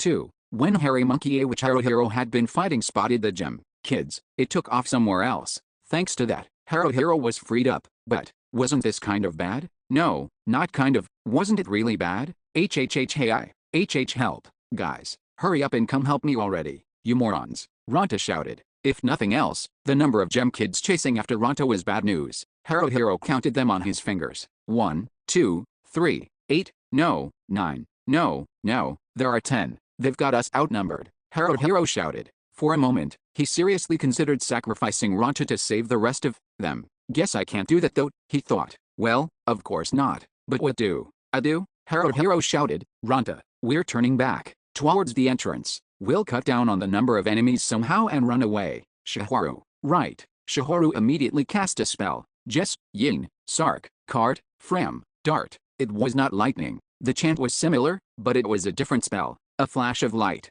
rumbling. Lightning fell. No, a bundle of lightning might have been a better way to describe it. Right in the middle of the gem kids that were chasing Ranta, was sadly not what happened. Still, 3 of the gem kids were struck by lightning and blown away. That made the remaining gem kids who weren't struck falter a little, and the gap between them and Ranta widened. Wahaha. Nice, Shihoru, Ranta hollered. Give him another one. Let him have it. Sorry, Shihoru staggered, clinging to her staff. I don't have the magical power. Until I meditate, I can't do any more. What'd you say? Ranta screamed. Meow. Yume let an arrow fly, but it didn't hide a gem kid. It grazed Ranta's head instead. Guan. Ranta shouted. That is dangerous. Yume. Meow. Yume complained. It's not easy when you're all moving. Ranta-kun, over here. Kuzaku lifted his longsword, waving to him, while Ranta was still adjusting his course and had the gem kids in tow. Kuzaku had predicted the route he was trying to take. Ranta cackled. You're surprisingly useful. Tank, here I go. Kuzaku hid himself behind his shield and slammed into the gem kids. 2 or 3 of them were knocked flying and fell to the ground, but Kuzaku had put a little too much energy into it and he tripped. When Ranta saw that screech, Ranta pulled to a sudden stop and turned back. Take that, and that, and that. Get massacred by me, you pissants. Because Ranta suddenly turned around and went on the offensive. The gem kid seemed bewildered. No, but still, Haruhiro thought. That's reckless, he yelled. Just think about the number of enemies. Even as Haruhiro was saying that, he got behind one of the gem kids and hit him with a backstab. The gem kids were closer to humans than the clubmen or hairy monkeys, so it was easier to imagine where their vital points were. Well, he wouldn't know if they were actually vital points or not, until he tried, so that's what he did. To be precise, he went for the kidney and liver. If he was stabbed through the kidney and liver, the gem kid would be racked with unbearable pain. From there would be a blood spurt. On top of that, if it damaged the diaphragm, the gem kid would have major breathing difficulties. Even if he didn't die immediately, the symptoms of shock would set in. He would be unable to move, and he'd eventually breathe his last. He's gone. The gem kid collapsed and Haruhiro began taking aim at his next target. All of a sudden, Ranta turned heel and took off running again. You dumbass. Like we can do this, you stupid, idiotic, moron. 2 or 3 gem kids went after Ranta. The rest came at Haruhiro. Huh? Seriously? Haruhiro shouted. With a cry, Kuzaku leapt to his feet, knocking back one of the gem kids' knives with his shield. Haruhiro was grateful for that, but the ones Kuzaku had knocked flying before were getting up, and at least one of the gem kids Shihoru had scattered with her magic was trying to return to the front line. 2. Contact shot. Meow. Yume rushed in, firing an arrow into a gem kid's face at point-blank range. It was much harder to fire at an enemy while getting up close to them, or having them get up close to you. Yume pulled it off, but the arrow just went in the gem kid's mouth and shot through his left cheek. She couldn't neutralize them like that. Yume gave up on firing a second arrow, tossed her bow, and pulled out her machete. This is bad, Haruhiro muttered as he swatted, and swatted. Again, he wasn't up against one gem kid, but 2. If it was just one, he might have been able to keep track of the situation around him, but that wasn't going to be possible with 2. Either way, things are a mess, he thought. I'm not in control of the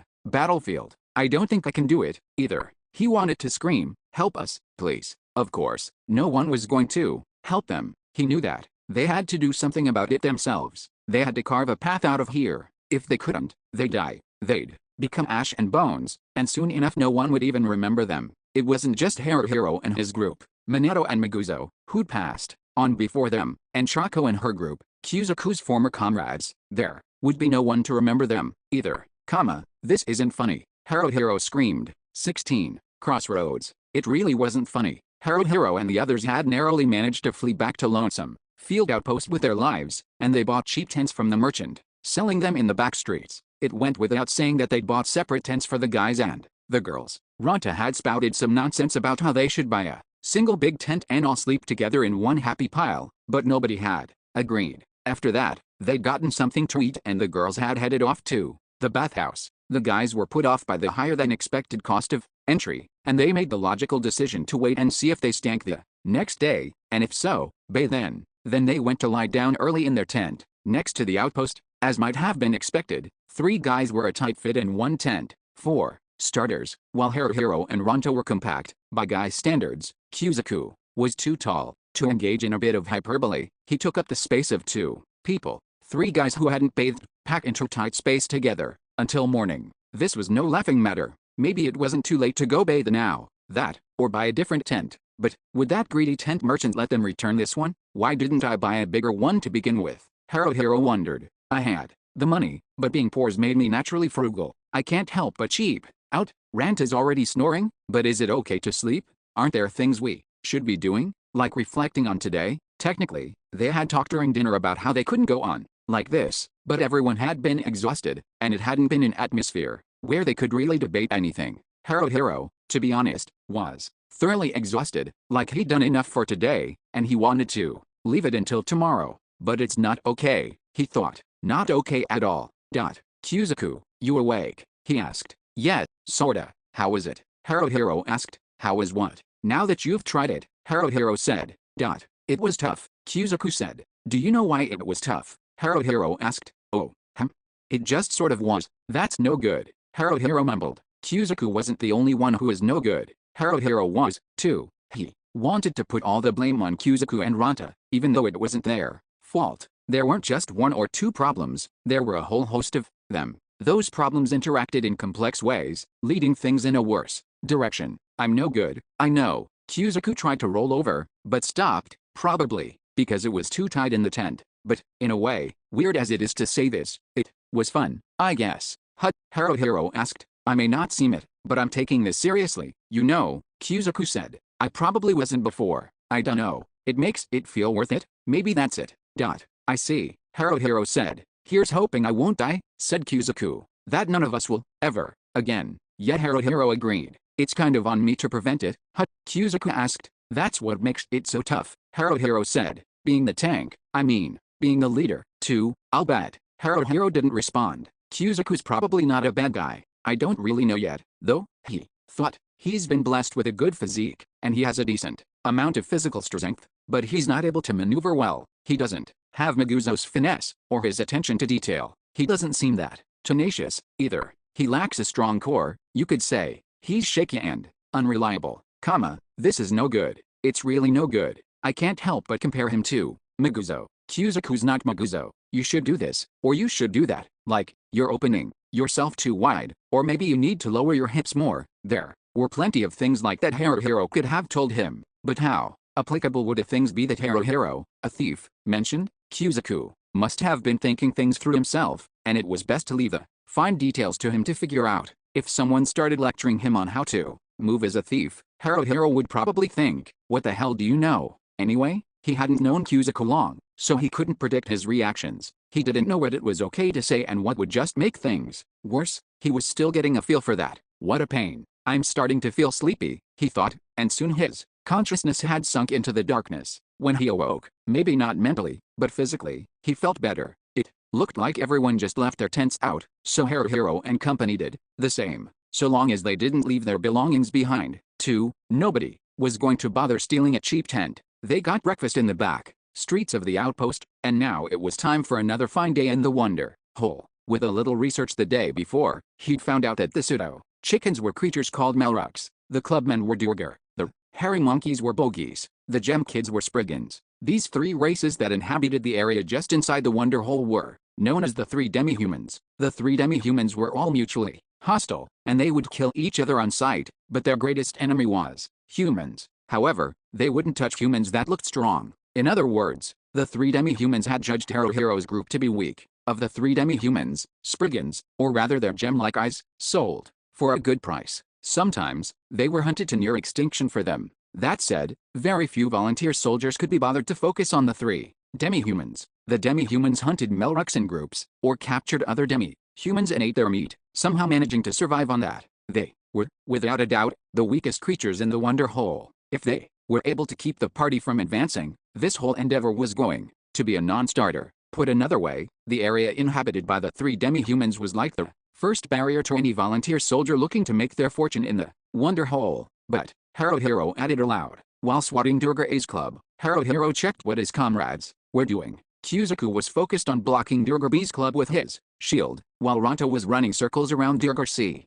Yume was trading blows with Durgar D using her machete, and even Mary was fighting it. Durgar E. It was a fight they could just barely handle. Like the day before, The three demi-humans had taken Haruhiro and his group for weaklings again, today, and they'd gotten into a situation like this in no time. Breaking past a first barrier wouldn't be easy. Ranta, just kill that one already, Haruhiro shouted. Someone needs to protect Shiharu. Shove off, Ranta hollered. I know that. You don't have to tell me, pal. Here it comes, my super move. Invincible exploding slash. When Ranta stopped and started swinging away at Durgar C, the Durgar quickly leapt backward to put some distance between them. That Durgar's much calmer than Ranta, Haruhiro thought. Actually, it's just that Ranta's way too stupid. Kuzaku was focused entirely on defense, so he wouldn't be throwing Durgar B off balance anytime soon. Even if he can't beat them, it'd be easier if he could do like Maguzo and take on not just one, but two or more by himself sometimes, Haruhiro thought, regretfully. How did Maguzo do that? Again, Mary and Durgar E were evenly matched. Yume was struggling a little against Durgar D. Is it just me, or is Durgar D kind of bigger than the other Durgar? Haruhiro wondered. He wasn't imagining it. That one was clearly a full size larger than the rest. It was that much stronger as a result. If he had noticed from the beginning, he could have had Kuzaku or Ranta handle Durgar D. This had been a mistake on Haruhiro's part. It looks like Shihoru's looking for an opening to use her magic, but right now, if enemy reinforcements, or bogies or spriggans, turn up, we're in serious trouble, Haruhiro thought. It's up to me. I have to do it. Maguzo, the one they had been fully reliant on for both offense and defense, was gone now. Ranta sometimes showed bursts of strength, but he was unstable. They couldn't rely on him. Shihoru was trying to acquire some firepower, but she wasn't used to it yet, and it was only once a mage's safety was secured that they could dominate enemies with their powerful magic. Just being a leader wasn't enough. Haruhiro had to become a genuine asset in combat, too.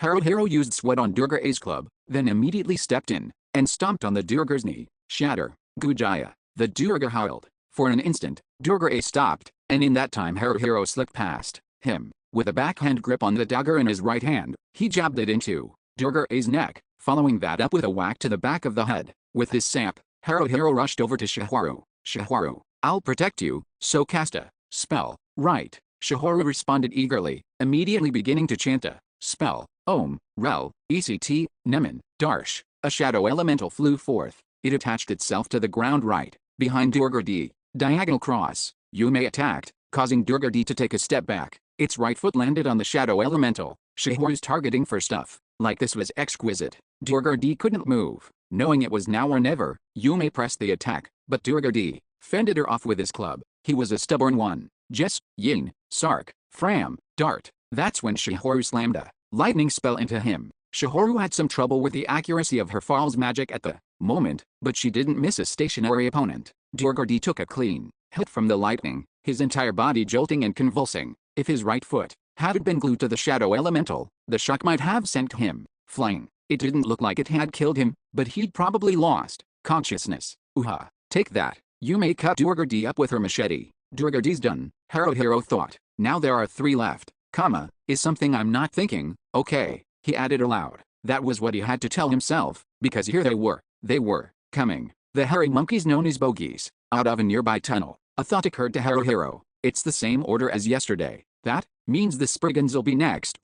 At least, we should be prepared for them. We can sell Spriggan eyes. They're good money. Using that thought to motivate himself, first he would have to deal with the remaining 3 Durgar and 4 bogies. Haruhiro thought in dismay. That's 7 people in total. That's more than we've got. Maybe we ought to run? Anger. How do you like that?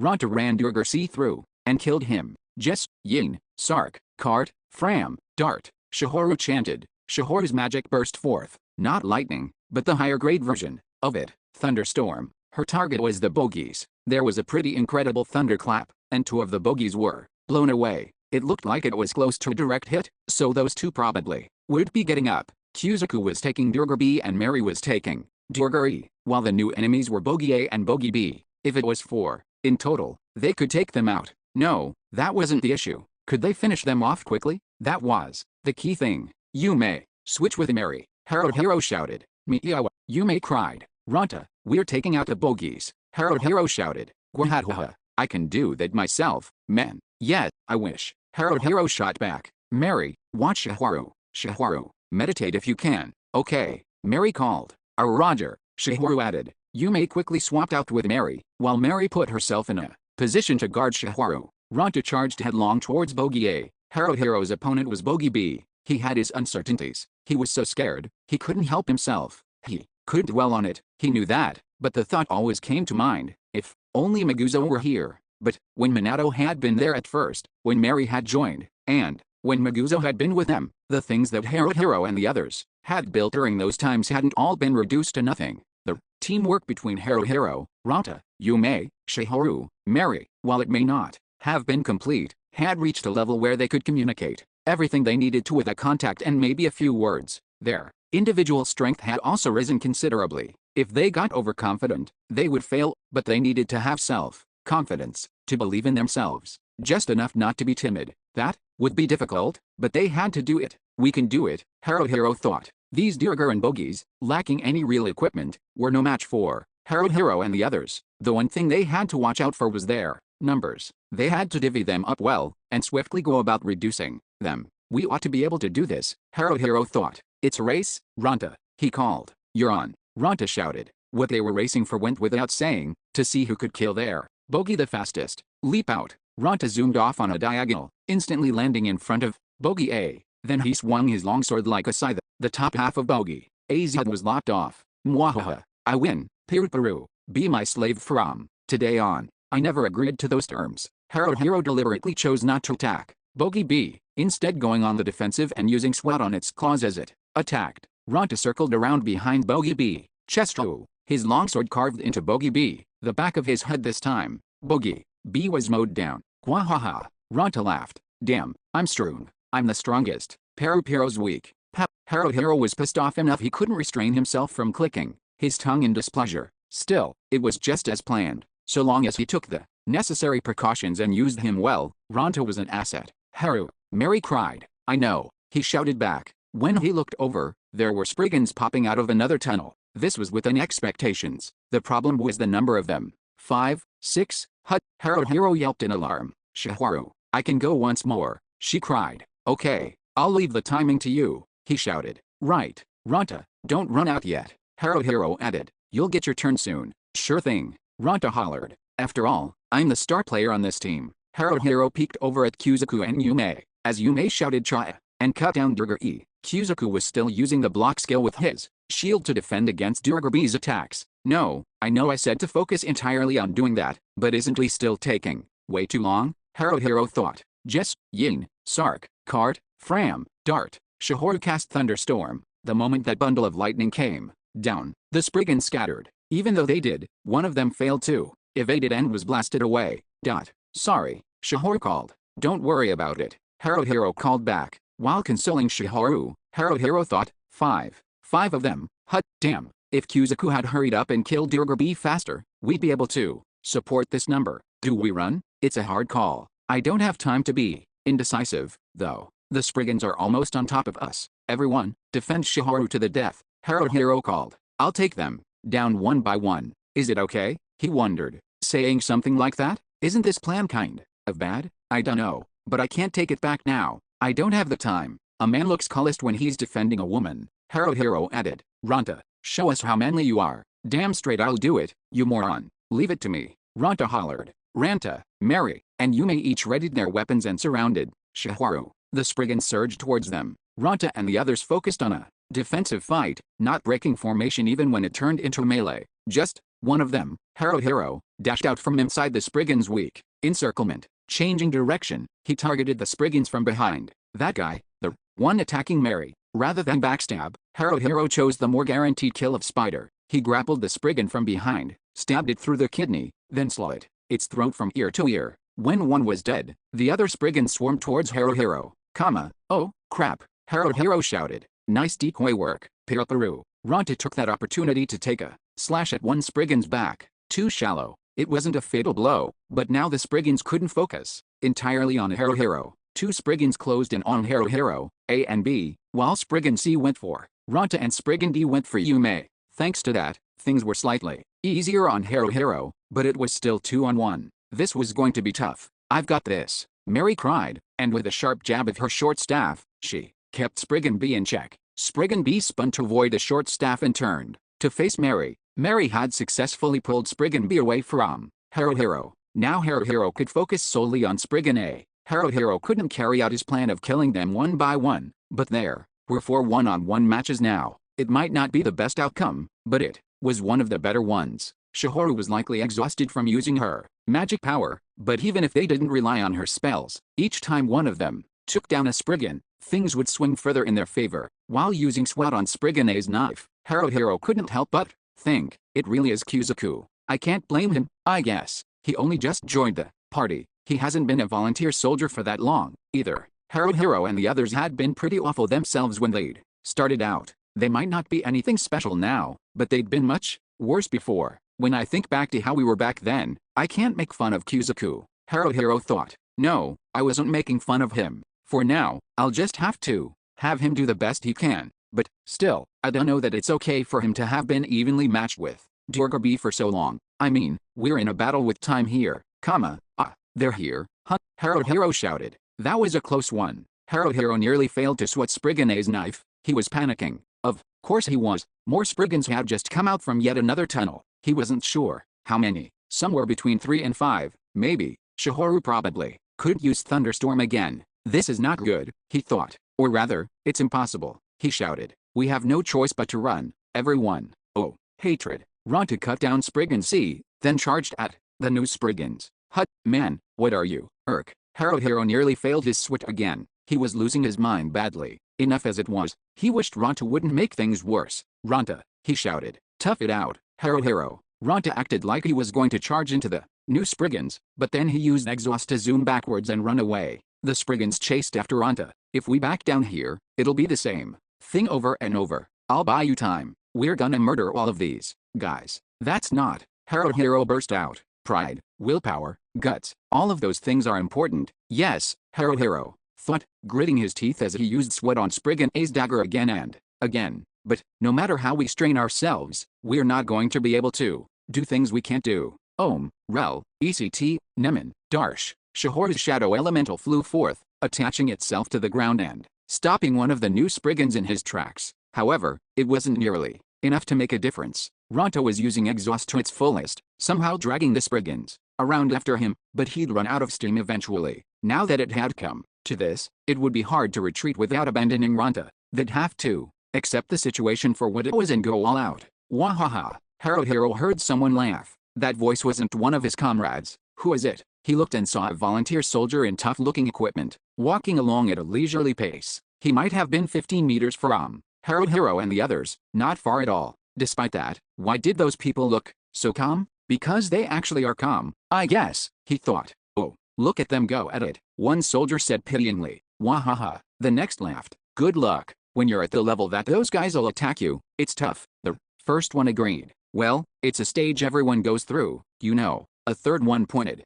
out. Nah, when we first came, they never attacked us, remember, said the first one. Yeah, the second agreed. They didn't. Now that you mention it, you're right, the third one cried. In fact, the Spriggans didn't even turn an eye towards that party. 4 men and 2 women. Their composition is 2 warriors and a paladin, a mage, a priest, and a thief, Haruhiro thought. Even at a glance, it was plain to see, from the quality of their equipment and their overall demeanor, they were nothing like Haruhiro and his group. Without a doubt, that party was stronger than Haruhiro's. If they could get that good, the 3 demi-human groups wouldn't try to lay a hand on them. They could walk right through here. You could help us out, you know. Yume complained loudly. You can say that again, thought Haruhiro. Haruhiro and his party were fighting a hard battle and were in serious trouble. The other party should have seen that, so it wouldn't have killed them to help out a little. If Haruhiro had been in their shoes, he'd have at least called out, "Are you okay? Should we help?" As a fellow human being, he'd want to do at least that much. I mean, isn't that what you ought to do? He thought. But, these guys, what's wrong with them? They've wandered off while having a pleasant chat? Are they sane? Are they even human? They didn't look particularly cruel and evil. Well, maybe they looked relatively normal, but they're actually a band of inhuman monsters? It's a rough world. You can only trust your comrades. Don't count on anyone else, because you can't. We'll have to get out of this by ourselves. In order to survive, our only option is to carve out our own path. I'll do it, he called. He needed to cool his head. He understood that, but he couldn't help but get a little hot under the collar. Haruhiro hit Spriggan's knife with a hard swat, then flipped a switch. No, there wasn't an actual switch anywhere to flip. It meant that he consciously changed the mode he was in, like flipping a switch. Assault. He attacked like crazy with his dagger and sap. However, he stopped after the fourth sequential strike. Spriggan A looked at him with a look on his face. Now, Haruhiro dashed past Spriggan A, whacking him in the back of the head with his sap as he passed. He then jammed his dagger into the staggering Spriggan's neck. Mary! Haruhiro shouted from his diaphragm, causing Spriggan B, the one Mary was fighting, to look his way. Mary swiftly swept Spriggan B's legs out from under him with her short staff. Spriggan B fell on his back. Haruhiro leapt on Spriggan B's back as he tried to rise. He took a cut to his arm, or somewhere near there, but that was no big deal. Haruhiro jammed his dagger under Spriggan B's jaw. He then slashed his throat wide open. Spider. Spriggan B died. Haru, your injury. Mary cried. It can wait. He called back. First, I'm on a roll. I'm scared that I might get carried away, but it would be a shame to cool down and lose the momentum I've got going. Maybe I should go as far as I can, to almost the limit, without going over. I feel like I might be able to grasp something, like I might be able to take the next step up. Punishment. Kyuzaku finally got around to slamming his longsword into Durga B's brain pan. Good, good, good, good. Haruhiro traded glances with Yume. Yume seemed to get what he wanted. With a grunt, Yume cried, Kambu. Yume unleashed a somewhat forced combo using brush clearer and diagonal cross, causing Spriggan D to back down a bit. However, she hadn't been taking advantage of an opening, so Yume ended up throwing herself off balance a bit. It was dangerous, but that was fine. It's been a while, thought Haruhiro. He saw that line, that faint line of light. Rather than him tracing the line, it was more like his body followed it on its own. The dagger didn't so much stab in as slide into place. Haruhiro landed a backstab on Spriggan D, snuffing his life out in a single stroke. We're in top shape, he thought. We can do this. Things going our way. Yume, and you, too, Kyuzaku. We're going. We'll get Ranta. Whoa. Haruhiro felt dizzy, the strength draining out of his legs. We can do this? How? How is this being able to do it? Going our way? Oh, something's heading our way all right. More enemies. Durga from the left tunnel. Bogies from the right. The three types of demi-humans don't get along. We should make them fight each other. That idea occurred to him, but he couldn't think of a specific way to do it. No matter how I look at it, running's the only option here. But then, what do I do about Ranta? I don't know. Honestly, I can't decide. Mary, Shiharu, run for it, he yelled. Yume, you too, Kyuzaku. Haruhiro looked to Kyuzaku. Kyuzaku was raising the visor on his helmet. Kyuzaku's shoulders were heaving with each breath, but he met Haruhiro's gaze and nodded. Yet, at times like this is how it goes. Haruhiro thought. This is how it always goes, doesn't it? Not because we want to show off, it just happens this way naturally. He didn't hear Yume, Shiharu or Mary's responses. Haruhiro rushed towards the bogies, and Kyuzaku charged at the Durga. Oh, Haruhiro wanted to moan. I'm so scared, I want to cry. The numbers, they're seriously bad news. How many bogies are there? I can't get a quick count. What the hell? Seriously, what the hell? I'm gonna die. This is it. I am so going to die. If I charge straight and like this, they'll mince me in an instant. This is no good. I need to buy even a little time. I know. He was scared, so scared that his every hair was standing on end, but he drew them in, further and further. In another step, probably, the bogies would spring on him. That was where he made a sudden turn. He couldn't do a full 180, but he banked about 100 degrees or so to the left. Haruhiro ran with everything he had. The bogies were biting at his heels and raising an ungodly racket. He wasn't going to be able to lose them. For another second or two, he had to run around. Meow. Yume. Why was Yume in front of Haruhiro? The arrow she fired whizzed past Haruhiro's face and may or may not have hit a bogie. He couldn't check without looking back, and if he looked back he was sure they'd catch up to him, so he couldn't check. Yume, why? He shouted. Did you think we could run away? Yume let off another arrow, then took off running alongside Haruhiro. There were tears streaming down her face. Running away and leaving you guys behind. There's no way we coulda done that. Well, no, maybe not, Haruhiro thought. But, wait, it's not just Yume. Yet, they're here. Over by Kyuzaku, who was surrounded by Durga and taking a beating, were Mary and Shiharu. Kyuzaku was desperately protecting himself with his longsword and shield, still just barely managing to stay on his feet. As for Ranta, who was still being chased around by the Spriggans, there was no telling how much longer he'd last. We'll be wiped out, Haruhiro thought. We can struggle all we want, but we'll get wiped out. All of us are going to die here. Sorry, Miguzo. I know it's like, what am I apologizing for, right? Just sorry. We shouldn't be following after you so soon. Damn it, damn it, damn it, no, Haruhiro screamed, with goodwill shouting that do. What will it change? I don't want to die. There was nothing he could do, nothing any of them could do. No one in the group, least of all Haruhiro himself, had the power. So, whether they wanted to or not, they were going to die here. They would die, leaving nothing behind. If no one was kind enough to burn them,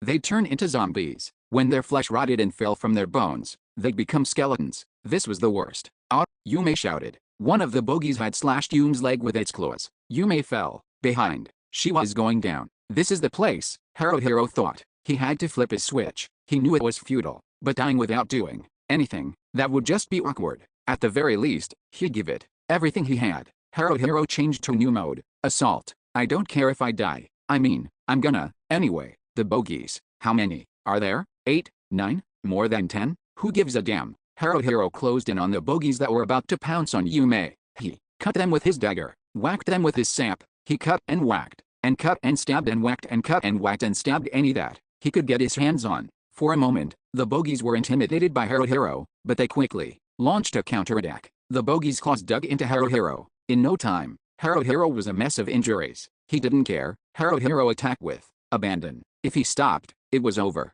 He refused to stop before he was dead. Yume kept firing arrows at point-blank range. With each arrow she fired, Yume screamed. Suddenly, his field of vision was cut in half. It looked like they had gotten one of his eyes. He couldn't swing his sap anymore. His left arm stopped moving. It was hard to breathe. Actually, he couldn't breathe properly. Yume took an aim. She was swinging an arrow around blindly. One bogey circled around behind her. I'm not letting you take her. Haruhiro tried to take a swing at that bogey. Right after he did, he felt impacts all over his body, and the next thing he knew, he was lying on the ground. Yume was on top of him. Was she trying to cover him? Stop that, he tried to say. He had no voice. This is it. Hut, was this as far as he went? The bogey's claws tore into Yume's flesh, and she let out a scream. Stop it, Haruhiro thought. She's just a girl, damn it. But his body wouldn't move. It broke his heart. He had already resigned himself. But, at the very least, Haruhiro worked up the last of his strength and hugged Yume close. Haru-kun, she called his name. He turned her over, facing her downwards. At least, he tried. Huh, what? Haruhiro thought numbly. What happened? The bogies, they've stopped attacking. They couldn't possibly attack now. That was because, all at once, there was a splatter of blood from the bogies. All of them, at once. That was impossible. But, in Haruhiro's eyes, it appeared instantaneous. The bogies doubled over and collapsed. They fell on Haruhiro and Yume, too. When they fell on top of Haruhiro, of course it hurt. But, more than that, he was utterly amazed. What is this? He thought. What's happening? I don't get it. Yume mumbled something next to his ear. Yume's face was right next to Haruhiro's face. Actually, they were touching. Are you okay? He heard a man's voice say. A man? Haruhiro thought. Who? And, wait, does this mean, we're saved? He croaked. Meow. Yume asked tentatively. Just wait, the voice said. Haruhiro finally saw the man. You're kidding me, he thought. He couldn't believe it. The man moved aside the bogey corpses, first helping Yume, then Haruhiro up. It seemed it wasn't a joke or a dream. Haruhiro couldn't believe it, but he was going to have to. The man still looked young and he wore a cool suit of black armor that fit him tightly, but which looked light to wear. There was orange light leaking out from inside it here and there. The asymmetrical skirt-like piece he wore to protect his lower half was cool, too. The long blade he wore over his back was cool, and so was the shorter blade on his hip. His face was cool, too. He wasn't particularly beautiful, but the way his almond eyes were full of composure, intensity, and sorrow was cool. Anyway, he was cool, or rather, insanely cool. Way too insanely cool. This man was the strongest volunteer soldier, the most famous volunteer soldier. Soma-san, Haruhiro asked, without having meant to. The answer was obvious. Soma blinked. Do you know me? No, of course I know you, but, wait, what about everyone else? Haruhiro suddenly cried, looking around hurriedly. It was already over. The Durga that had been clobbering Kuzaku had been wiped out by a beautiful young elf woman with silver hair, eyes like sapphires, and skin as wide as the snow, as well as a man with awfully long arms who wore a mask and strange armor that covered his entire body. Ranta had seemingly been saved by the swarthy man with his hair in dreadlocks who had Sanpaku eyes, the paladin Kemuri. Kemuri-san, Haruhiro wanted to call out to him. Just once, Kemuri had treated him to a drink in Sherry's tavern, ostensibly to celebrate the party's victory over Death Spots. He wasn't a talkative man, but he was ridiculously well built, and while his bad eyes made him look scary, he was definitely a good guy. If he recalled correctly, the elf was Lilia. The long-armed man who wore a mask was, from what Haruhiro had heard, not human. Standing a little distance away from the rest, with the face and physique of a child, was the muddy-eyed necromancer Pingo. Haruhiro didn't really know what a necromancer was, but they apparently created golems, or something like that. But what did that mean, creating them? Haruhiro had no clue. Regardless, Haruhiro's comrades were safe. From the looks of things, Ranta, Kuzuku, Mary, and Shihoru weren't hurt as badly as Haruhiro or Yume. Thank goodness. Shima, treat them, Soma called. The gorgeous and sexy older girl walked over. Oh, me. Oh, my. This is pretty bad. It's a good thing you're still alive. Right. Sorry. Haruhiro mumbled. What are you apologizing for, you silly thing? When Shima giggled, Haruhiro's mind went blank and he couldn't think of anything. In the time that he'd been taken out of commission by the abnormal degree of adult sexiness she exuded, she finished healing him. It wasn't like a priest's magic. He didn't really know what kind of magic it was. Yume got Shima to heal her, too. Apparently Mary had already used her light magic on Ranta and Kuzuku. Mary and Shihoru were lightly injured. Mary quickly healed Shihoru and was in turn quickly healed by Shima. Thanks. Ranta bowed down and performed a kowtow in front of Soma's group. Seriously, you saved our hides. We got our hides saved. We nearly died there. We nearly got wiped out there. Thanks. Hey, Haruhiro, Yume, Shihoru, Mary, and you, too, Kuzuku. All of you. Bow your heads. Hurry up. Are you all stupid? You have no common sense at all. You pack of morons. You wanna die? Don't sweat it, Soma said simply, and Ranta jumped back up on his feet, at the speed of light. I know, right? Getting kowtowed to for something so minor, it's just off-putting, right? Come on, Haruhiro. It's just like I said, right? Don't make me kowtow like that, you dolt. You did that all on your own, like I would ever do that. Me. You think I'd kowtow for anyone if you weren't forcing me to? Honestly, this guy's a real piece of work. Capital I. Apologize? Seriously. He's got those sleepy eyes and he's a malicious villain. He tries to knock me down every chance he gets. You're a natural piece of trash. You know that, man, said Haruhiro. You never change. What a funny boy, Shima said with a giggle. Swoon. Ranta put a hand to his heart and fell to the ground. Damn it. That one totally got me. I'm in love. How embarrassing, Shihoru said, shrinking into herself. If only he'd just disappear. Yume arched her eyebrows, looking sad if anything. Mary bowed her head. Thank you. This all happened because I wasn't doing my job as healer properly. Kuzuku sat on the ground, hugging one knee, an awkward expression on his face. No. Kemuri twisted his thick lips into a slight frown. There was nothing you could have done there, I'm sure. It wasn't an issue with your healer.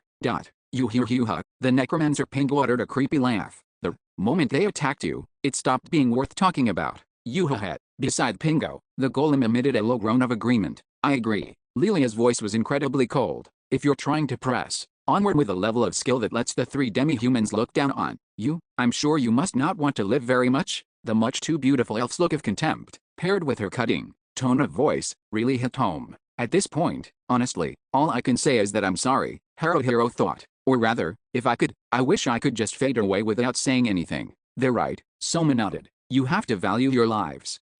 Right, Haruhiro said. Sorry, we won't do it again. That's not good, either.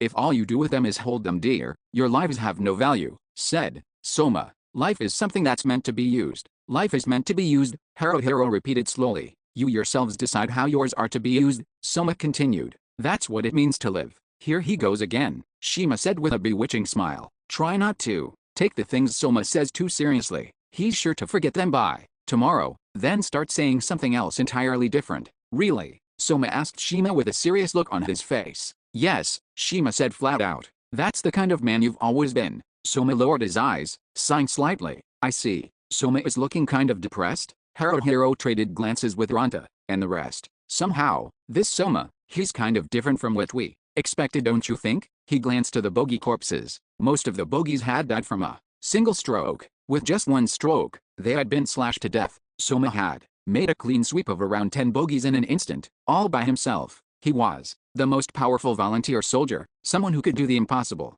like that with ease. He was strong, just incredibly strong, and probably wise, too, and cool, a person so far out of Haruhiro and the others' reach that he might as well have been above the clouds, and there was no way to get closer to him. That was the image they'd had, but not anymore. If you're so inexperienced that the three demi-humans would pick a fight with you, Lilia said, pointing deeper into the wonder hole, you can just race past this section. If you go 400 meters and enter the nest of the Murians, the three demi-humans won't chase you any further. If you're foolish enough to explore the wonder hole without knowing even that much, I advise you to turn back now and live out the rest of your days in quiet self-reflection. Every word the elf spoke hurt. However, she wasn't just criticizing Haruhiro and the party, she was also giving them advice. I don't know whether to think she's scary or kind, Haruhiro thought. Hey, wait, you guys. Kemuri took a quick look at Haruhiro and company's faces. You're them, right? The ones who took down Death Spots. Yeah,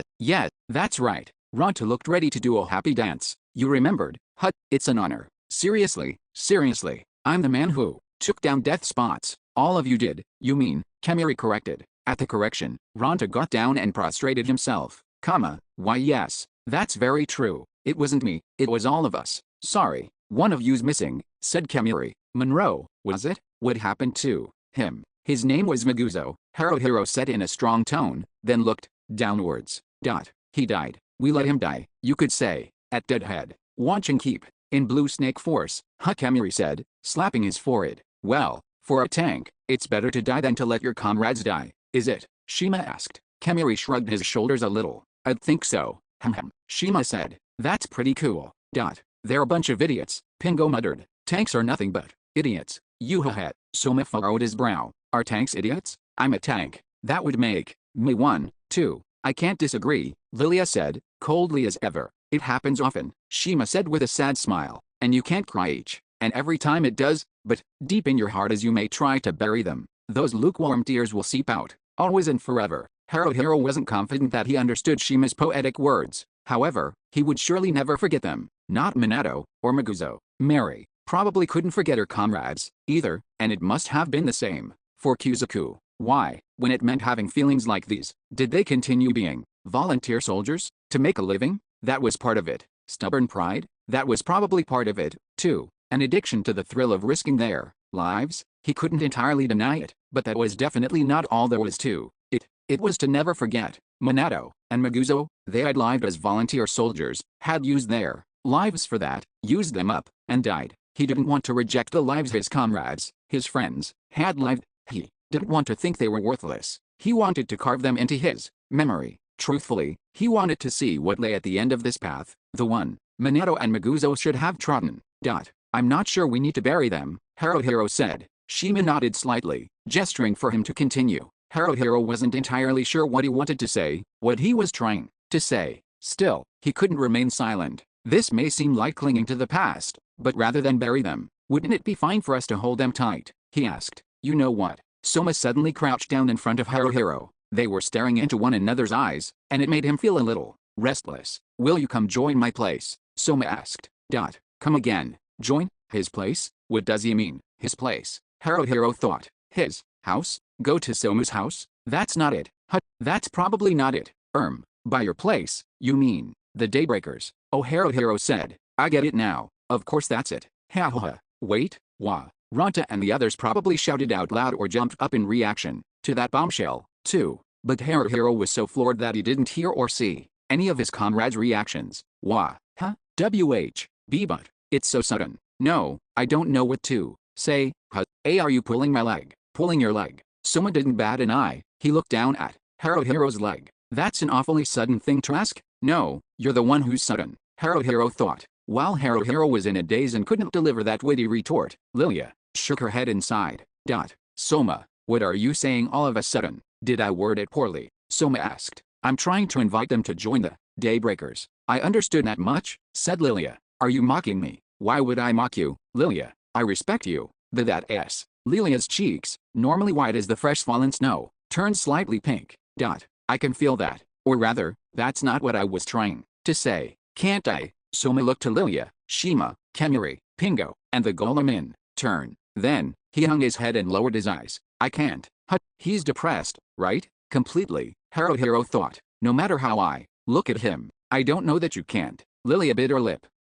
It's not so much that you can't. That's not it. I was just trying to say We don't have many receivers left, you know, Shima said, looking slightly exasperated as she gave Lilia a little help. You do understand that, right? Soma furrowed his brow slightly, tilting his head to the side. What's wrong with that? What, you ask? Shima answered. If we run out, we just have to find more, said Soma. Don't get so hung up on them. That's, well, yes, you're right, she admitted. You're an idiot. Pingo leaned back against a golem, looking up into the sky. You're an idiot beyond all saving, but I knew that. You ha. Kemuri gave a short ha, then slapped Soma on the shoulder. What you're saying isn't wrong. You're able to do it. Do what you like, Soma. Soma placed his hand on top of Kemuri's. Thanks, Kemuri.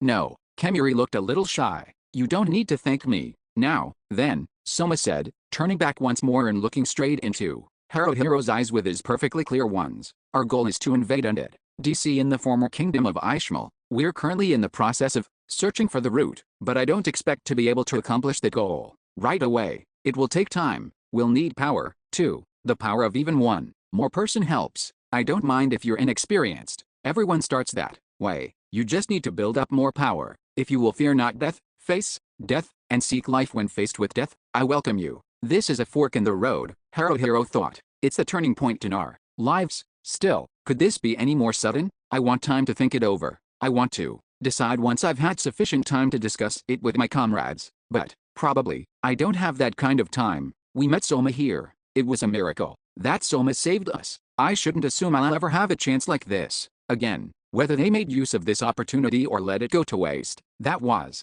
up to Haruhiro and his comrades. No, not quite. It was up to Haruhiro. Is that okay? Won't they hold it against me later? I mean, this is more than we deserve. Won't I regret it later? This is no time to be indecisive. Haruhiro stood up. Please, let us in. Let us join the Daybreakers. Mary, or Shihoru, or Yume, or perhaps all three of them, gasped. Ranta, shouted Haya, and started pumping his arm, while Kuzaku let out a hut, I went and did it. I arbitrarily made the decision on my own. I'll be glad to have you, Soma said, rising with a slight smile, then waved to Pingo. Give me a receiver. Pingo pulled a black, flat stone-like object from somewhere and passed it to Soma. Soma, in turn, passed it to Haruhiro. That is a relic called a receiver, Soma said. You know what relics are? Yeah. No, Haruhiro admitted. I don't know. Well, you see, here's what relics are. Shima began to explain. It's an overarching name for anything that can't be made with modern technology, and was clearly made in the past. They're usually weapons or armor, or handy items. What you have there is of the handy items variety. Hold it up to your ear. Oh, okay. When Haruhiro pressed the receiver to his ear, Soma held a different stone, it was shaped the same as the receiver, but the color was different. It was pure white instead, up to his mouth. This is Soma. This is Soma. What? It kind of vibrated. I heard you twice. Huh? What is this? The one Soma is holding is a sender. Shima held a different receiver up to her own ear. The receiver is a relic that his voice can reach no matter how far apart you are. Well, there are channels, and a bunch of other stuff involved, too, though. When the receiver receives a voice from the sender, it vibrates while emitting sound and, also, light. Shima pointed to the lower end of her receiver. When Soma pressed on the sender with his thumb, the section Shima was pointing to flashed green. We've made some new comrades. I'll introduce them. When Soma finished speaking, he pointed the sender towards Haruhiro. Say something, was that it? Haruhiro cleared his throat.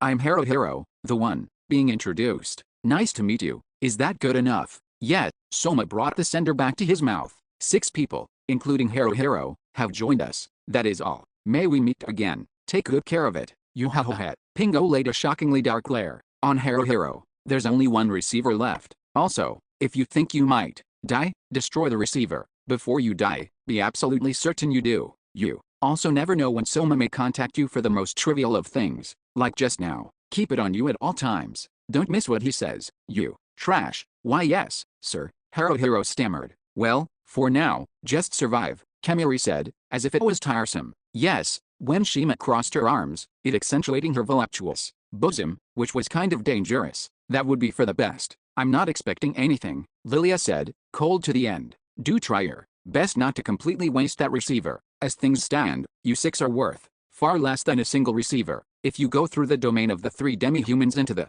Murion's nest, there are Ustrals lurking there. Soma gestured in that direction with his chin. Once you're able to defeat an Ustral, the area you can Operating should expand considerably. An Ustral, Hero said, may we meet again. Soma left them with just those words, then was gone like the wind. Kemuri, Shima, Lilia, Pingo, the golem, all they did was wave, without so much as a word of parting, and the next thing he knew they were out of sight. Was it all a dream? A daydream? No, it wasn't. That wasn't what happened. Hero was holding the receiver firmly in his hand. At a glance, it was just a flat, black stone that fit in the palm of his hand. But it had ridges and slits on it, and it didn't feel quite like stone or metal. Anyway, it was a mysterious item, whatever it was. Hero looked at his comrades. All of them, even Ranta, were dazed. Haha. For the moment, Hero decided to play it off with a laugh. Not that he could. Hero scratched his head. Looks like we joined the Daybreakers. 17. Run. Hero had had a certain encounter. Thinking it a chance he couldn't afford to miss, he had grasped it without hesitation. The chance to change had come. It was no longer time to walk. Now was the time to run. GHH. Ow. Kuzaku was desperately holding off a Muraen's attack with his shield. If you were to describe Muraens with one word, they were ants. In terms of size, they were larger than humans. They were grape-colored, with bodies that were more solidly built than those of ants, and they had small heads. Depending on the type, some had one pair of arms in addition to their 3 pairs of legs. There were a lot of differences, yes, but they were similar to ants. Giant ants that had built nests all over the Wonder Hole, where they bred. Ha, ha, take that, Ranta hollered. Ranta was locking blades with another Muraen. The one Kuzaku was facing was a type of Muraen commonly called a samurai. They were a vicious variety that used their dexterous hands to hold weapons which they used to brutally attack hostile creatures. Meanwhile, Ranta was fighting one that primarily fought to protect against external threats to the nest, a soldier, with 2 blade-like arms. In addition to that, Hero and Yume were each fighting a Muraen soldier, and Mary was in the back, guarding Shihoru. Jess, Yin, Sark, Fram, Dart. Shihoru cast lightning. A bolt of lightning fell on Soldier C, the one Yume was fighting with. It wasn't clear why, but Farl's magic seemed to work well against Muraens. Soldier C leapt away with a jolt, its body shaking before it collapsed. Yume put away her machete, readied her bow, and knocked an arrow. With a shout, she loosed the arrow, keeping a new enemy, Soldier D, in check as it came out of the nest. Hero wasn't good at handling the non-humanoid Muraens. He focused on using sweat to defend himself while keeping track of the battle situation. Kuzaku, Ranta, incoming. Hero called. Just telling us isn't going to help. Kuzaku yelled back. It looked like Kuzaku was at his limit just blocking the samurai's black, katana-like weapons with his shield. That katana wasn't metal. It looked to be something like porcelain, but it was hard and had destructive power. The samurai had a natural affinity for dual wielding, so it was hard to blame Kuzaku for struggling against its 2-weapon style. Swoosh, ha, avoid. Ranta fell back using exhaust to draw in Soldier A,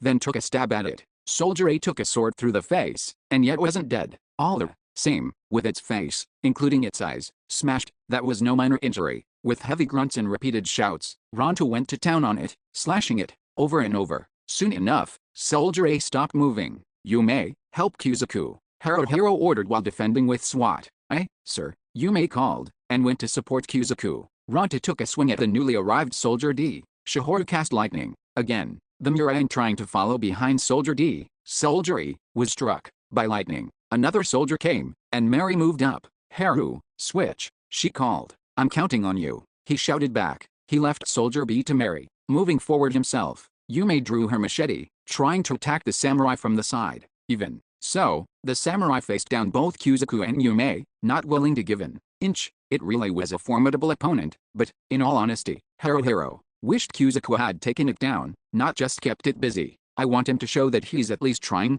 Hero thought. The way things are, he's not a proper tank. Is he okay with that? But enough moaning, he added to himself. It can wait. Hero stopped Soldier F's advance with a SWAT. You're not going any further. Leap out, Ranta called, and jumped forward on the diagonal. However, he did more than just slip past Soldier D. As he passed by, he lopped Soldier D's head off. Wahaha, I'm amazing. Ranta, next, Hero shouted. I know already. Okay, Soldier G's coming in, noted Hero. Ranta closed in swiftly with leap out, bashing his longsword against Soldier G repeatedly. He's getting carried away. It's fine for now, but the problem's what comes next. If more of them come out. Whenever Hero started thinking that, they always did. And sure enough, of course they came, he thought in frustration. Here's Soldier H, Jess, Yin, Sark, Fram, Dart, perhaps getting a little impatient. Shiharu let loose lightning on the samurai. Unlike with a soldier, samurais couldn't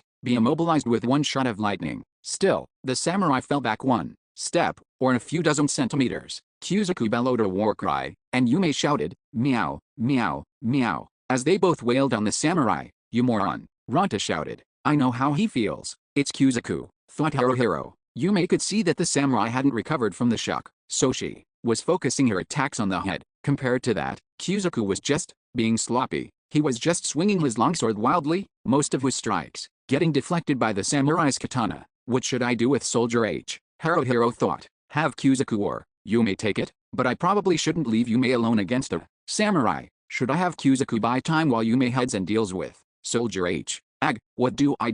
I have to do something. I believe that we can. No, I can't just believe. I have to think, make decisions, then execute them. Today, again, they had raced past the domains of the three demi-humans, and walked around the area known as the Muraian Nest. They had killed countless Muraians. The Muraians didn't attack indiscriminately like the three demi-humans would, but the samurai were highly aggressive. If a samurai initiated combat, soldiers would gather around, and even individual soldiers would attack if they got too close. Soldiers would try to call in other nearby soldiers. If they brought back the samurai's black katana-like weapons, they were worth good money. Haruhiro didn't know the details, but apparently by melting them together with other metals, they could be used to create a high-quality alloy. With some individual soldiers, parts of their exoskeletons were a greenish-gold color, and those parts could be sold. There were apparently queens, which laid eggs, and stallions, which bred with the queens, further in, but they had never encountered any. The countless small workers that built the nest were both harmless and worthless, so they could be ignored outright. Their party wasn't quite making money hand over fist, but they never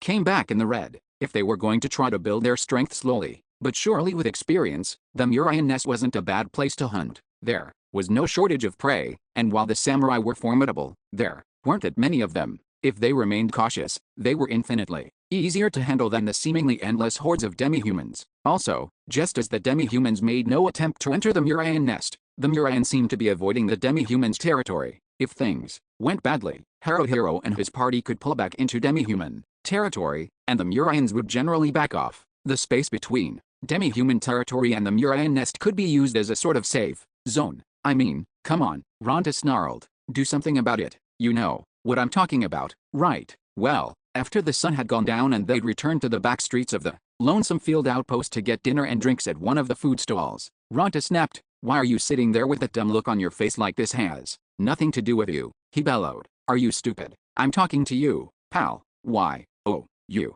Hut. Kyuzaku, who had been looking the other direction and taking little sips from his drink, slowly turned to look at Ranta. Why mean me? Yeah, you. Ranta bellowed. Who else could I possibly mean? You, moron? Yeah, I thought so. Nobody. Well, why think? Kyuzaku asked. I do think it's you. You're the problem. Not so loud, Mary told them in a hushed voice. That's right, Yume said, rubbing her own shoulders. Ranta's voice, it's annoying. It gets on your nerves, you know. Having to hear it, that's a bother for everyone around us. Not just everyone around us, Shihoru said with a sigh. It's a bother for me, too. Shihoru, Ranta called. I'm gonna grope you. Jess, Yin, Sark. Whoa, hold up. What are you drawing elemental sigils and chanting? For self-defense, said Shihoru. I think it's justified. Jess, Yin, Sark, Fram. Whoa, wait, I get it already. Okay, I'll keep my voice down. It's not like I'm doing it because I want to pick a fight with a guy, you know. Haruhiro scratched his head, then talk like a normal person to begin with. Hell, Ranta flicked his nose with his thumb. Like I was saying, you need to do something about this, Kyuzaku. Yes, it goes without saying, I'm talking to you. Kyuzaku was looking off in the opposite direction again. Something about what? No, before that, I don't like your attitude, Ranta said angrily. What are you acting all sulky for? I'm not really sulking, man. No, you absolutely, totally are, Ranta said. Do you think you've got the right to sulk or something? Hut, I know I'm not doing a great job, Kyuzaku said. Yeah, and what good does just knowing that do? Ranta demanded. Are you sulking because you can't do your job right?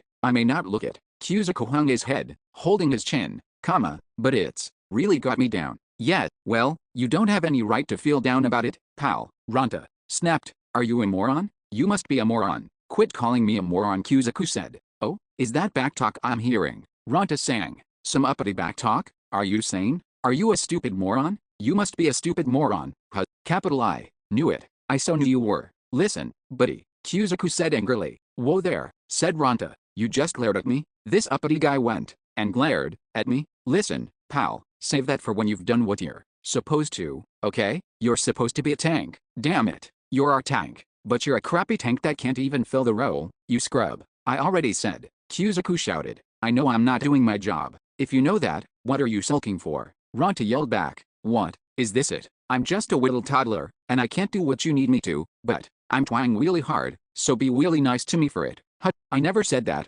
Kuzuku sulked. Yeah, you didn't say it. You implied it with your attitude. You ass. Kuzuku tried to grab Ranta. Well, tried being the operative word there, because Ranta struck the underside of Kuzuku's chin with his palm as he did. Kuzuku reeled backwards and fell over. Just before he fell, he managed to get his hands on the ground, so he ended up on all fours.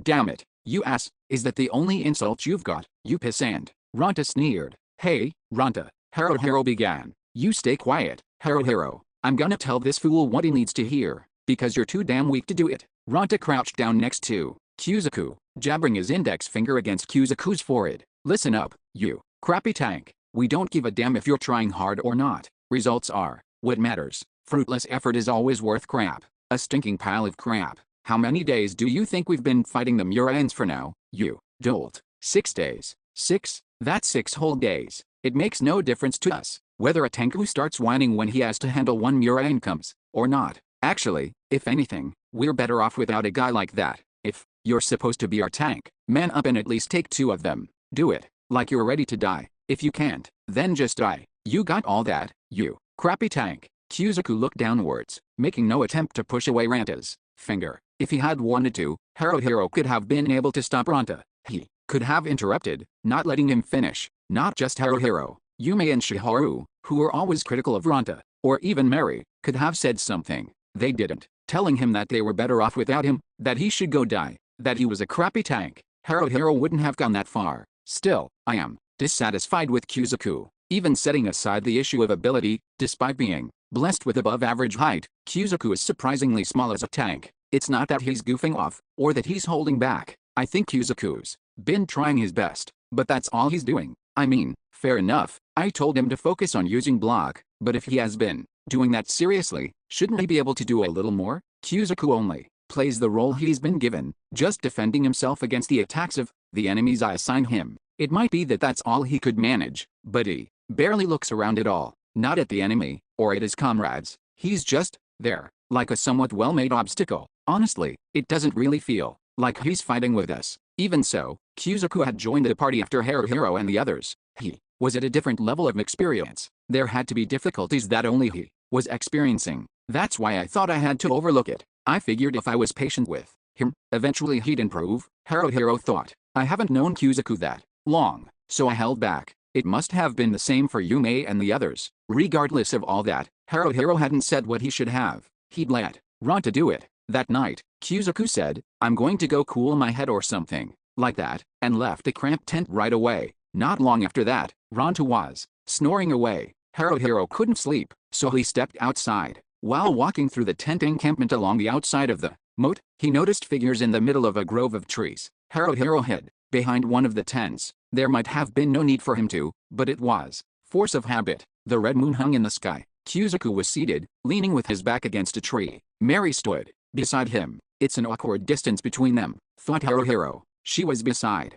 him, yes, but there was enough space for a person to fit between them. When he saw that, Haruhiro found himself relieved. Maybe I'm jealous, he thought, but really, do I have any reason to be jealous? Mary's one of my comrades, no more, no less. She's beautiful, and if I had to say whether I like her or dislike her, I like her, and, well, this never happened, but if Mary asked me to go out with her, I'm sure I'd happily say yes. No, maybe not. I'm not so sure romance between party members is a great idea, so I might struggle with the question. But, really, I don't think I could refuse. Not that it's even possible that would ever happen. Yet, it really is impossible, isn't it? Thinking about that started to feel so empty and pointless. The two of them hadn't noticed Haruhiro. I should get out of here now, not eavesdrop on them like a creep, he thought. Besides, their voices were too quiet for him to make out what they were saying. What happened between Kuzuku and Mary? He wondered. What's their relationship? Have they been secretly meeting like this all along? Right now, it just looks like they were talking with a kind of awkward distance between them. But something could start between them. What do I mean by something? Well, that, I guess. Yeah, that'd be it. Not that it'd be a bad thing, you know, he told himself. He hadn't meant to make Kuzuku feel like an outsider, but Kuzuku might have been feeling that way. If he became closer with Mary, it might alleviate that somewhat. Still, though, what are they talking about? He thought. I wonder. Not that wondering does me any good. Haruhiro let out a short sigh, then turned around and went back. Am I going to be able to sleep tonight? 18. A methodology for arriving at their goal. Haruhiro didn't know what had happened, and didn't want to know, but Kuzuku had changed. Kuzuku shouted. While using block to defend against a samurai's black katana, he swung out with his right arm and took a slash at Soldier A. There was no sign of the timid paladin from before, who had shrunk into himself like a turtle, entirely occupied with defense. Because he was opening his body up more, he gave the enemy a lot of opportunities to attack. Unable to fully block the samurai's black katana, sometimes he'd take a hard whack to his helmet. Other times, he'd be hit by a riposte from Soldier A, and it would look like he was going to fall back. Despite that, Kuzuku held in there, keeping the samurai in front of him as he continuously attacked Soldier A. Neither the samurai nor Soldier A could ignore Kuzuku. It was hard to say. It was impressive work. He was putting himself at a lot of risk, but Kuzuku was taking on two of them at the same time. Wahahaha. See, you can do it if you put your mind to it, Ranta hollered. Ranta, well, he was the same as ever. Ranta attacked hard, using Leap Out and Exhauster Toy with his opponents. After taking down Soldier B with a void, he immediately moved onto Soldier C. Keep it up. It makes it easier for me to put on a show. Jess, Yin, Sark, Cart, Fram, Dart, Shihoru let loose with a higher level version of Lightning, Thunderstorm, making short work of 3 new soldiers. As they came out of the nest, 2 more soldiers leapt out from behind them, but if Shihoru hadn't taken out the first 3, there would have been 5 reinforcements. Nice one, Shihoru, Haruhiro called. Haruhiro used sweat on Soldier D's blade-like right arm with his sap, using his dagger to swat its left arm, too. When he was up against Muraians, there was no hope of using Arrest or Shatter, but while he'd been having trouble sleeping last night, he had spent some time thinking about it. How about this? Haruhiro got in as close to the Muraian as he could. It tried to bite him, but he had expected that. Without haste or loss of composure, he slammed his sap into the onrushing Muraian's face and then stabbed his dagger under its jaw. From there, he twisted its head right off. The samurai were pretty well built, with thick arm and leg joints and necks, but the soldiers weren't so much. Actually, they were pretty flimsy. Yume lopped off one of Soldier A's arms with her machete, quickly turning her blade around to pierce the top of its head. While it was unsteady on its feet, she unleashed a relentless combo attack on it. Utterly relentless. She didn't so much cut Soldier E's head off as pulp it. Haruhiro signaled Yume with his eyes, then went for Soldier F. Yume went for Soldier G. Mary was checking her left wrist. Protection hadn't worn off yet. NGH. Kuzuku yelled. Kuzuku was tenacious, still keeping both the samurai and Soldier A busy. Ranta was overwhelming Soldier C, and it looked like he'd take it down soon. Haruhiro used sweat on Soldier F's arm. I'll put this guy down quick, too, he thought. Kuzuku let out a strange cry. So, for a moment, Haruhiro wondered if their tank had made some blunder, but he was wrong. It's the samurai. Haruhiro realized, the samurai's fleeing. Why? What's that going on? While continuing to block against Soldier A's arm, Kuzuku looked at Haruhiro. Hey, men, I have no idea what's going on either, Haruhiro thought. The samurai were unusually belligerent Muraians, and once they identified an enemy, they would fight tenaciously to the death. Yet, now, one was running away. They had never seen that happen before. Haruhiro didn't have any more idea what was up than Kuzuku. What happened next didn't make any more sense to him. Had the samurai given some kind of signal? It didn't seem like it, but the soldiers all began pulling back. The hell? I'm not letting you get away, Ranta shouted, chasing after Soldier C to get one last strike in. Yet, something's weird here, Haruhiro thought. Hold up, Ranta, he shouted. Don't go. Ranta yelled. This is wrong. Something's up. What do you mean something? If I knew, I'd tell you, said Haruhiro. I don't know, but it's definitely dangerous. This isn't a hunch, he thought. Muraian ecology is close to that of the ants. They resemble, and the entire hive acts like one living creature. You could say, Muraians don't seem to have a sense of individuality. Their role always comes before any other consideration. They'll gladly sacrifice themselves if that's their role. More than that, Murines may not even be equipped with an ability to put themselves first, or sense of self-preservation to begin with. And yet, one of those Murines ran away. That samurai probably wasn't thinking anything when it did it. Murines aren't sentient like that. Most likely this was a case where they always run, without hesitation, getting out of the situation. It's something programmed into the Murines. Why would it run? Because it ran away, to retreat. But from what? Haruhiro glanced at all the tunnels around them. That included the hole that the samurai and soldiers had fled into. In this area called the Murine Nest, unlike the domain of the three demi-humans, the tunnel was only around 10 meters across, and only half that tall. It was full of twists and turns, so they couldn't see far ahead. The hole was just wide enough that two Murines could pass each other. Humans could go in. Let's hide, Haruhiro said quickly. Everyone could sense something was out of the ordinary. Not even Ranta argued. Haruhiro and the others took shelter in the Murines hole. What do you think it is? Shihoru asked in a whisper. Haruhiro shook his head. I don't know. Yume let out a low groan next to Haruhiro. Shut up, all of you, Ranta shouted. You're the only one being noisy, Kuzaku complained. Oh, Kuzaku, said Ranta. You're getting pretty cheeky with me, aren't even though you're a talentless tank. Isn't that kinda irrelevant? In this situation, it is, Mary agreed. Haruhiro and the others stood in a line with their backs pressed up against the wall of the Murine hole. In order of closeness to the entrance, the line went Haruhiro, Yume, Shihoru, Ranta, Mary, Kuzaku. Mary's next to Kuzaku, Haruhiro thought. Yeah, but so what? Isn't that, if anything, irrelevant? Yeah, it's totally irrelevant. Haruhiro took a deep breath.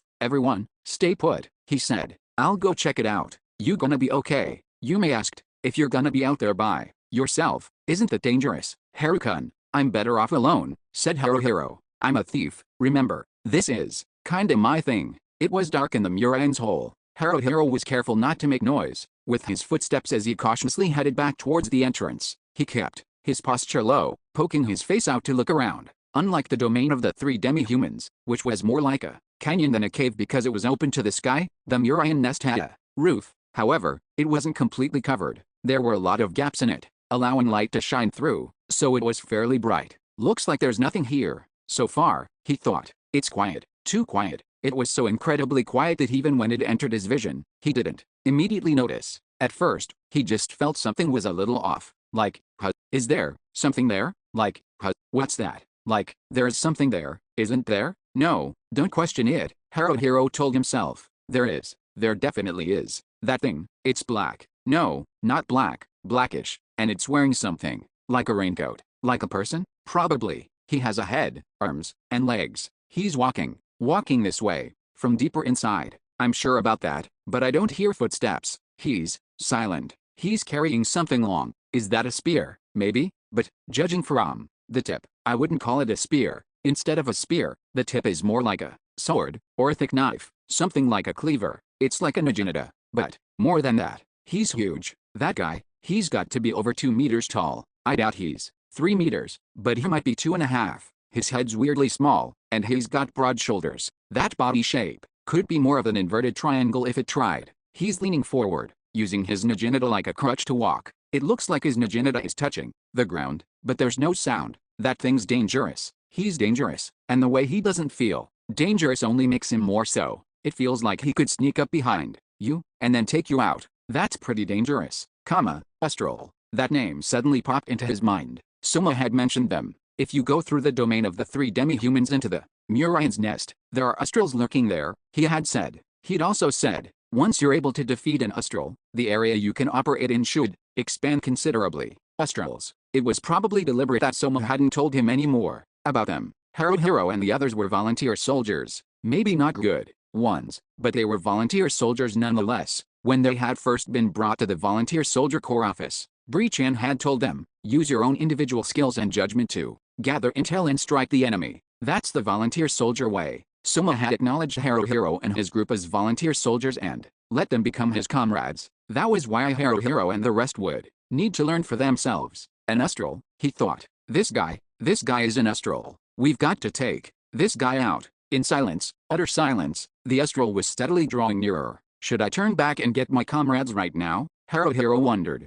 But if I move now, I feel like he'll notice me. There's still some distance between us, so I should be fine, but I'm scared. At some point, without realizing he was doing it, Haruhiro had covered his nose and mouth to keep the sound of his breath from escaping. I'm being way too wary, he told himself. Calm down, I need to maintain my composure, but I really can't move while I'm wasting time like this. The Astral's closing in. He's faster than I thought, or rather, faster than he looked. 15 meters? 10? That's how close he's gotten. He hasn't noticed me, right? Haruhiro dropped to one knee, lowering himself further, then stuck his face out just a little. There's light shining down from above, but not much. He can't see me, or shouldn't be able to. The Astral is walking at a set pace. He hasn't started walking faster or anything, so he hasn't noticed me, I think. I want to pull my face back in. I can't move. This is no good. I failed. Capital I should have gone back right away. I was better off hiding in that hole. This is bad. He's close. Damn, he's close. He's getting really close. 5 meters? 4? 3? He stopped. The Astral made an about right turn, silent as ever. He was going away. No, but I can't be sure yet, Haruhiro thought. It's too soon to be relieved. A little longer. Once he's a bit further away, is now good? I can't say for sure. Ultimately, once the Astral's figure dissolved into the darkness and he could no longer see it, Haruhiro joined back up with his comrades. There was an Astral, he said. Did it look dangerous? Ronta asked. Normally, Ronta probably would have charged out before asking that question. Maybe he was maturing a little. Haruhiro nodded. Yes, very. He was big, blackish, and carried a Najinada. Soma was saying once we can take that guy out, the area we can operate in should expand. Yet, Ronta said. Yet, in that case, there's not just one Astral, there are multiple ones, Ronta said. They're wandering around the Murayan nest and deeper in, and we can never know where we'll encounter one. On top of that, Shihoru took a deep breath, then exhaled.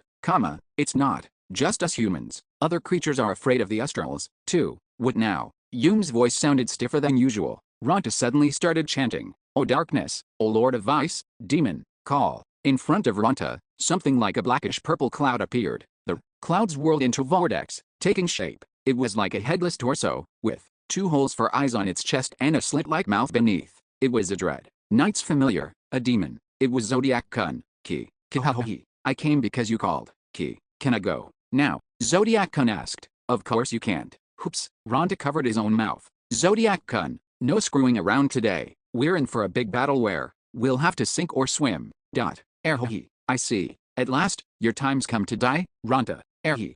Don't jinx me like that. Geez. Ronta snapped. It's creepy. Okay, we're doing this. Kuzuku was clearly hesitant. I'm fine either way. Mary sounded tense. When she checked her left wrist, the light of the hexagram had dimmed. It flickered and was about to go out. Mary made the sign of the hexagram. O light, may Lumiris's divine protection be upon you. Protection. In an instant, the light returned to the party's hexagrams. Mary took a short breath. It doesn't change what I have to do. It may be gone already, Haruhiro said, closing his eyes. Are we prepared for this? He thought. I don't know. I don't know anything about the enemy at all, but it's strange. For some reason, I just can't see turning tail and running as an option. We'll wait and see for now, Haruhiro said. If that guy comes back, we attack, but we'll pull him into the safe zone. We're just feeling him out. If things go south, we'll run. We may end up running pretty fast, but I'm the one who'll make the decision on that. You absolutely have to follow it. Understood. Ronta clicked his tongue. There you go, acting all self-important.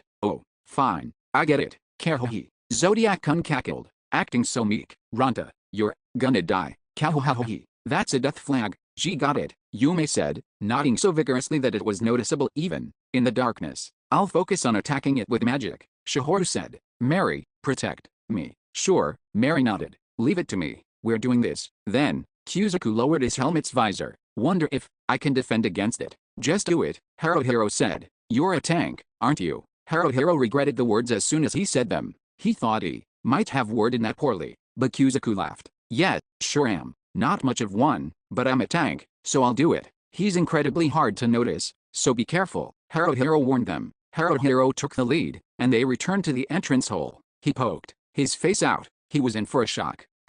That's close. He almost shouted out loud despite himself, but he managed to keep it in. It was there. The Astral. Haruhiro was confused now, so he couldn't trust his ability to eyeball the distance, but the Astral looked like it was maybe closer than 10 meters, but further than 5 meters away. Not walking, just standing there. Suddenly, Ronta poked his head out next to Haruhiro's. Whoa, you idiot, Haruhiro muttered. I'm going up front. Kuzuku jumped out. The astral was already in motion. He was amazing, amazing, just totally amazing. He wasn't just fast, he was crazy fast. Kuzaku used block, but it was useless. With a cry of surprise, Kuzaku and his shield were knocked flying. Ranta got out of darkness, before he realized he didn't have time to finish his chant, and used his longsword instead, not to attack, but to defend. The astral's Naginata. Here it came. Ranta somehow managed to stop it, with his longsword. But, of course, he was sent flying. Gua. Whoa, whoa, whoa, whoa, this is bad. What do we do? Haruhiro thought, frantically. This is crazy. Even if I say to run, Kuzuko and Ranta can't, and the astral's already heading this way. Swat? It's not gonna work. The Naginata. Here comes a thrust. Haruhiro let out a strange shriek as he leapt aside and rolled. He didn't really follow what happened, but he apparently dodged. The astral slid the Naginata in the palm of his hand, quickly readjusting his grip on it before swinging it down towards Haruhiro. Of course, he was dead. So dead. He wanted to shout out in defiance, but he couldn't make a sound. Haruhiro crawled, trying to get away from it. The Naginata scraped the ground. Dumb. He moaned silently. I am gonna die. I'm seriously gonna die? What is this? What? With a cry, Yume loosed an arrow from inside the hole. She hit. It stabbed into the right-hand side of the astral's chest. The astral turned wordlessly, soundlessly towards Yume. Mary and Shihoru were behind her, too. No, this is no good, thought Haruhiro. He'd been saved himself, but this was bad. Zwoosh! Ranta let out a strange cry and leapt to his feet before charging the astral. He wasn't just acting recklessly out of desperation. It was probably to draw the astral's attention, but the astral didn't even turn around. Thrusting the pommel of his Naginata into Ranta's chest, Ranta gasped and nearly collapsed, but Zodiac-kun supported him. You idiot. Erhi. Zodiac-kun cackled. Damnite. Kuzaku clanged on his shield with the flat of his sword a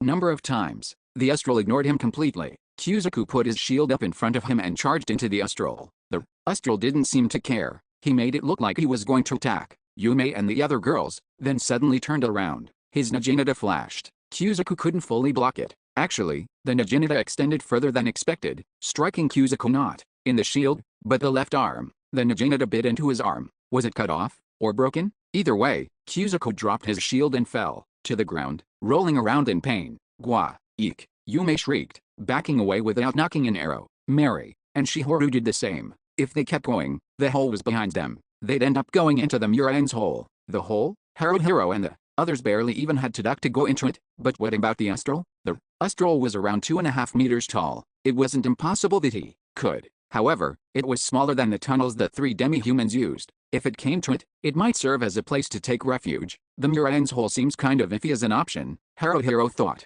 Well, what then? What should I do? First, I have to let Yume and the others get away. That's my highest priority. What could he do towards that end? What could Haruhiro do? Was this his only option? He put away his sap. He didn't shout like Ranta and Kuzaku. He raced straight towards the astral. His legs were unsteady. It felt strange. His field of vision was narrowing. The astral didn't turn to face him. Yume and the other girls were already in the Muraen's hole. When Haruhiro tried to leap on him, as expected, the astral went for him with the pommel of his Naginata. He'd seen this move before. He could dodge it, albeit barely. The astral's movements were sharper than anticipated, and Haruhiro was moving sluggishly. Even so, Haruhiro managed to cling to the astral's back. Yume, he shouted. Get away, while you still can. Meal 1, Yume shrieked. While Yume stood there rigid and unmoving, Mary urged her, hurry.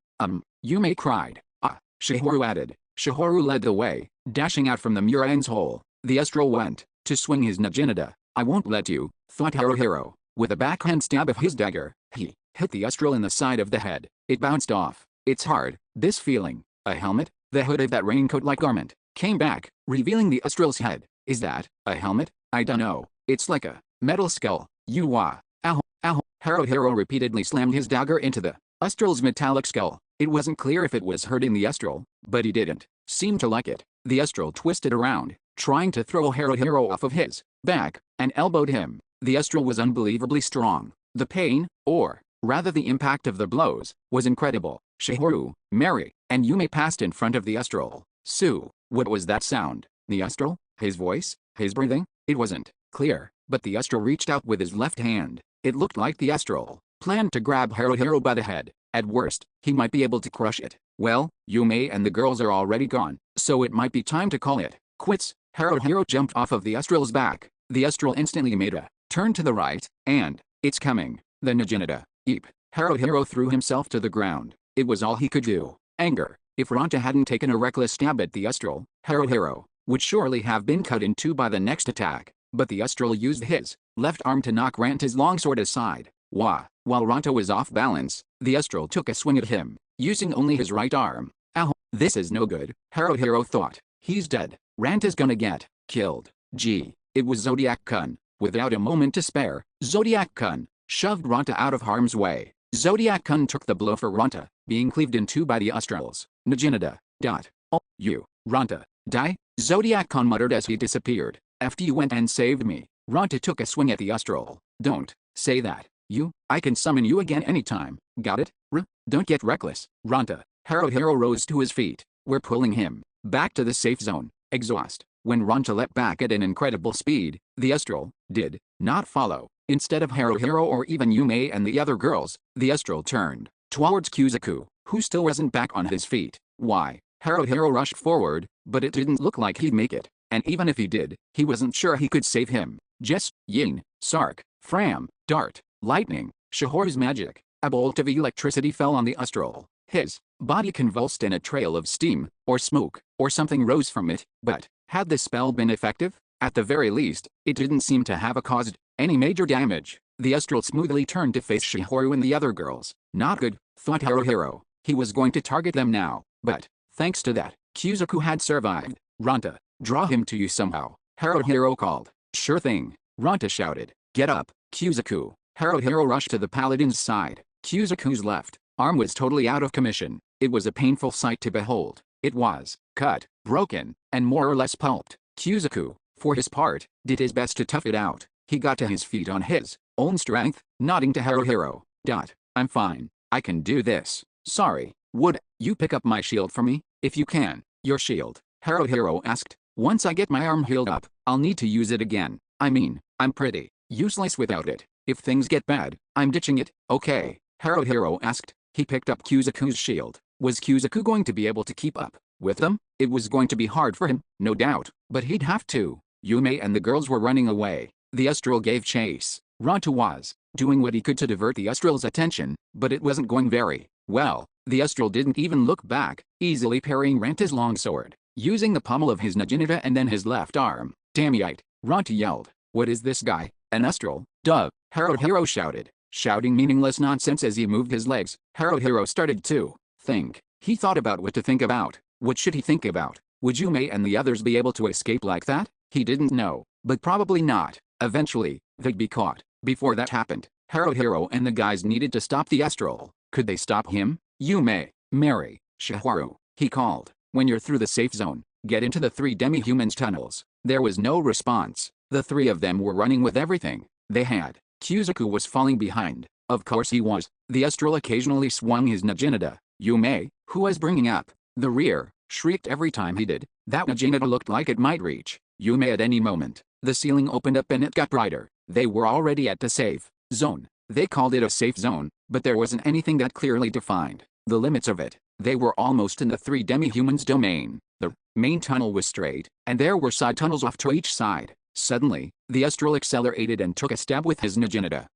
Yume leapt away diagonally, but the Astral's Naginata grazed her side and carved into it. Yume, leap out. Ranta made a crazy jump, leaping onto the Astral's back. The Astral turned around, slashing at him diagonally as he did. Ranta slammed against the ground as if he were a ball or something, his helmet coming off from the impact. The Astral immediately raised his sword. Exo. It looked like he was trying to shout exhaust, but couldn't quite manage it. Ranta sprang backwards in a frog-like pose, narrowly avoiding the Naginata. Mary rushed into a side tunnel, practically carrying Yume with her. Shihoru followed. Good, thought Haruhiro. Nicely done, Ranta. Okay, it would be hard to go down the same tunnel as Mary and the girls. Haruhiro took Kuzaku with him and headed for a different tunnel on the opposite side. Ranta, you come, too, he called. Yeah, sure, I'm coming. It'll be easy. As if, damn it, Ranta repeatedly fired off his exhaust, somehow managing to run around and avoid the Astral's Naginata. Haruhiro wanted to help, but that was a trick only Ranta could pull off. Even if he went out there, he'd probably just get in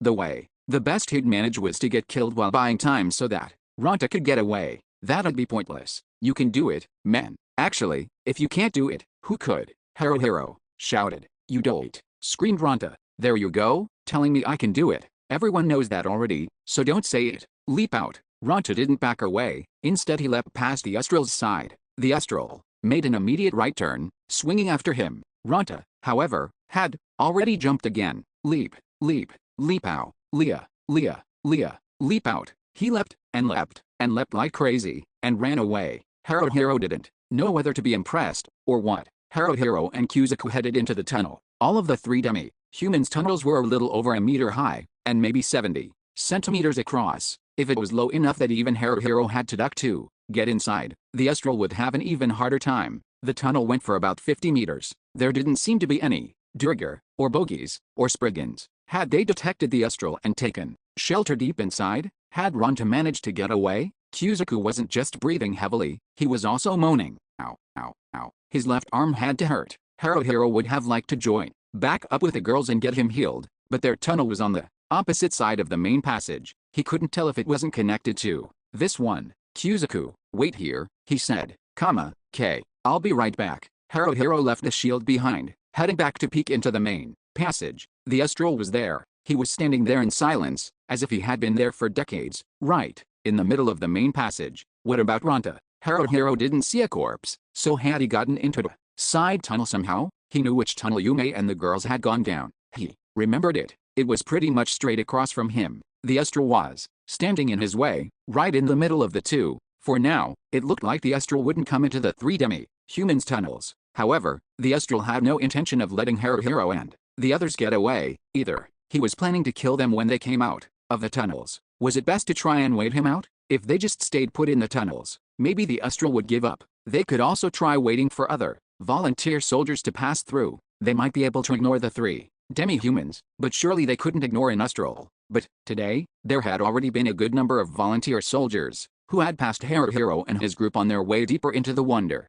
Hole. While there might be volunteer soldiers returning, there probably wouldn't be any more coming in. Volunteer soldiers generally returned in the evening or later. It was still noon. That was a long time away. It hurt that he had no way to communicate with Yume, Shihoru, Mary, or Ronta, too. Even if Haruhiro came to a decision here, it wouldn't reach his comrades. And then there was Kuzuku to consider. Haruhiro turned back to where Kuzuku was. Kuzuku's breathing was still ragged. Actually, it probably wasn't that he was out of breath. It must have been an injury of some sort. Kuzuku, do you think you can run one more time? Haruhiro asked. Yeah, after all, I might die if I don't. You okay? Haruhiro asked. Sure, Kuzuku nodded, taking a deep breath. I'm good. I can run. Okay, come with me. Heading back to just before the main passageway, Haruhiro indicated the tunnel Yume and the girls ought to be in. It's far, but do you see the one? Mary'll be in that tunnel. Run there as fast as your legs will take you. What about you? Kuzuku panted. Me, I'm bait. I'll lure the Estral to me first. You take off running once I do. Isn't that dangerous? Kuzuku asked. It's dangerous, yes, said Haruhiro. It's also our only option. If you don't get treated soon, you won't be going anywhere. Sure won't. Kuzuku agreed. I'll leave your shield here, said Haruhiro. I'm going. Already? Kuzuku asked. When something needs to be done, it's best to get it done quickly. Haruhiro explained. I mean, the more I wait, the more scared I'm gonna get. Anyway, Haruhiro slapped his chest. He debated whether to leave his dagger and sap or not. If I go unarmed, maybe it'll be too obvious. But I can run faster barehanded. Don't agonize over it. Let's go. Haruhiro slid smoothly and silently out of the tunnel. The Estral hadn't noticed him yet. The Estral was facing the entrance to the Wonder Hole. Haruhiro used sneaking to creep along the wall in the direction of the entrance. He figured he'd enter the Estral's line of sight soon enough. When will he notice me? Haruhiro thought, and the question was soon answered. Here he comes. The Estral turned in his direction and began to run without making a noise. He's coming. He really is fast. Haruhiro dashed. He felt like his entire body was being pulled backwards. Was it terror? Pressure? He ran at top speed along the wall, and it wasn't long before the Estral was right behind him. What about Kuzuku?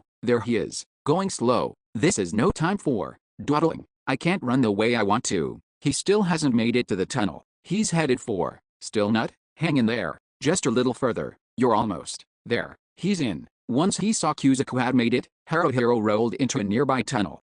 Whoa. The Estral stabbed his Naginata into the tunnel after Haruhiro. Haruhiro panicked and crawled. He crawled forward. The Astral bent over more than 90 degrees, peering into the tunnel. He's not gonna come in, is he? Haruhiro tried stopping. The Astral didn't move. It didn't plan to enter the tunnel. But now, I'm trapped inside, aren't I? Hey, a voice called from deeper in the tunnel. Is someone there? Ranta. Haruhiro called. Ranta appeared. Oh, it's just Haruhiro. You alone? Yeah, I am, said Haruhiro. How did you even get this far? I came in another entrance, and after wandering around randomly, I came out here, randomly. I'm pretty sure if we run into any of the 3 demi-humans, like this, we're done for, though, Haruhiro said. Haruhiro and Ranta were both crouched lower than a half-sitting position. If they hadn't been, their heads would have hit the ceiling. They couldn't fight like this. You stupid moron, said Ranta. We can't worry about every little thing right now, and, hold on, the Astral's right there. Yeah, it is,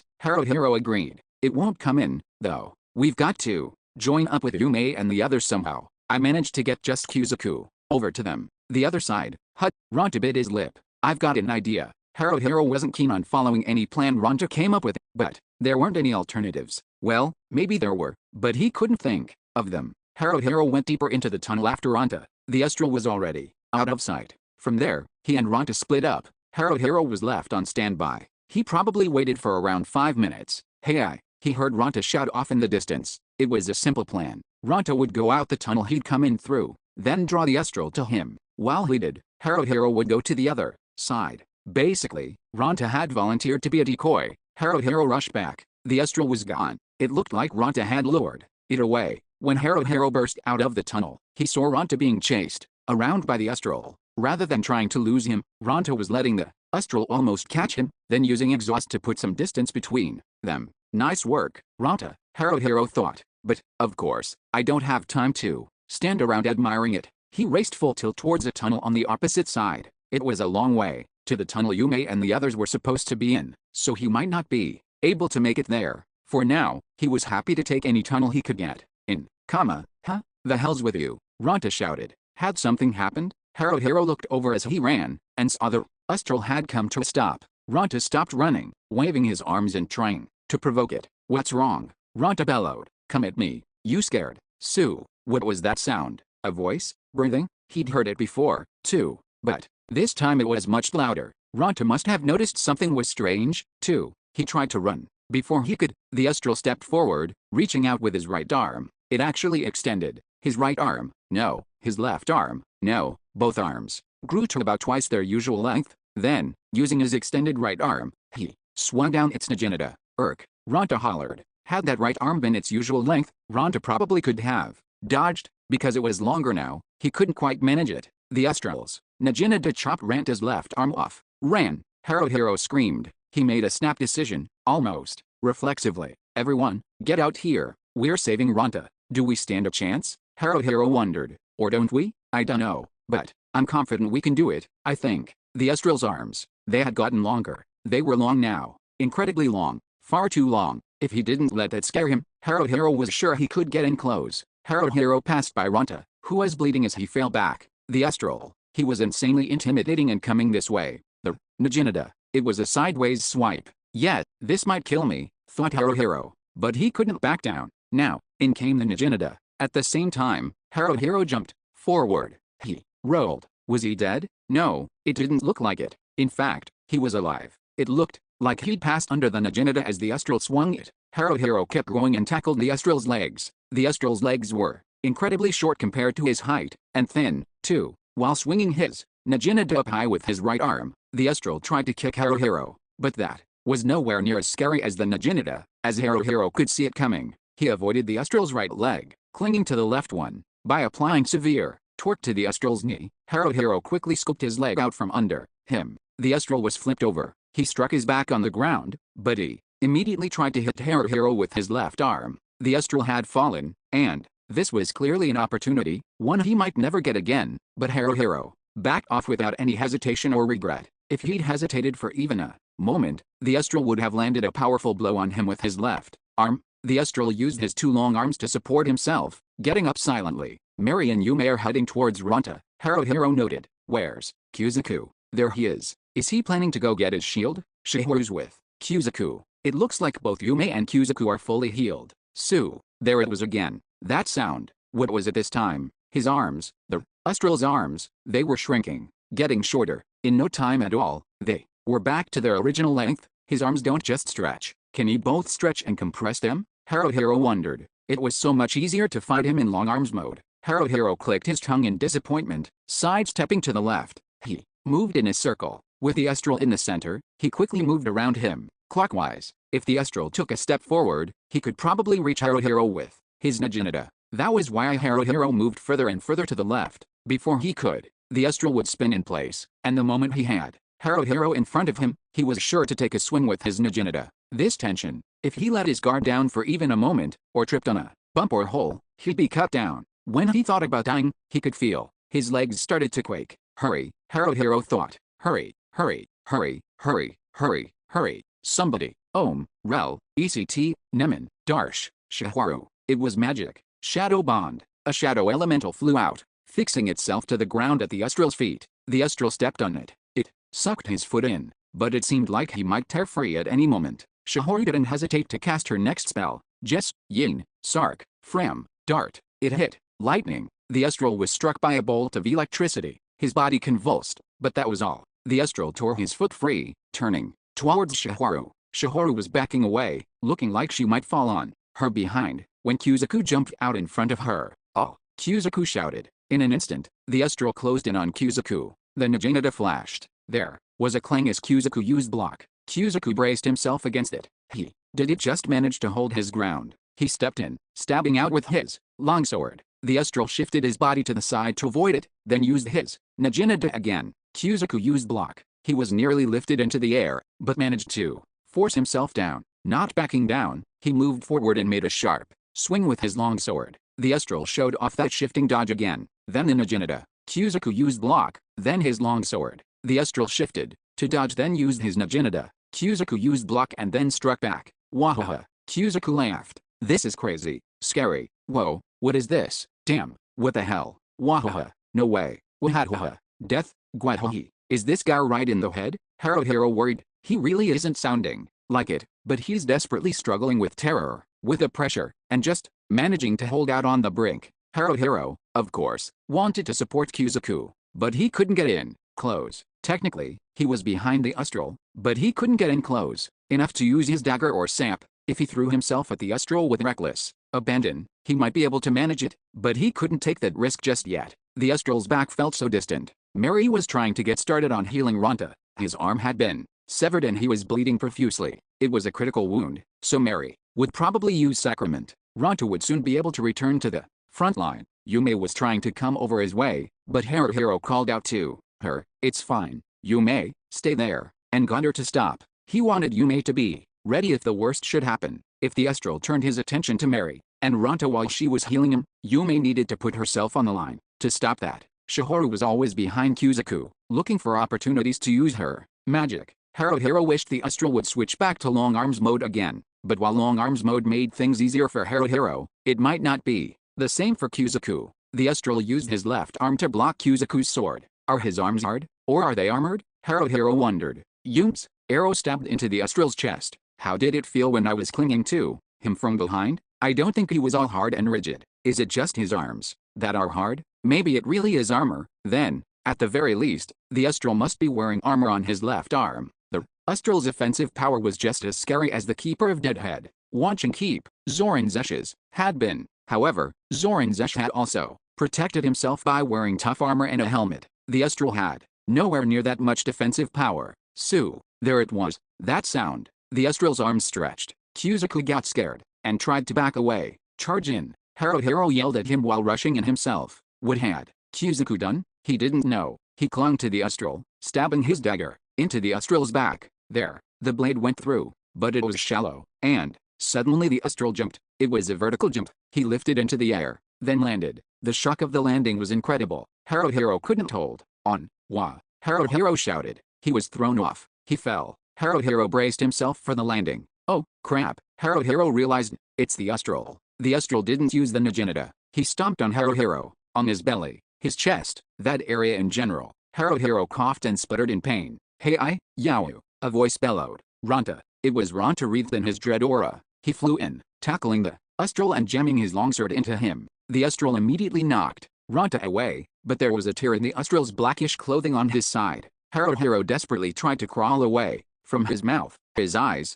and his nose. He was dripping vomit, tears, snot, and who only knew what other kind of fluids, but he crawled away. Haru, it was Mary's voice. Haruhiro yelled out, fun, but he was anything but, and thought that, no, he didn't look fine at all. Well, it showed he still had the composure to be able to think that, at least. Wiping his face off with one arm, he stood up. Kuzuku was standing in front of the Astral, while Ronta was on the Astral's right-hand side. Neither of them were managing to get in close, but somehow, they were managing to either avoid the Astral's Naginata and left arm, or to block them. Were they getting used to it? In long arms mode, the Astral had long reach, and every one of his attacks was heavy, but he couldn't maneuver quickly. That seemed like it was probably part of the reason. If this is how it's gonna be, Yume readied her bow and let loose an arrow. It looked like it was going to hit. It did. The left shoulder. Then she followed it up with another right after. This time, in the back, the Astral looked displeased. Jess, Yin, Sark, Fram, Dart. Shihoru slammed what was now her most powerful Falls magic spell, Thunderstorm, into him. There was an ear-splitting rumble, or rather an explosion. It was usually an area of effect spell, but the Astral was big enough that multiple bolts of lightning struck it. Even the mighty Astral didn't get off with just a few convulsions after that. He spasmed wildly, before becoming still. He didn't move. He had stopped moving. Now, Haruhiro shouted and charged. Is this okay? He asked himself as he did. Is it a bad idea? I don't know, but it's too late to think about it now. Kuzuku, Ronta, Yume, and even Mary, they were all rushing towards the Astral. They had probably all sprung into motion before Haruhiro had shouted the command. Everyone planned to settle this here. They wanted to finish this. But that's not acting based on the situation. It's more of a wish, isn't it? Haruhiro felt a chill. This wasn't simply intuition. He had something to back it up. On the Astral's face, that metallic skull, the part that was probably the mouthpiece of his helmet, slid upwards with a creak and opened. Wait, hold on, get away from it for now. Haruhiro screamed. Haruhiro started to fall back, and the Astral began clicking its tongue. Chick, chick, chick, chick, chick, chick, chick, chick, chick, chick, chick, chick, chick, chick, chick, chick, chick. I think that's probably him clicking his tongue, Haruhiro thought. I've never heard anything click its tongue so ominously before. Deep inside the metallic skull mask, the Astral was gritting his yellowed teeth and clicking his tongue. He started frothing at the mouth. Oh, Ronta shouted, suddenly flying through the air. That was fast. A flying kick. It got him, Haruhiro thought. Then, the Astral swung around his Naginata using both hands, knocking Kuzuku's shield flying. Blunt. Kuzuku yelped. Aiee. Yume shrieked. Yume got kicked like Ronta. For some reason, the Astral stopped still after that. It clicked its tongue, its shoulders and back heaving up and down. Haruhiro, honestly, was bewildered. Mary just stood there, too. Shihoru was the only one who didn't. Shihoru tried to use her magic, but before she could finish the chant, the Astral began to move again. The Astral leapt up, kicking Shihoru and sending her flying. Without even managing to utter a sound, Shihoru sailed through the air like an inanimate object, like a soft piece of trash. Haruhiro stopped, speechless. Why can I see that faint line of light now? What's going on? Why is my body moving on its own? What the hell? This is bullshit. When Haruhiro started running to trace the line, the Astral turned to face him. It's the legs, he thought. The legs. If we watch his legs, we'll know when he's going to start moving. The Astral raised his knee high, kicked hard off the ground, and leapt. The Astral came flying. Haruhiro could see him. The Astral stuck his right foot out. Haruhiro moved his body to the left, dodging the Astral's right foot. Did it just avoid the attack? He brought his sap down diagonally on the Astral's right knee. Haruhiro rolled of his own will, and when he got back up, he could no longer see the line. The Astral turned to face him. It wasn't a smooth motion. The Astral was clearly trying to cover his right leg. That meant he'd done some damage. But, damn it, Haruhiro thought. I could see the line, but this is all I did? Capital I could take it down. Though, that said, I did find a lead. The legs. It's the legs. Watch the legs. Again. Here he comes. The Astral raised his left knee high, vigorously kicking off of the ground. Given he used his left leg for the jump, it seemed unlikely that the sap attack had much effect. The Astral came flying. Haruhiro couldn't see the line, and it was all he could do just to dodge it, but he could dodge it. Haruhiro leapt aside to the left, avoiding the Astral's flying kick. This is where it gets scary, he thought. He was right. As soon as the Astral landed, he swung his Naginata with both hands. If Haruhiro got hit, that would be the end, but if he could predict it, Haruhiro slid under the Naginata,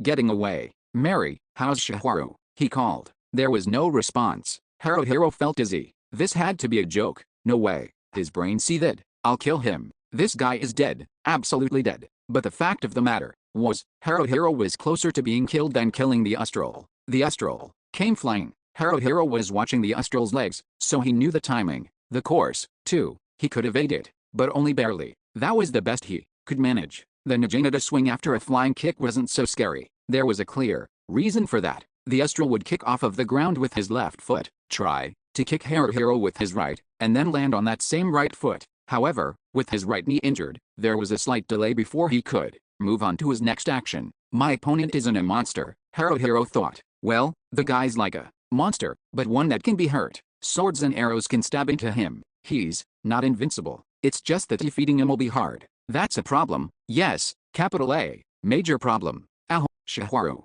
Shiharu. Shiharu. I don't have time to be thinking about Shiharu. I've gotta focus on the Astral. Kuzaku rose to his feet. Damnite. Watch his legs, Kuzaku. Haruhiro shouted as he dodged a flying kick. If you watch his legs, you can tell when he'll be coming. I live again. Ronta hopped back up. I'll see right through your attacks. Chick, chick, chick, chick, chick, chick, chick, chick, chick, chick, chick, chick, chick, chick, chick, chick, chick. As soon as it turned into a 3-on-1 fight, the Astral gave up on using his flying kick, and the sound of his tongue clicking echoed loudly through the area. His arms contracted. He's disabled his long arms mode, but what does he plan to do now? Haruhiro wondered. Whatever it is, don't get distracted, he shouted. So long as we don't take our eyes off his legs. Haruhiro gulped. He's coming. Here he comes. This time, the Astral didn't jump. The Astral dashed, with his posture incredibly low, the point of his Naginata in front of him, charging. I'm gonna get run over, realized Haruhiro. I won't let you run me over. Twisting his body, he evaded the Naginata by the breadth of a hair, but he couldn't fully dodge. The Astral's body hid him somewhere, and while he wasn't trampled, Haruhiro was sent flying.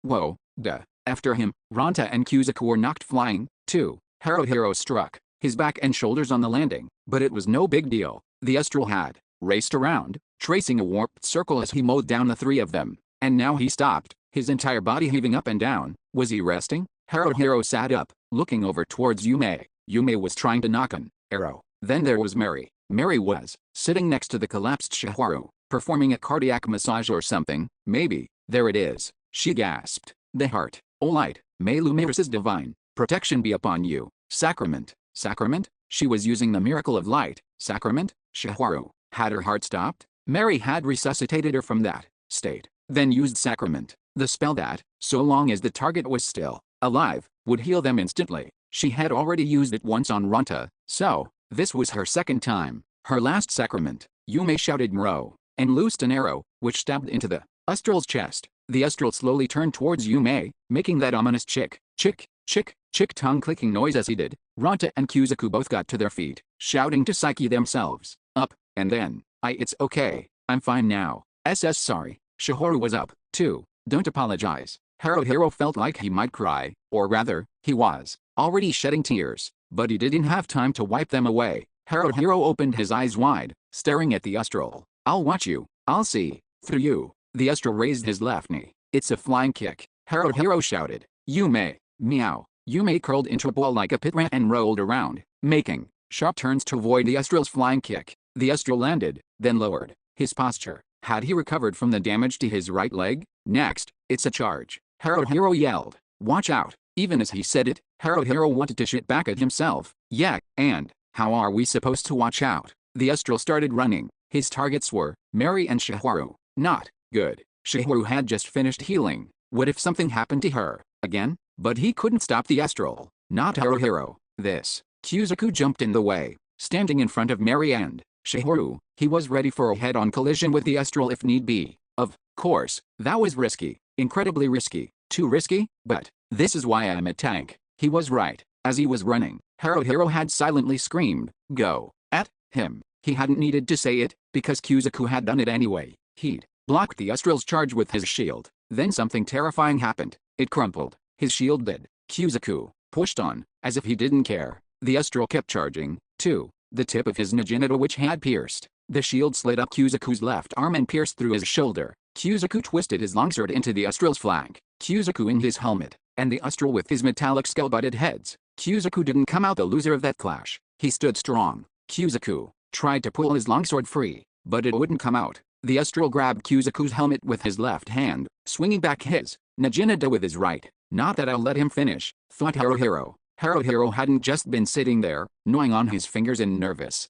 anticipation as he watched. He'd been running, and now, he was here, right next to the Astral. Haruhiro said nothing. He just silently grabbed onto the Astral, wrapping himself around the Astral's right arm from behind. He had put his sap away, but his dagger was in hand. With a backhand grip, he stabbed the dagger into the Astral's right shoulder. He stabbed and twisted and tore. There was a harsh screeching sound. It wasn't a scream. No, it was the gnashing of teeth. The Astral foamed at the mouth, grinding his teeth way too violently and flailing his right arm around. He was trying to shake Haruhiro off, as if I'm going to let go. Haruhiro had been thrown by a vertical jump last time, but with Kuzaku's long sword sticking out of his flank, the Astral probably couldn't do that. Kuzaku let out a war cry, slamming his body into the Astral and shaking his longsword in all directions. Unable to bear it any longer, the Astral took his hand off Kuzaku's helmet for a moment and punched him. His left fist clanged into Kuzaku's helmet repeatedly. Kuzaku let out strange grunts, fu, gua, nut, and it sounded like he was in a lot of pain, but he was enduring it. However, at this rate, he might not last long. That's your cue, isn't it? Haruhiro thought. Right, Dread Knight, leap out. Followed by hatred. Ronta came at the Astral from the left, slamming his longsword down on top of the metallic skull helmet. No, that's what you think I'll do, Ronta bellowed. Instead, it's Tyrant's drive. Yet, no, there's no skill like that, Haruhiro thought. Did you just make it up on the spot? Well, either way, it's not much of a skill. When Ranta's sword was already swinging downwards on the diagonal, he pulled it back in closer to his hands, then swung it again almost horizontally. It wasn't the top of the Astral's helmet he was targeting, it was the mouth. What was more, Ranta didn't use the blade of his sword, he used the flat of the blade to whack the Astral's gnashing teeth hard. Grash, that wasn't a voice, it was the long sword bouncing off of the Astral's teeth. Anyway, his teeth were unbroken. Just how tough were those things? Still, the Astral reeled backwards, perhaps thinking, this is my chance. Kuzaku pulled his longsword out of the Astral's side. He must have been hoping to stab it in a few more times. Haruhiro panicked.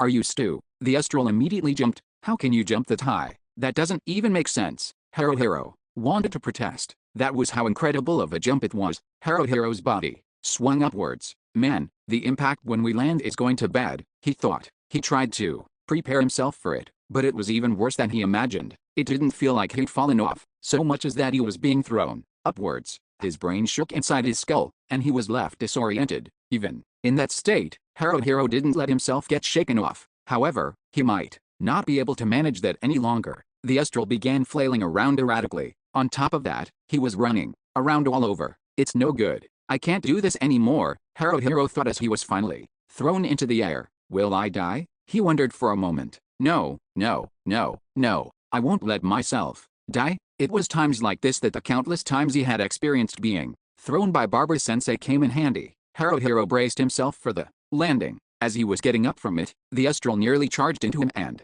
sent him flying again, but he somehow avoided it. Haruhiro shouted, "Get away! Get away!" As he ran. He heard all over, but for now he needed to put some distance between the Astral and him. Eventually, the Astral stopped moving. There was the sound of labored breathing. The Astral was leaning on his Najinada, his shoulders heaving with each breath. I guess even the mighty Astral gets tired, thought Haruhiro. No, that's not all. The Astral's blackish garment was cut and torn, revealing the brown skin, and the wounds beneath it. A viscous liquid that looked like spoiled oil poured out of those wounds. Was that the Astral's blood? When he looked down, Haruhiro saw that his dagger and his entire body were covered in that liquid. It wasn't just exhaustion. Haruhiro and the party's attacks were actually having an effect. Our formation is broken, Haruhiro thought. Technically we're surrounding the Astral, but that's only a coincidence. Mary and Shihoru are the only ones who've stuck together, where the rest of us have split up. So, do we run? The moment that option crossed his mind, the Astral raised his left knee. Haruhiro shouted, "It's a flying kick, Ronta." Instead of replying, Ronta used leap out to dodge the incoming Astral. The moment the Astral lands, he'll face to the right, and raise his left knee. Or not, Haruhiro thought. Will he lower his posture and charge? Then, no, he's not moving. The Astral was wheezing, his breaths heavy and labored. Could it be that he's pretty winded? Haruhiro wondered. Should we all rush him? It's a hard call. I feel like the Astral could show off hidden reserves of strength. We don't have sacrament anymore, either. In the mere 2 to 3 seconds that Haruhiro hesitated, the Astral steadied his breathing once more. He was charging in towards Haruhiro. Haruhiro let out an "oh." This time, the Naginata that was usually thrust outwards during charges was instead wound back. Is he going for a swing? Haruhiro thought frantically. It could be a jab, with a pommel, too. What should I do? Hard to decide. I'll have to go. Go. Where? I'm going. Haruhiro was headed for the Astral. The Naginata. It's coming. Right before that, or at precisely the same time, he slid into a sliding kick. The ground was basically bare rock, so he couldn't slide very well. Despite that, he managed to jump as far as the Astral's feet. Haruhiro managed to catch the Astral's left and right shins, or rather he collided with them. As for what happened when he did, he wasn't able to find out immediately. The next thing he knew, Haruhiro was rolling across the ground. Both my feet, or my legs as a whole, they hurt so bad I'd think they were broken, or not. Well, they don't hurt, but more importantly, they won't move. I can't make them move. What is this? I can barely feel them. Where's the Astral? He's there. Of course he's there. He's fallen over. Ranta and Kuzaku were rushing over, trying to get in a shot on him while they could. But the Astral was trying to get up. Which would it be? Who was faster? It was the Astral. Using his Naginata as a crutch, the Astral stood up. Ranta and Kuzaku each got in one slash on him, but the Astral didn't go down. Not only that, he swung his Naginata around savagely. Ranta and Kuzaku were forced to back down. Yume shouted, "Take this," and put an arrow in the Astral's left shoulder, but it didn't even faze him. Meanwhile, Haruhiro couldn't move. What's going on? This is. As he started to wonder, Mary and Shiharu raced over. Without giving him the chance to object, the two of them dragged Haruhiro away. I'm grateful and all, but I'm not an object, okay? Haruhiro thought. Guess I can't blame them. Mary, how's your magic? He asked, halfway to passing out. I can use cure a few more times. Mary responded immediately. Maybe we should run away, after all, Haruhiro thought. But how? All right, may Lumiras's divine protection be upon you. Cure. When Mary treated him with magic, feeling soon returned to Haruhiro's legs. Thanks to that, the pain came back, too. It was intense enough he could shrug it off, so it might have been a pretty serious wound, but Mary would treat it for him, or she should. She's going to heal it, right? Even as Haruhiro endured the pain, Kuzaku was knocked flying by the Astral's charge, and Ranta dodged it, getting in a shallow head as the Astral passed by. The Astral stopped some distance from them, wheezing as it took a break. Yume cried meow, and shot at the Astral again. Was Kuzaku okay? He got up on his own. The Astral was definitely getting weaker. We can beat him. Haruhiro nodded. That's right. We can do it. But we can't get carried away. We can't afford to be optimistic. We need to avoid accidents. Instead of trying to take him in one go, we need to steadily wear him down, harshly and mercilessly. The Astral began to move. Kuzaku cried out as he was knocked away, while Ranta dodged like before, getting in another blow, if only a light one. The Astral stopped right after that, and, as he was wheezing, Yume shouted, "Mro," and shot off an arrow at him. It sadly missed, but Ranta and Yume each knew what they ought to be doing. Yeah, that's the way. Haruhiro mentally cheered them on. The light vanished from the hand Mary was holding up towards Haruhiro. His treatment was finished. Okay, I've gotta do this, so I will. I'm so gonna do this, Haruhiro told himself, leaping to his feet. We're taking him down, Haruhiro shouted. Focus on evading, but strike back when you think you can. Ranta, Yume, keep it up. Kuzaku, quit getting hit so much. Watch how he moves closely. You need to figure it out already. The enemy's getting pretty weak. Gwa, Kuzaku yelped. Only moments after he'd finished saying something about it, Kuzaku failed to avoid the Astral's charge and was sent flying again. Ranta used Leap Out to jump past the Astral diagonally, getting a cut in on him with a satisfied shout. The Astral kept charging forward, then came to a sudden stop. Yume went Mro, and fired an arrow, this one piercing the Astral's back. Kuzaku was trying to rise to his feet, but he was having a hard time of it. Mary, help Kuzaku, Haruhiro called. Shiharu, stay by Mary's side. Okay, Mary called. Right, Shiharu added. Haruhiro ran with all his strength, deliberately choosing to stop in front of the Astral. He took a deep breath. The Astral lifted his left knee up high. A flying kick. Come at me. He came. Compared to how things had been at first, the Astral's speed had dropped considerably. He wasn't scary at all. Haruhiro maintained his composure, dodging the Astral's flying kick. When he turned around, the Astral took a swing at him with his Naginata. I can see that, too, Haruhiro thought. It's slow, so slow. Maybe I can get in close? No, I won't push my luck. While Haruhiro easily dodged and swayed around the Naginata, Ranta shouted, "Take this," and took a swing at the Astral. The Astral blocked it with his left arm, but it was a weak hit. Ranta held his ground without being knocked away. Sparkle, Ranta shouted, and if his eyes had had a sparkling function, they no doubt would have sparkled magnificently. Of course, they had no such function. Hell Devil Execution. Again, there's no such skill, Haruhiro thought. All Ranta did was use his natural stamina to swing his longsword around erratically. That was all. There was no way that would work against the Astral. When the Astral had had more energy, he would have knocked Ranta's sword away, and that would have been the end of it. But now, things were different. The Astral used his left arm and Naginata, which he was choking up his grip on, to block Ranta's longsword. He blocked, and he blocked. He was stuck on the defensive. Ranta was pushing the Astral backwards. He was pushing him into a corner. There's no point in telling Ranta not to get cocky now, Haruhiro thought. Capital I mean, he's Ranta, after all. In that case, I'll do something before Ranta runs out of steam. Haruhiro quickly got behind the Astral. When he was staring at an enemy's back like this, it was strangely calming. The Astral had a broad back, with a few arrows sticking out of it. 3, to be precise. There, maybe, Haruhiro thought as he chose a target. Astral or not, he was still a humanoid creature, so even if Haruhiro couldn't see the line, he more or less could tell where to hit. If something looks like a vital point, I'll trust that it is, Haruhiro thought. If I'm wrong, well, I'll cross that bridge when I come to it. Backstab. I can do it. Closing in smoothly, he thrust a dagger into the spot he'd chosen. It didn't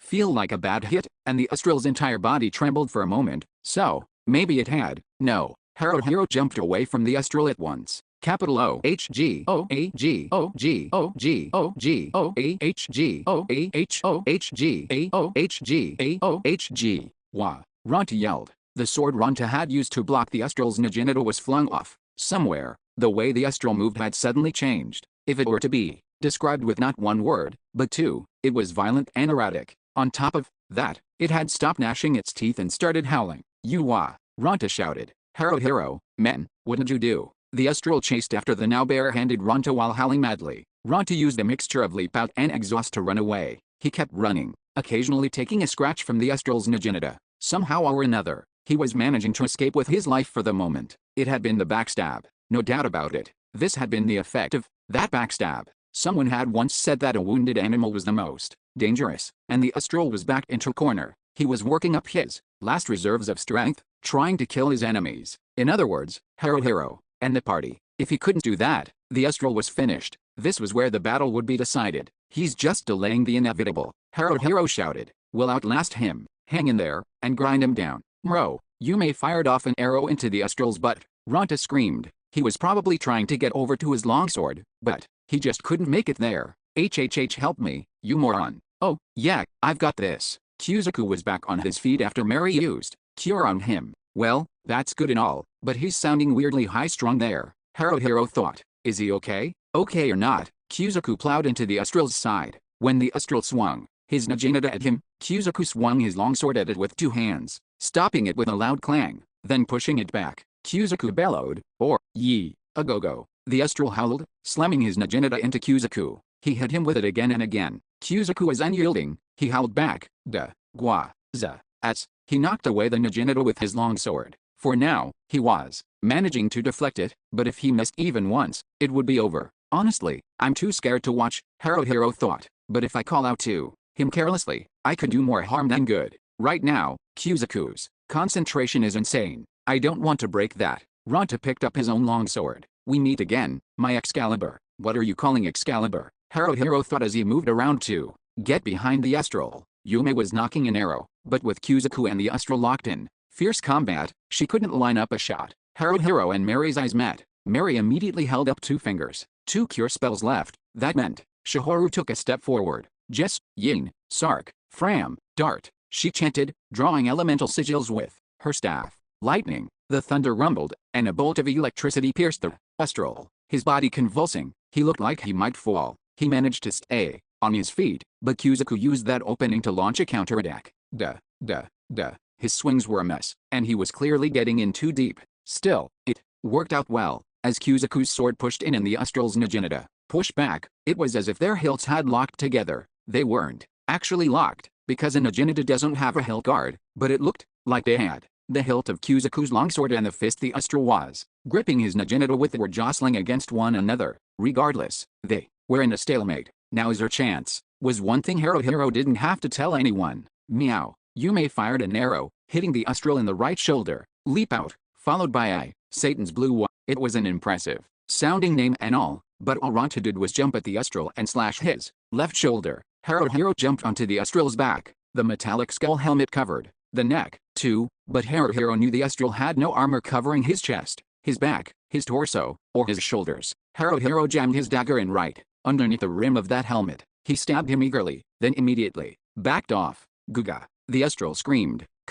wah. Kuzaku was pushed back and knocked on his rear. Oh, crap, that's not that bad? The Astral didn't try to hit Kuzaku while he was down. He stumbled, his huge form swaying, unsteady on his feet, as he planted his Naginata's pommel on the ground. Have we done it? Haruhiro thought. No, it looks like that's not quite it. Aga. The Astral lifted up his Naginata, spinning his body around. Whoa, get back. Haruhiro leapt backwards. Kuzaku screamed, rolling and scrambling to get away. Ronta pulled back, too. Yume, Mary, and Shihoru were at a distance to begin with, so they were fine. The Astral spun around 7 times, then slumped against his Naginata, exhausted. They watched for some time, but he showed no signs of moving. He's probably resting, Haruhiro thought. That's bad. Attack, he shouted. As everyone ran into attack, the Astral started whirling around again. Once they hurriedly ran away, the Astral ran out of strength after spinning around 7 times, and landed on his Naginata. I'm not letting you rest anymore, Haruhiro thought fiercely.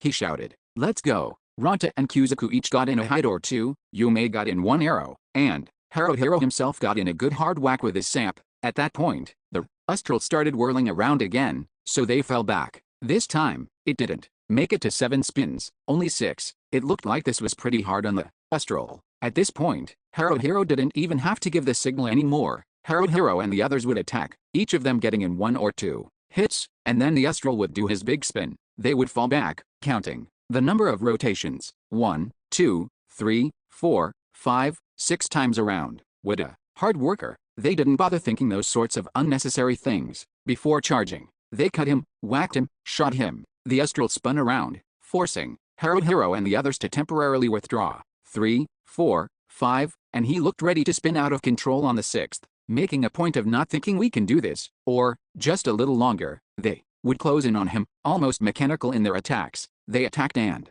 attacked. The Astral howled, so they all leapt back and braced themselves. But no. Big spin came. Haruhiro and Ronta traded glances. Ronta wanted to go. Haruhiro was quick to shake his head. He wasn't about to get reckless after coming this far. He tempered caution with more caution. No matter what, he wasn't going to let anyone die here. That was his top priority. It was okay to let some opportunities slip by. He would just have to take advantage of the next one. Haruhiro looked at the Astral. He felt the urge to blink, but he resisted it. The Astral was putting more of his weight on the Naginata than his own legs. The Astral's mouth opened wide, with a wheezing sound and a thick, blackish fluid leaking out. He seemed so small, somehow. The Astral had been so big, yet now he looked small. First, his knees gave out. The Astral sandwiched his Naginata between his legs, getting into a sitting position, and then the metallic skull mask faced up at them. An orange tongue lolled out, and a moaning sound escaped, then stopped. After that, the Astral moved no more. Haruhiro used sneaking to approach the Astral from behind.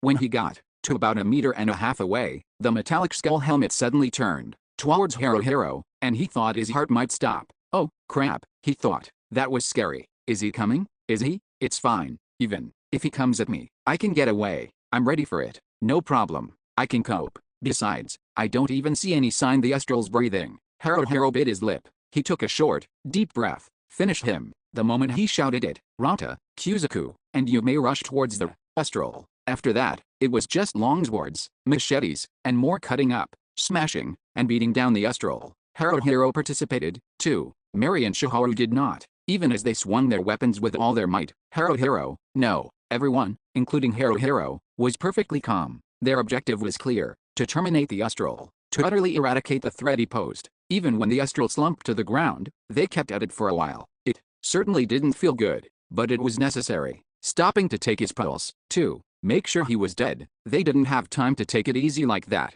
They Had to thoroughly kill him. Once the Astral was utterly destroyed, everyone stopped. After all of that, I'm exhausted. I don't feel like talking, Haruhiro thought. If I say so much as a word, it feels like my soul might escape with it. I'd die if my soul escaped like that.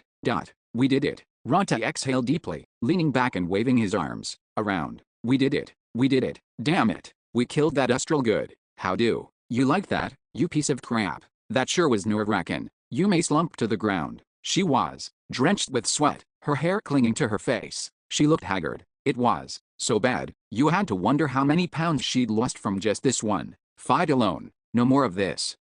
Kuzuku was sitting on his haunches, his head hung. I thought, capital I, was gonna die. Haru. Mary signaled him with her eyes. She used a gesture to tell him that she and Shihoru would watch the area. Haruhiro nodded, meaning, that'll help. Seriously, it will. That was crazy, he thought. We were walking on thin ice there. Seriously, thin ice. Does it feel like a victory? Not in the least. Is this a win? It's not a loss. That much I can say for sure. No, the Astral's dead over there, so it must be a win. And not by a wide margin, either. If we had to do this 10 times, I can't say we'd win every one, but we'd probably win 6 of them. There were a number of crises, but we managed to work through them somehow, and we'll do even better next time. If we assume that, this time, we won a battle, we had a 60% chance of winning. Next time, we should be able to bring our odds up to 70%. After that, it'll be 80, then 90. As we repeat the process, we can get to the point where we'll more or less never lose experience. This was what it meant to build experience, and the experience gained from fighting the Astral could be put to use in their battles with other enemies. In fact, if they hadn't been through the fight to the death at Deadhead, Watch and Keep, they would have panicked just from encountering the Astral, which could easily have gotten them wiped out. No, not could, it definitely would have. Getting stronger wasn't just learning skills, acquiring new equipment, building stamina, and strengthening their muscles. It was more than that. They had to experience things. They had to use their own heads and bodies to learn the terror, the harshness, the pains and difficulties. Then they had to overcome them. True, Haruhiro and his comrades were not strong. No matter how they trained, Haruhiro, for instance, could never become like Renji. However, with each experience like this, they might not get closer to Team Renji, but Haruhiro and the party could grow in their own way. If they had different experiences from Renji and his group, they would gain different knowledge, different specialties, and expand their abilities differently. Even if they were inferior 99% of the time, just that once, they wouldn't lose. It was fully possible that they could turn out like that. Potential. It's there. We still have potential. Miguzo, even now that we've lost you, there are still things we can do. Lots of them. In fact, if anything, there may be things we'll only have to do because we've lost you. If you could have always stayed with us, that would have been for the best. But just because we've lost you, that doesn't mean it's all over. I feel bad for you, and it makes me feel very sad, very lonely to say this, but we have to move on. We can keep moving forward. Haruhiro put a hand on Yume's shoulder. Good work. A whole lot of your arrows hit their mark today. After all the times you've talked about how bad you are at it, you were amazing. Yet, Yume looked up at Haruhiro, holding his hand tight. It wasn't just sweat. She had tears in her eyes, too. Yume, she couldn't just keep saying she was no good at it. Yume needs to do the things Yume can do. You know, it's not about needing to try hard. Yume, she wants to try hard. Yume, I know you're trying hard, said Haruhiro. Well, yeah, but Yume can do much more. I'd say it's okay for you to take it a little bit at a time, don't you think? Said Haruhiro. You don't have to do everything at once. We've got a long time to work on it. Maybe you're right. Yume furrowed her brow and bit her lip. If Haruhiro and the party continued on like this, they would likely make it through to tomorrow somehow, but that wasn't true for everyone. The world was neither equal nor fair. Someone had once said the only thing that was equal for all was time, but that wasn't true. While time may flow equally for all, ours can easily be snatched away from us. This was something Haruhiro and the others had no need to remind themselves of, because they knew it well. Haruhiro gripped Yume's shoulder firmly, then let go. He had nothing to say to Ranta. He slapped him on the back and Ranta gave him a hand. Shihoru. When Haruhiro called out to her, Shihoru shrunk her neck into her body and looked at him apologetically. No, I haven't even said anything yet. Your timing with those spells was good. It helped us out a lot. There's a lot of room for improvement, Shihoru said. Actually, I still don't have enough firepower. While she may have looked timid, Shihoru had the bravery to face her own weaknesses. That meant that even if she was weak, she could become stronger. In Shihoru's case, it would probably be better to urge her to improve than to console her. Yet Haruhiro said, the way things stand, your magic can't be the decisive blow against more powerful enemies. I think you could pursue that as a goal. Yes, she said meekly. There's no need to be so meek. Sorry. Shihoru bowed her head, and Mary gave her a pat on the back. It's kind of nice, seeing them like that, Haruhiro thought. I'm not jealous, or anything. When I see girls who are close to each other, it's strangely calming. When it's a guy and a girl, that's more awkward, though. Mary was looking at him, so Haruhiro gave her a smile. Mary smiled back just a little. This isn't bad, either. I feel like Mary and I can really communicate. Only as comrades in the same party, but still, when it comes to anything more than that, or other than that, I'm not so sure. I don't feel like we could. Not that we have to. We're comrades in the same party, after all. Haruhiro turned to Kuzuku and offered him his hand. You'll have to buy a new shield. Guess so. Kuzuku extended his hand. Haruhiro took it by the wrist and pulled him to his feet. Still, is this guy big, or what? Haruhiro thought. When you're tall and thin, it's a real asset. Even if your face is pretty normal, you still look relatively cool. Unlike before, you actually did your job as tank, Haruhiro said. I'm gonna demand more and more of you from here on, so expect that. I'll do it, said Kuzuku. Whatever I have to, so I don't die. Actually, so I don't let anyone else die, either. I'm counting on you. Haruhiro poked Kuzuku in the ribs. Maybe I ought to make a rule against romance within the party, he thought for a moment. If people within the group hook up or have a breakup, that could cause a lot of trouble, so it might be a good idea. With a glance to the Austral's remains, he looked up into the narrow slit of sky visible from inside the canyon-like wonder hole. Here, in this wonder hole, we're going to get stronger, Haruhiro resolved. We'll build up a ton of experience, gain more and more strength, and this one would get me laughed at, so I won't ever say it out loud, but someday, we'll get to the point we can stand shoulder to shoulder with Soma. I swear we will.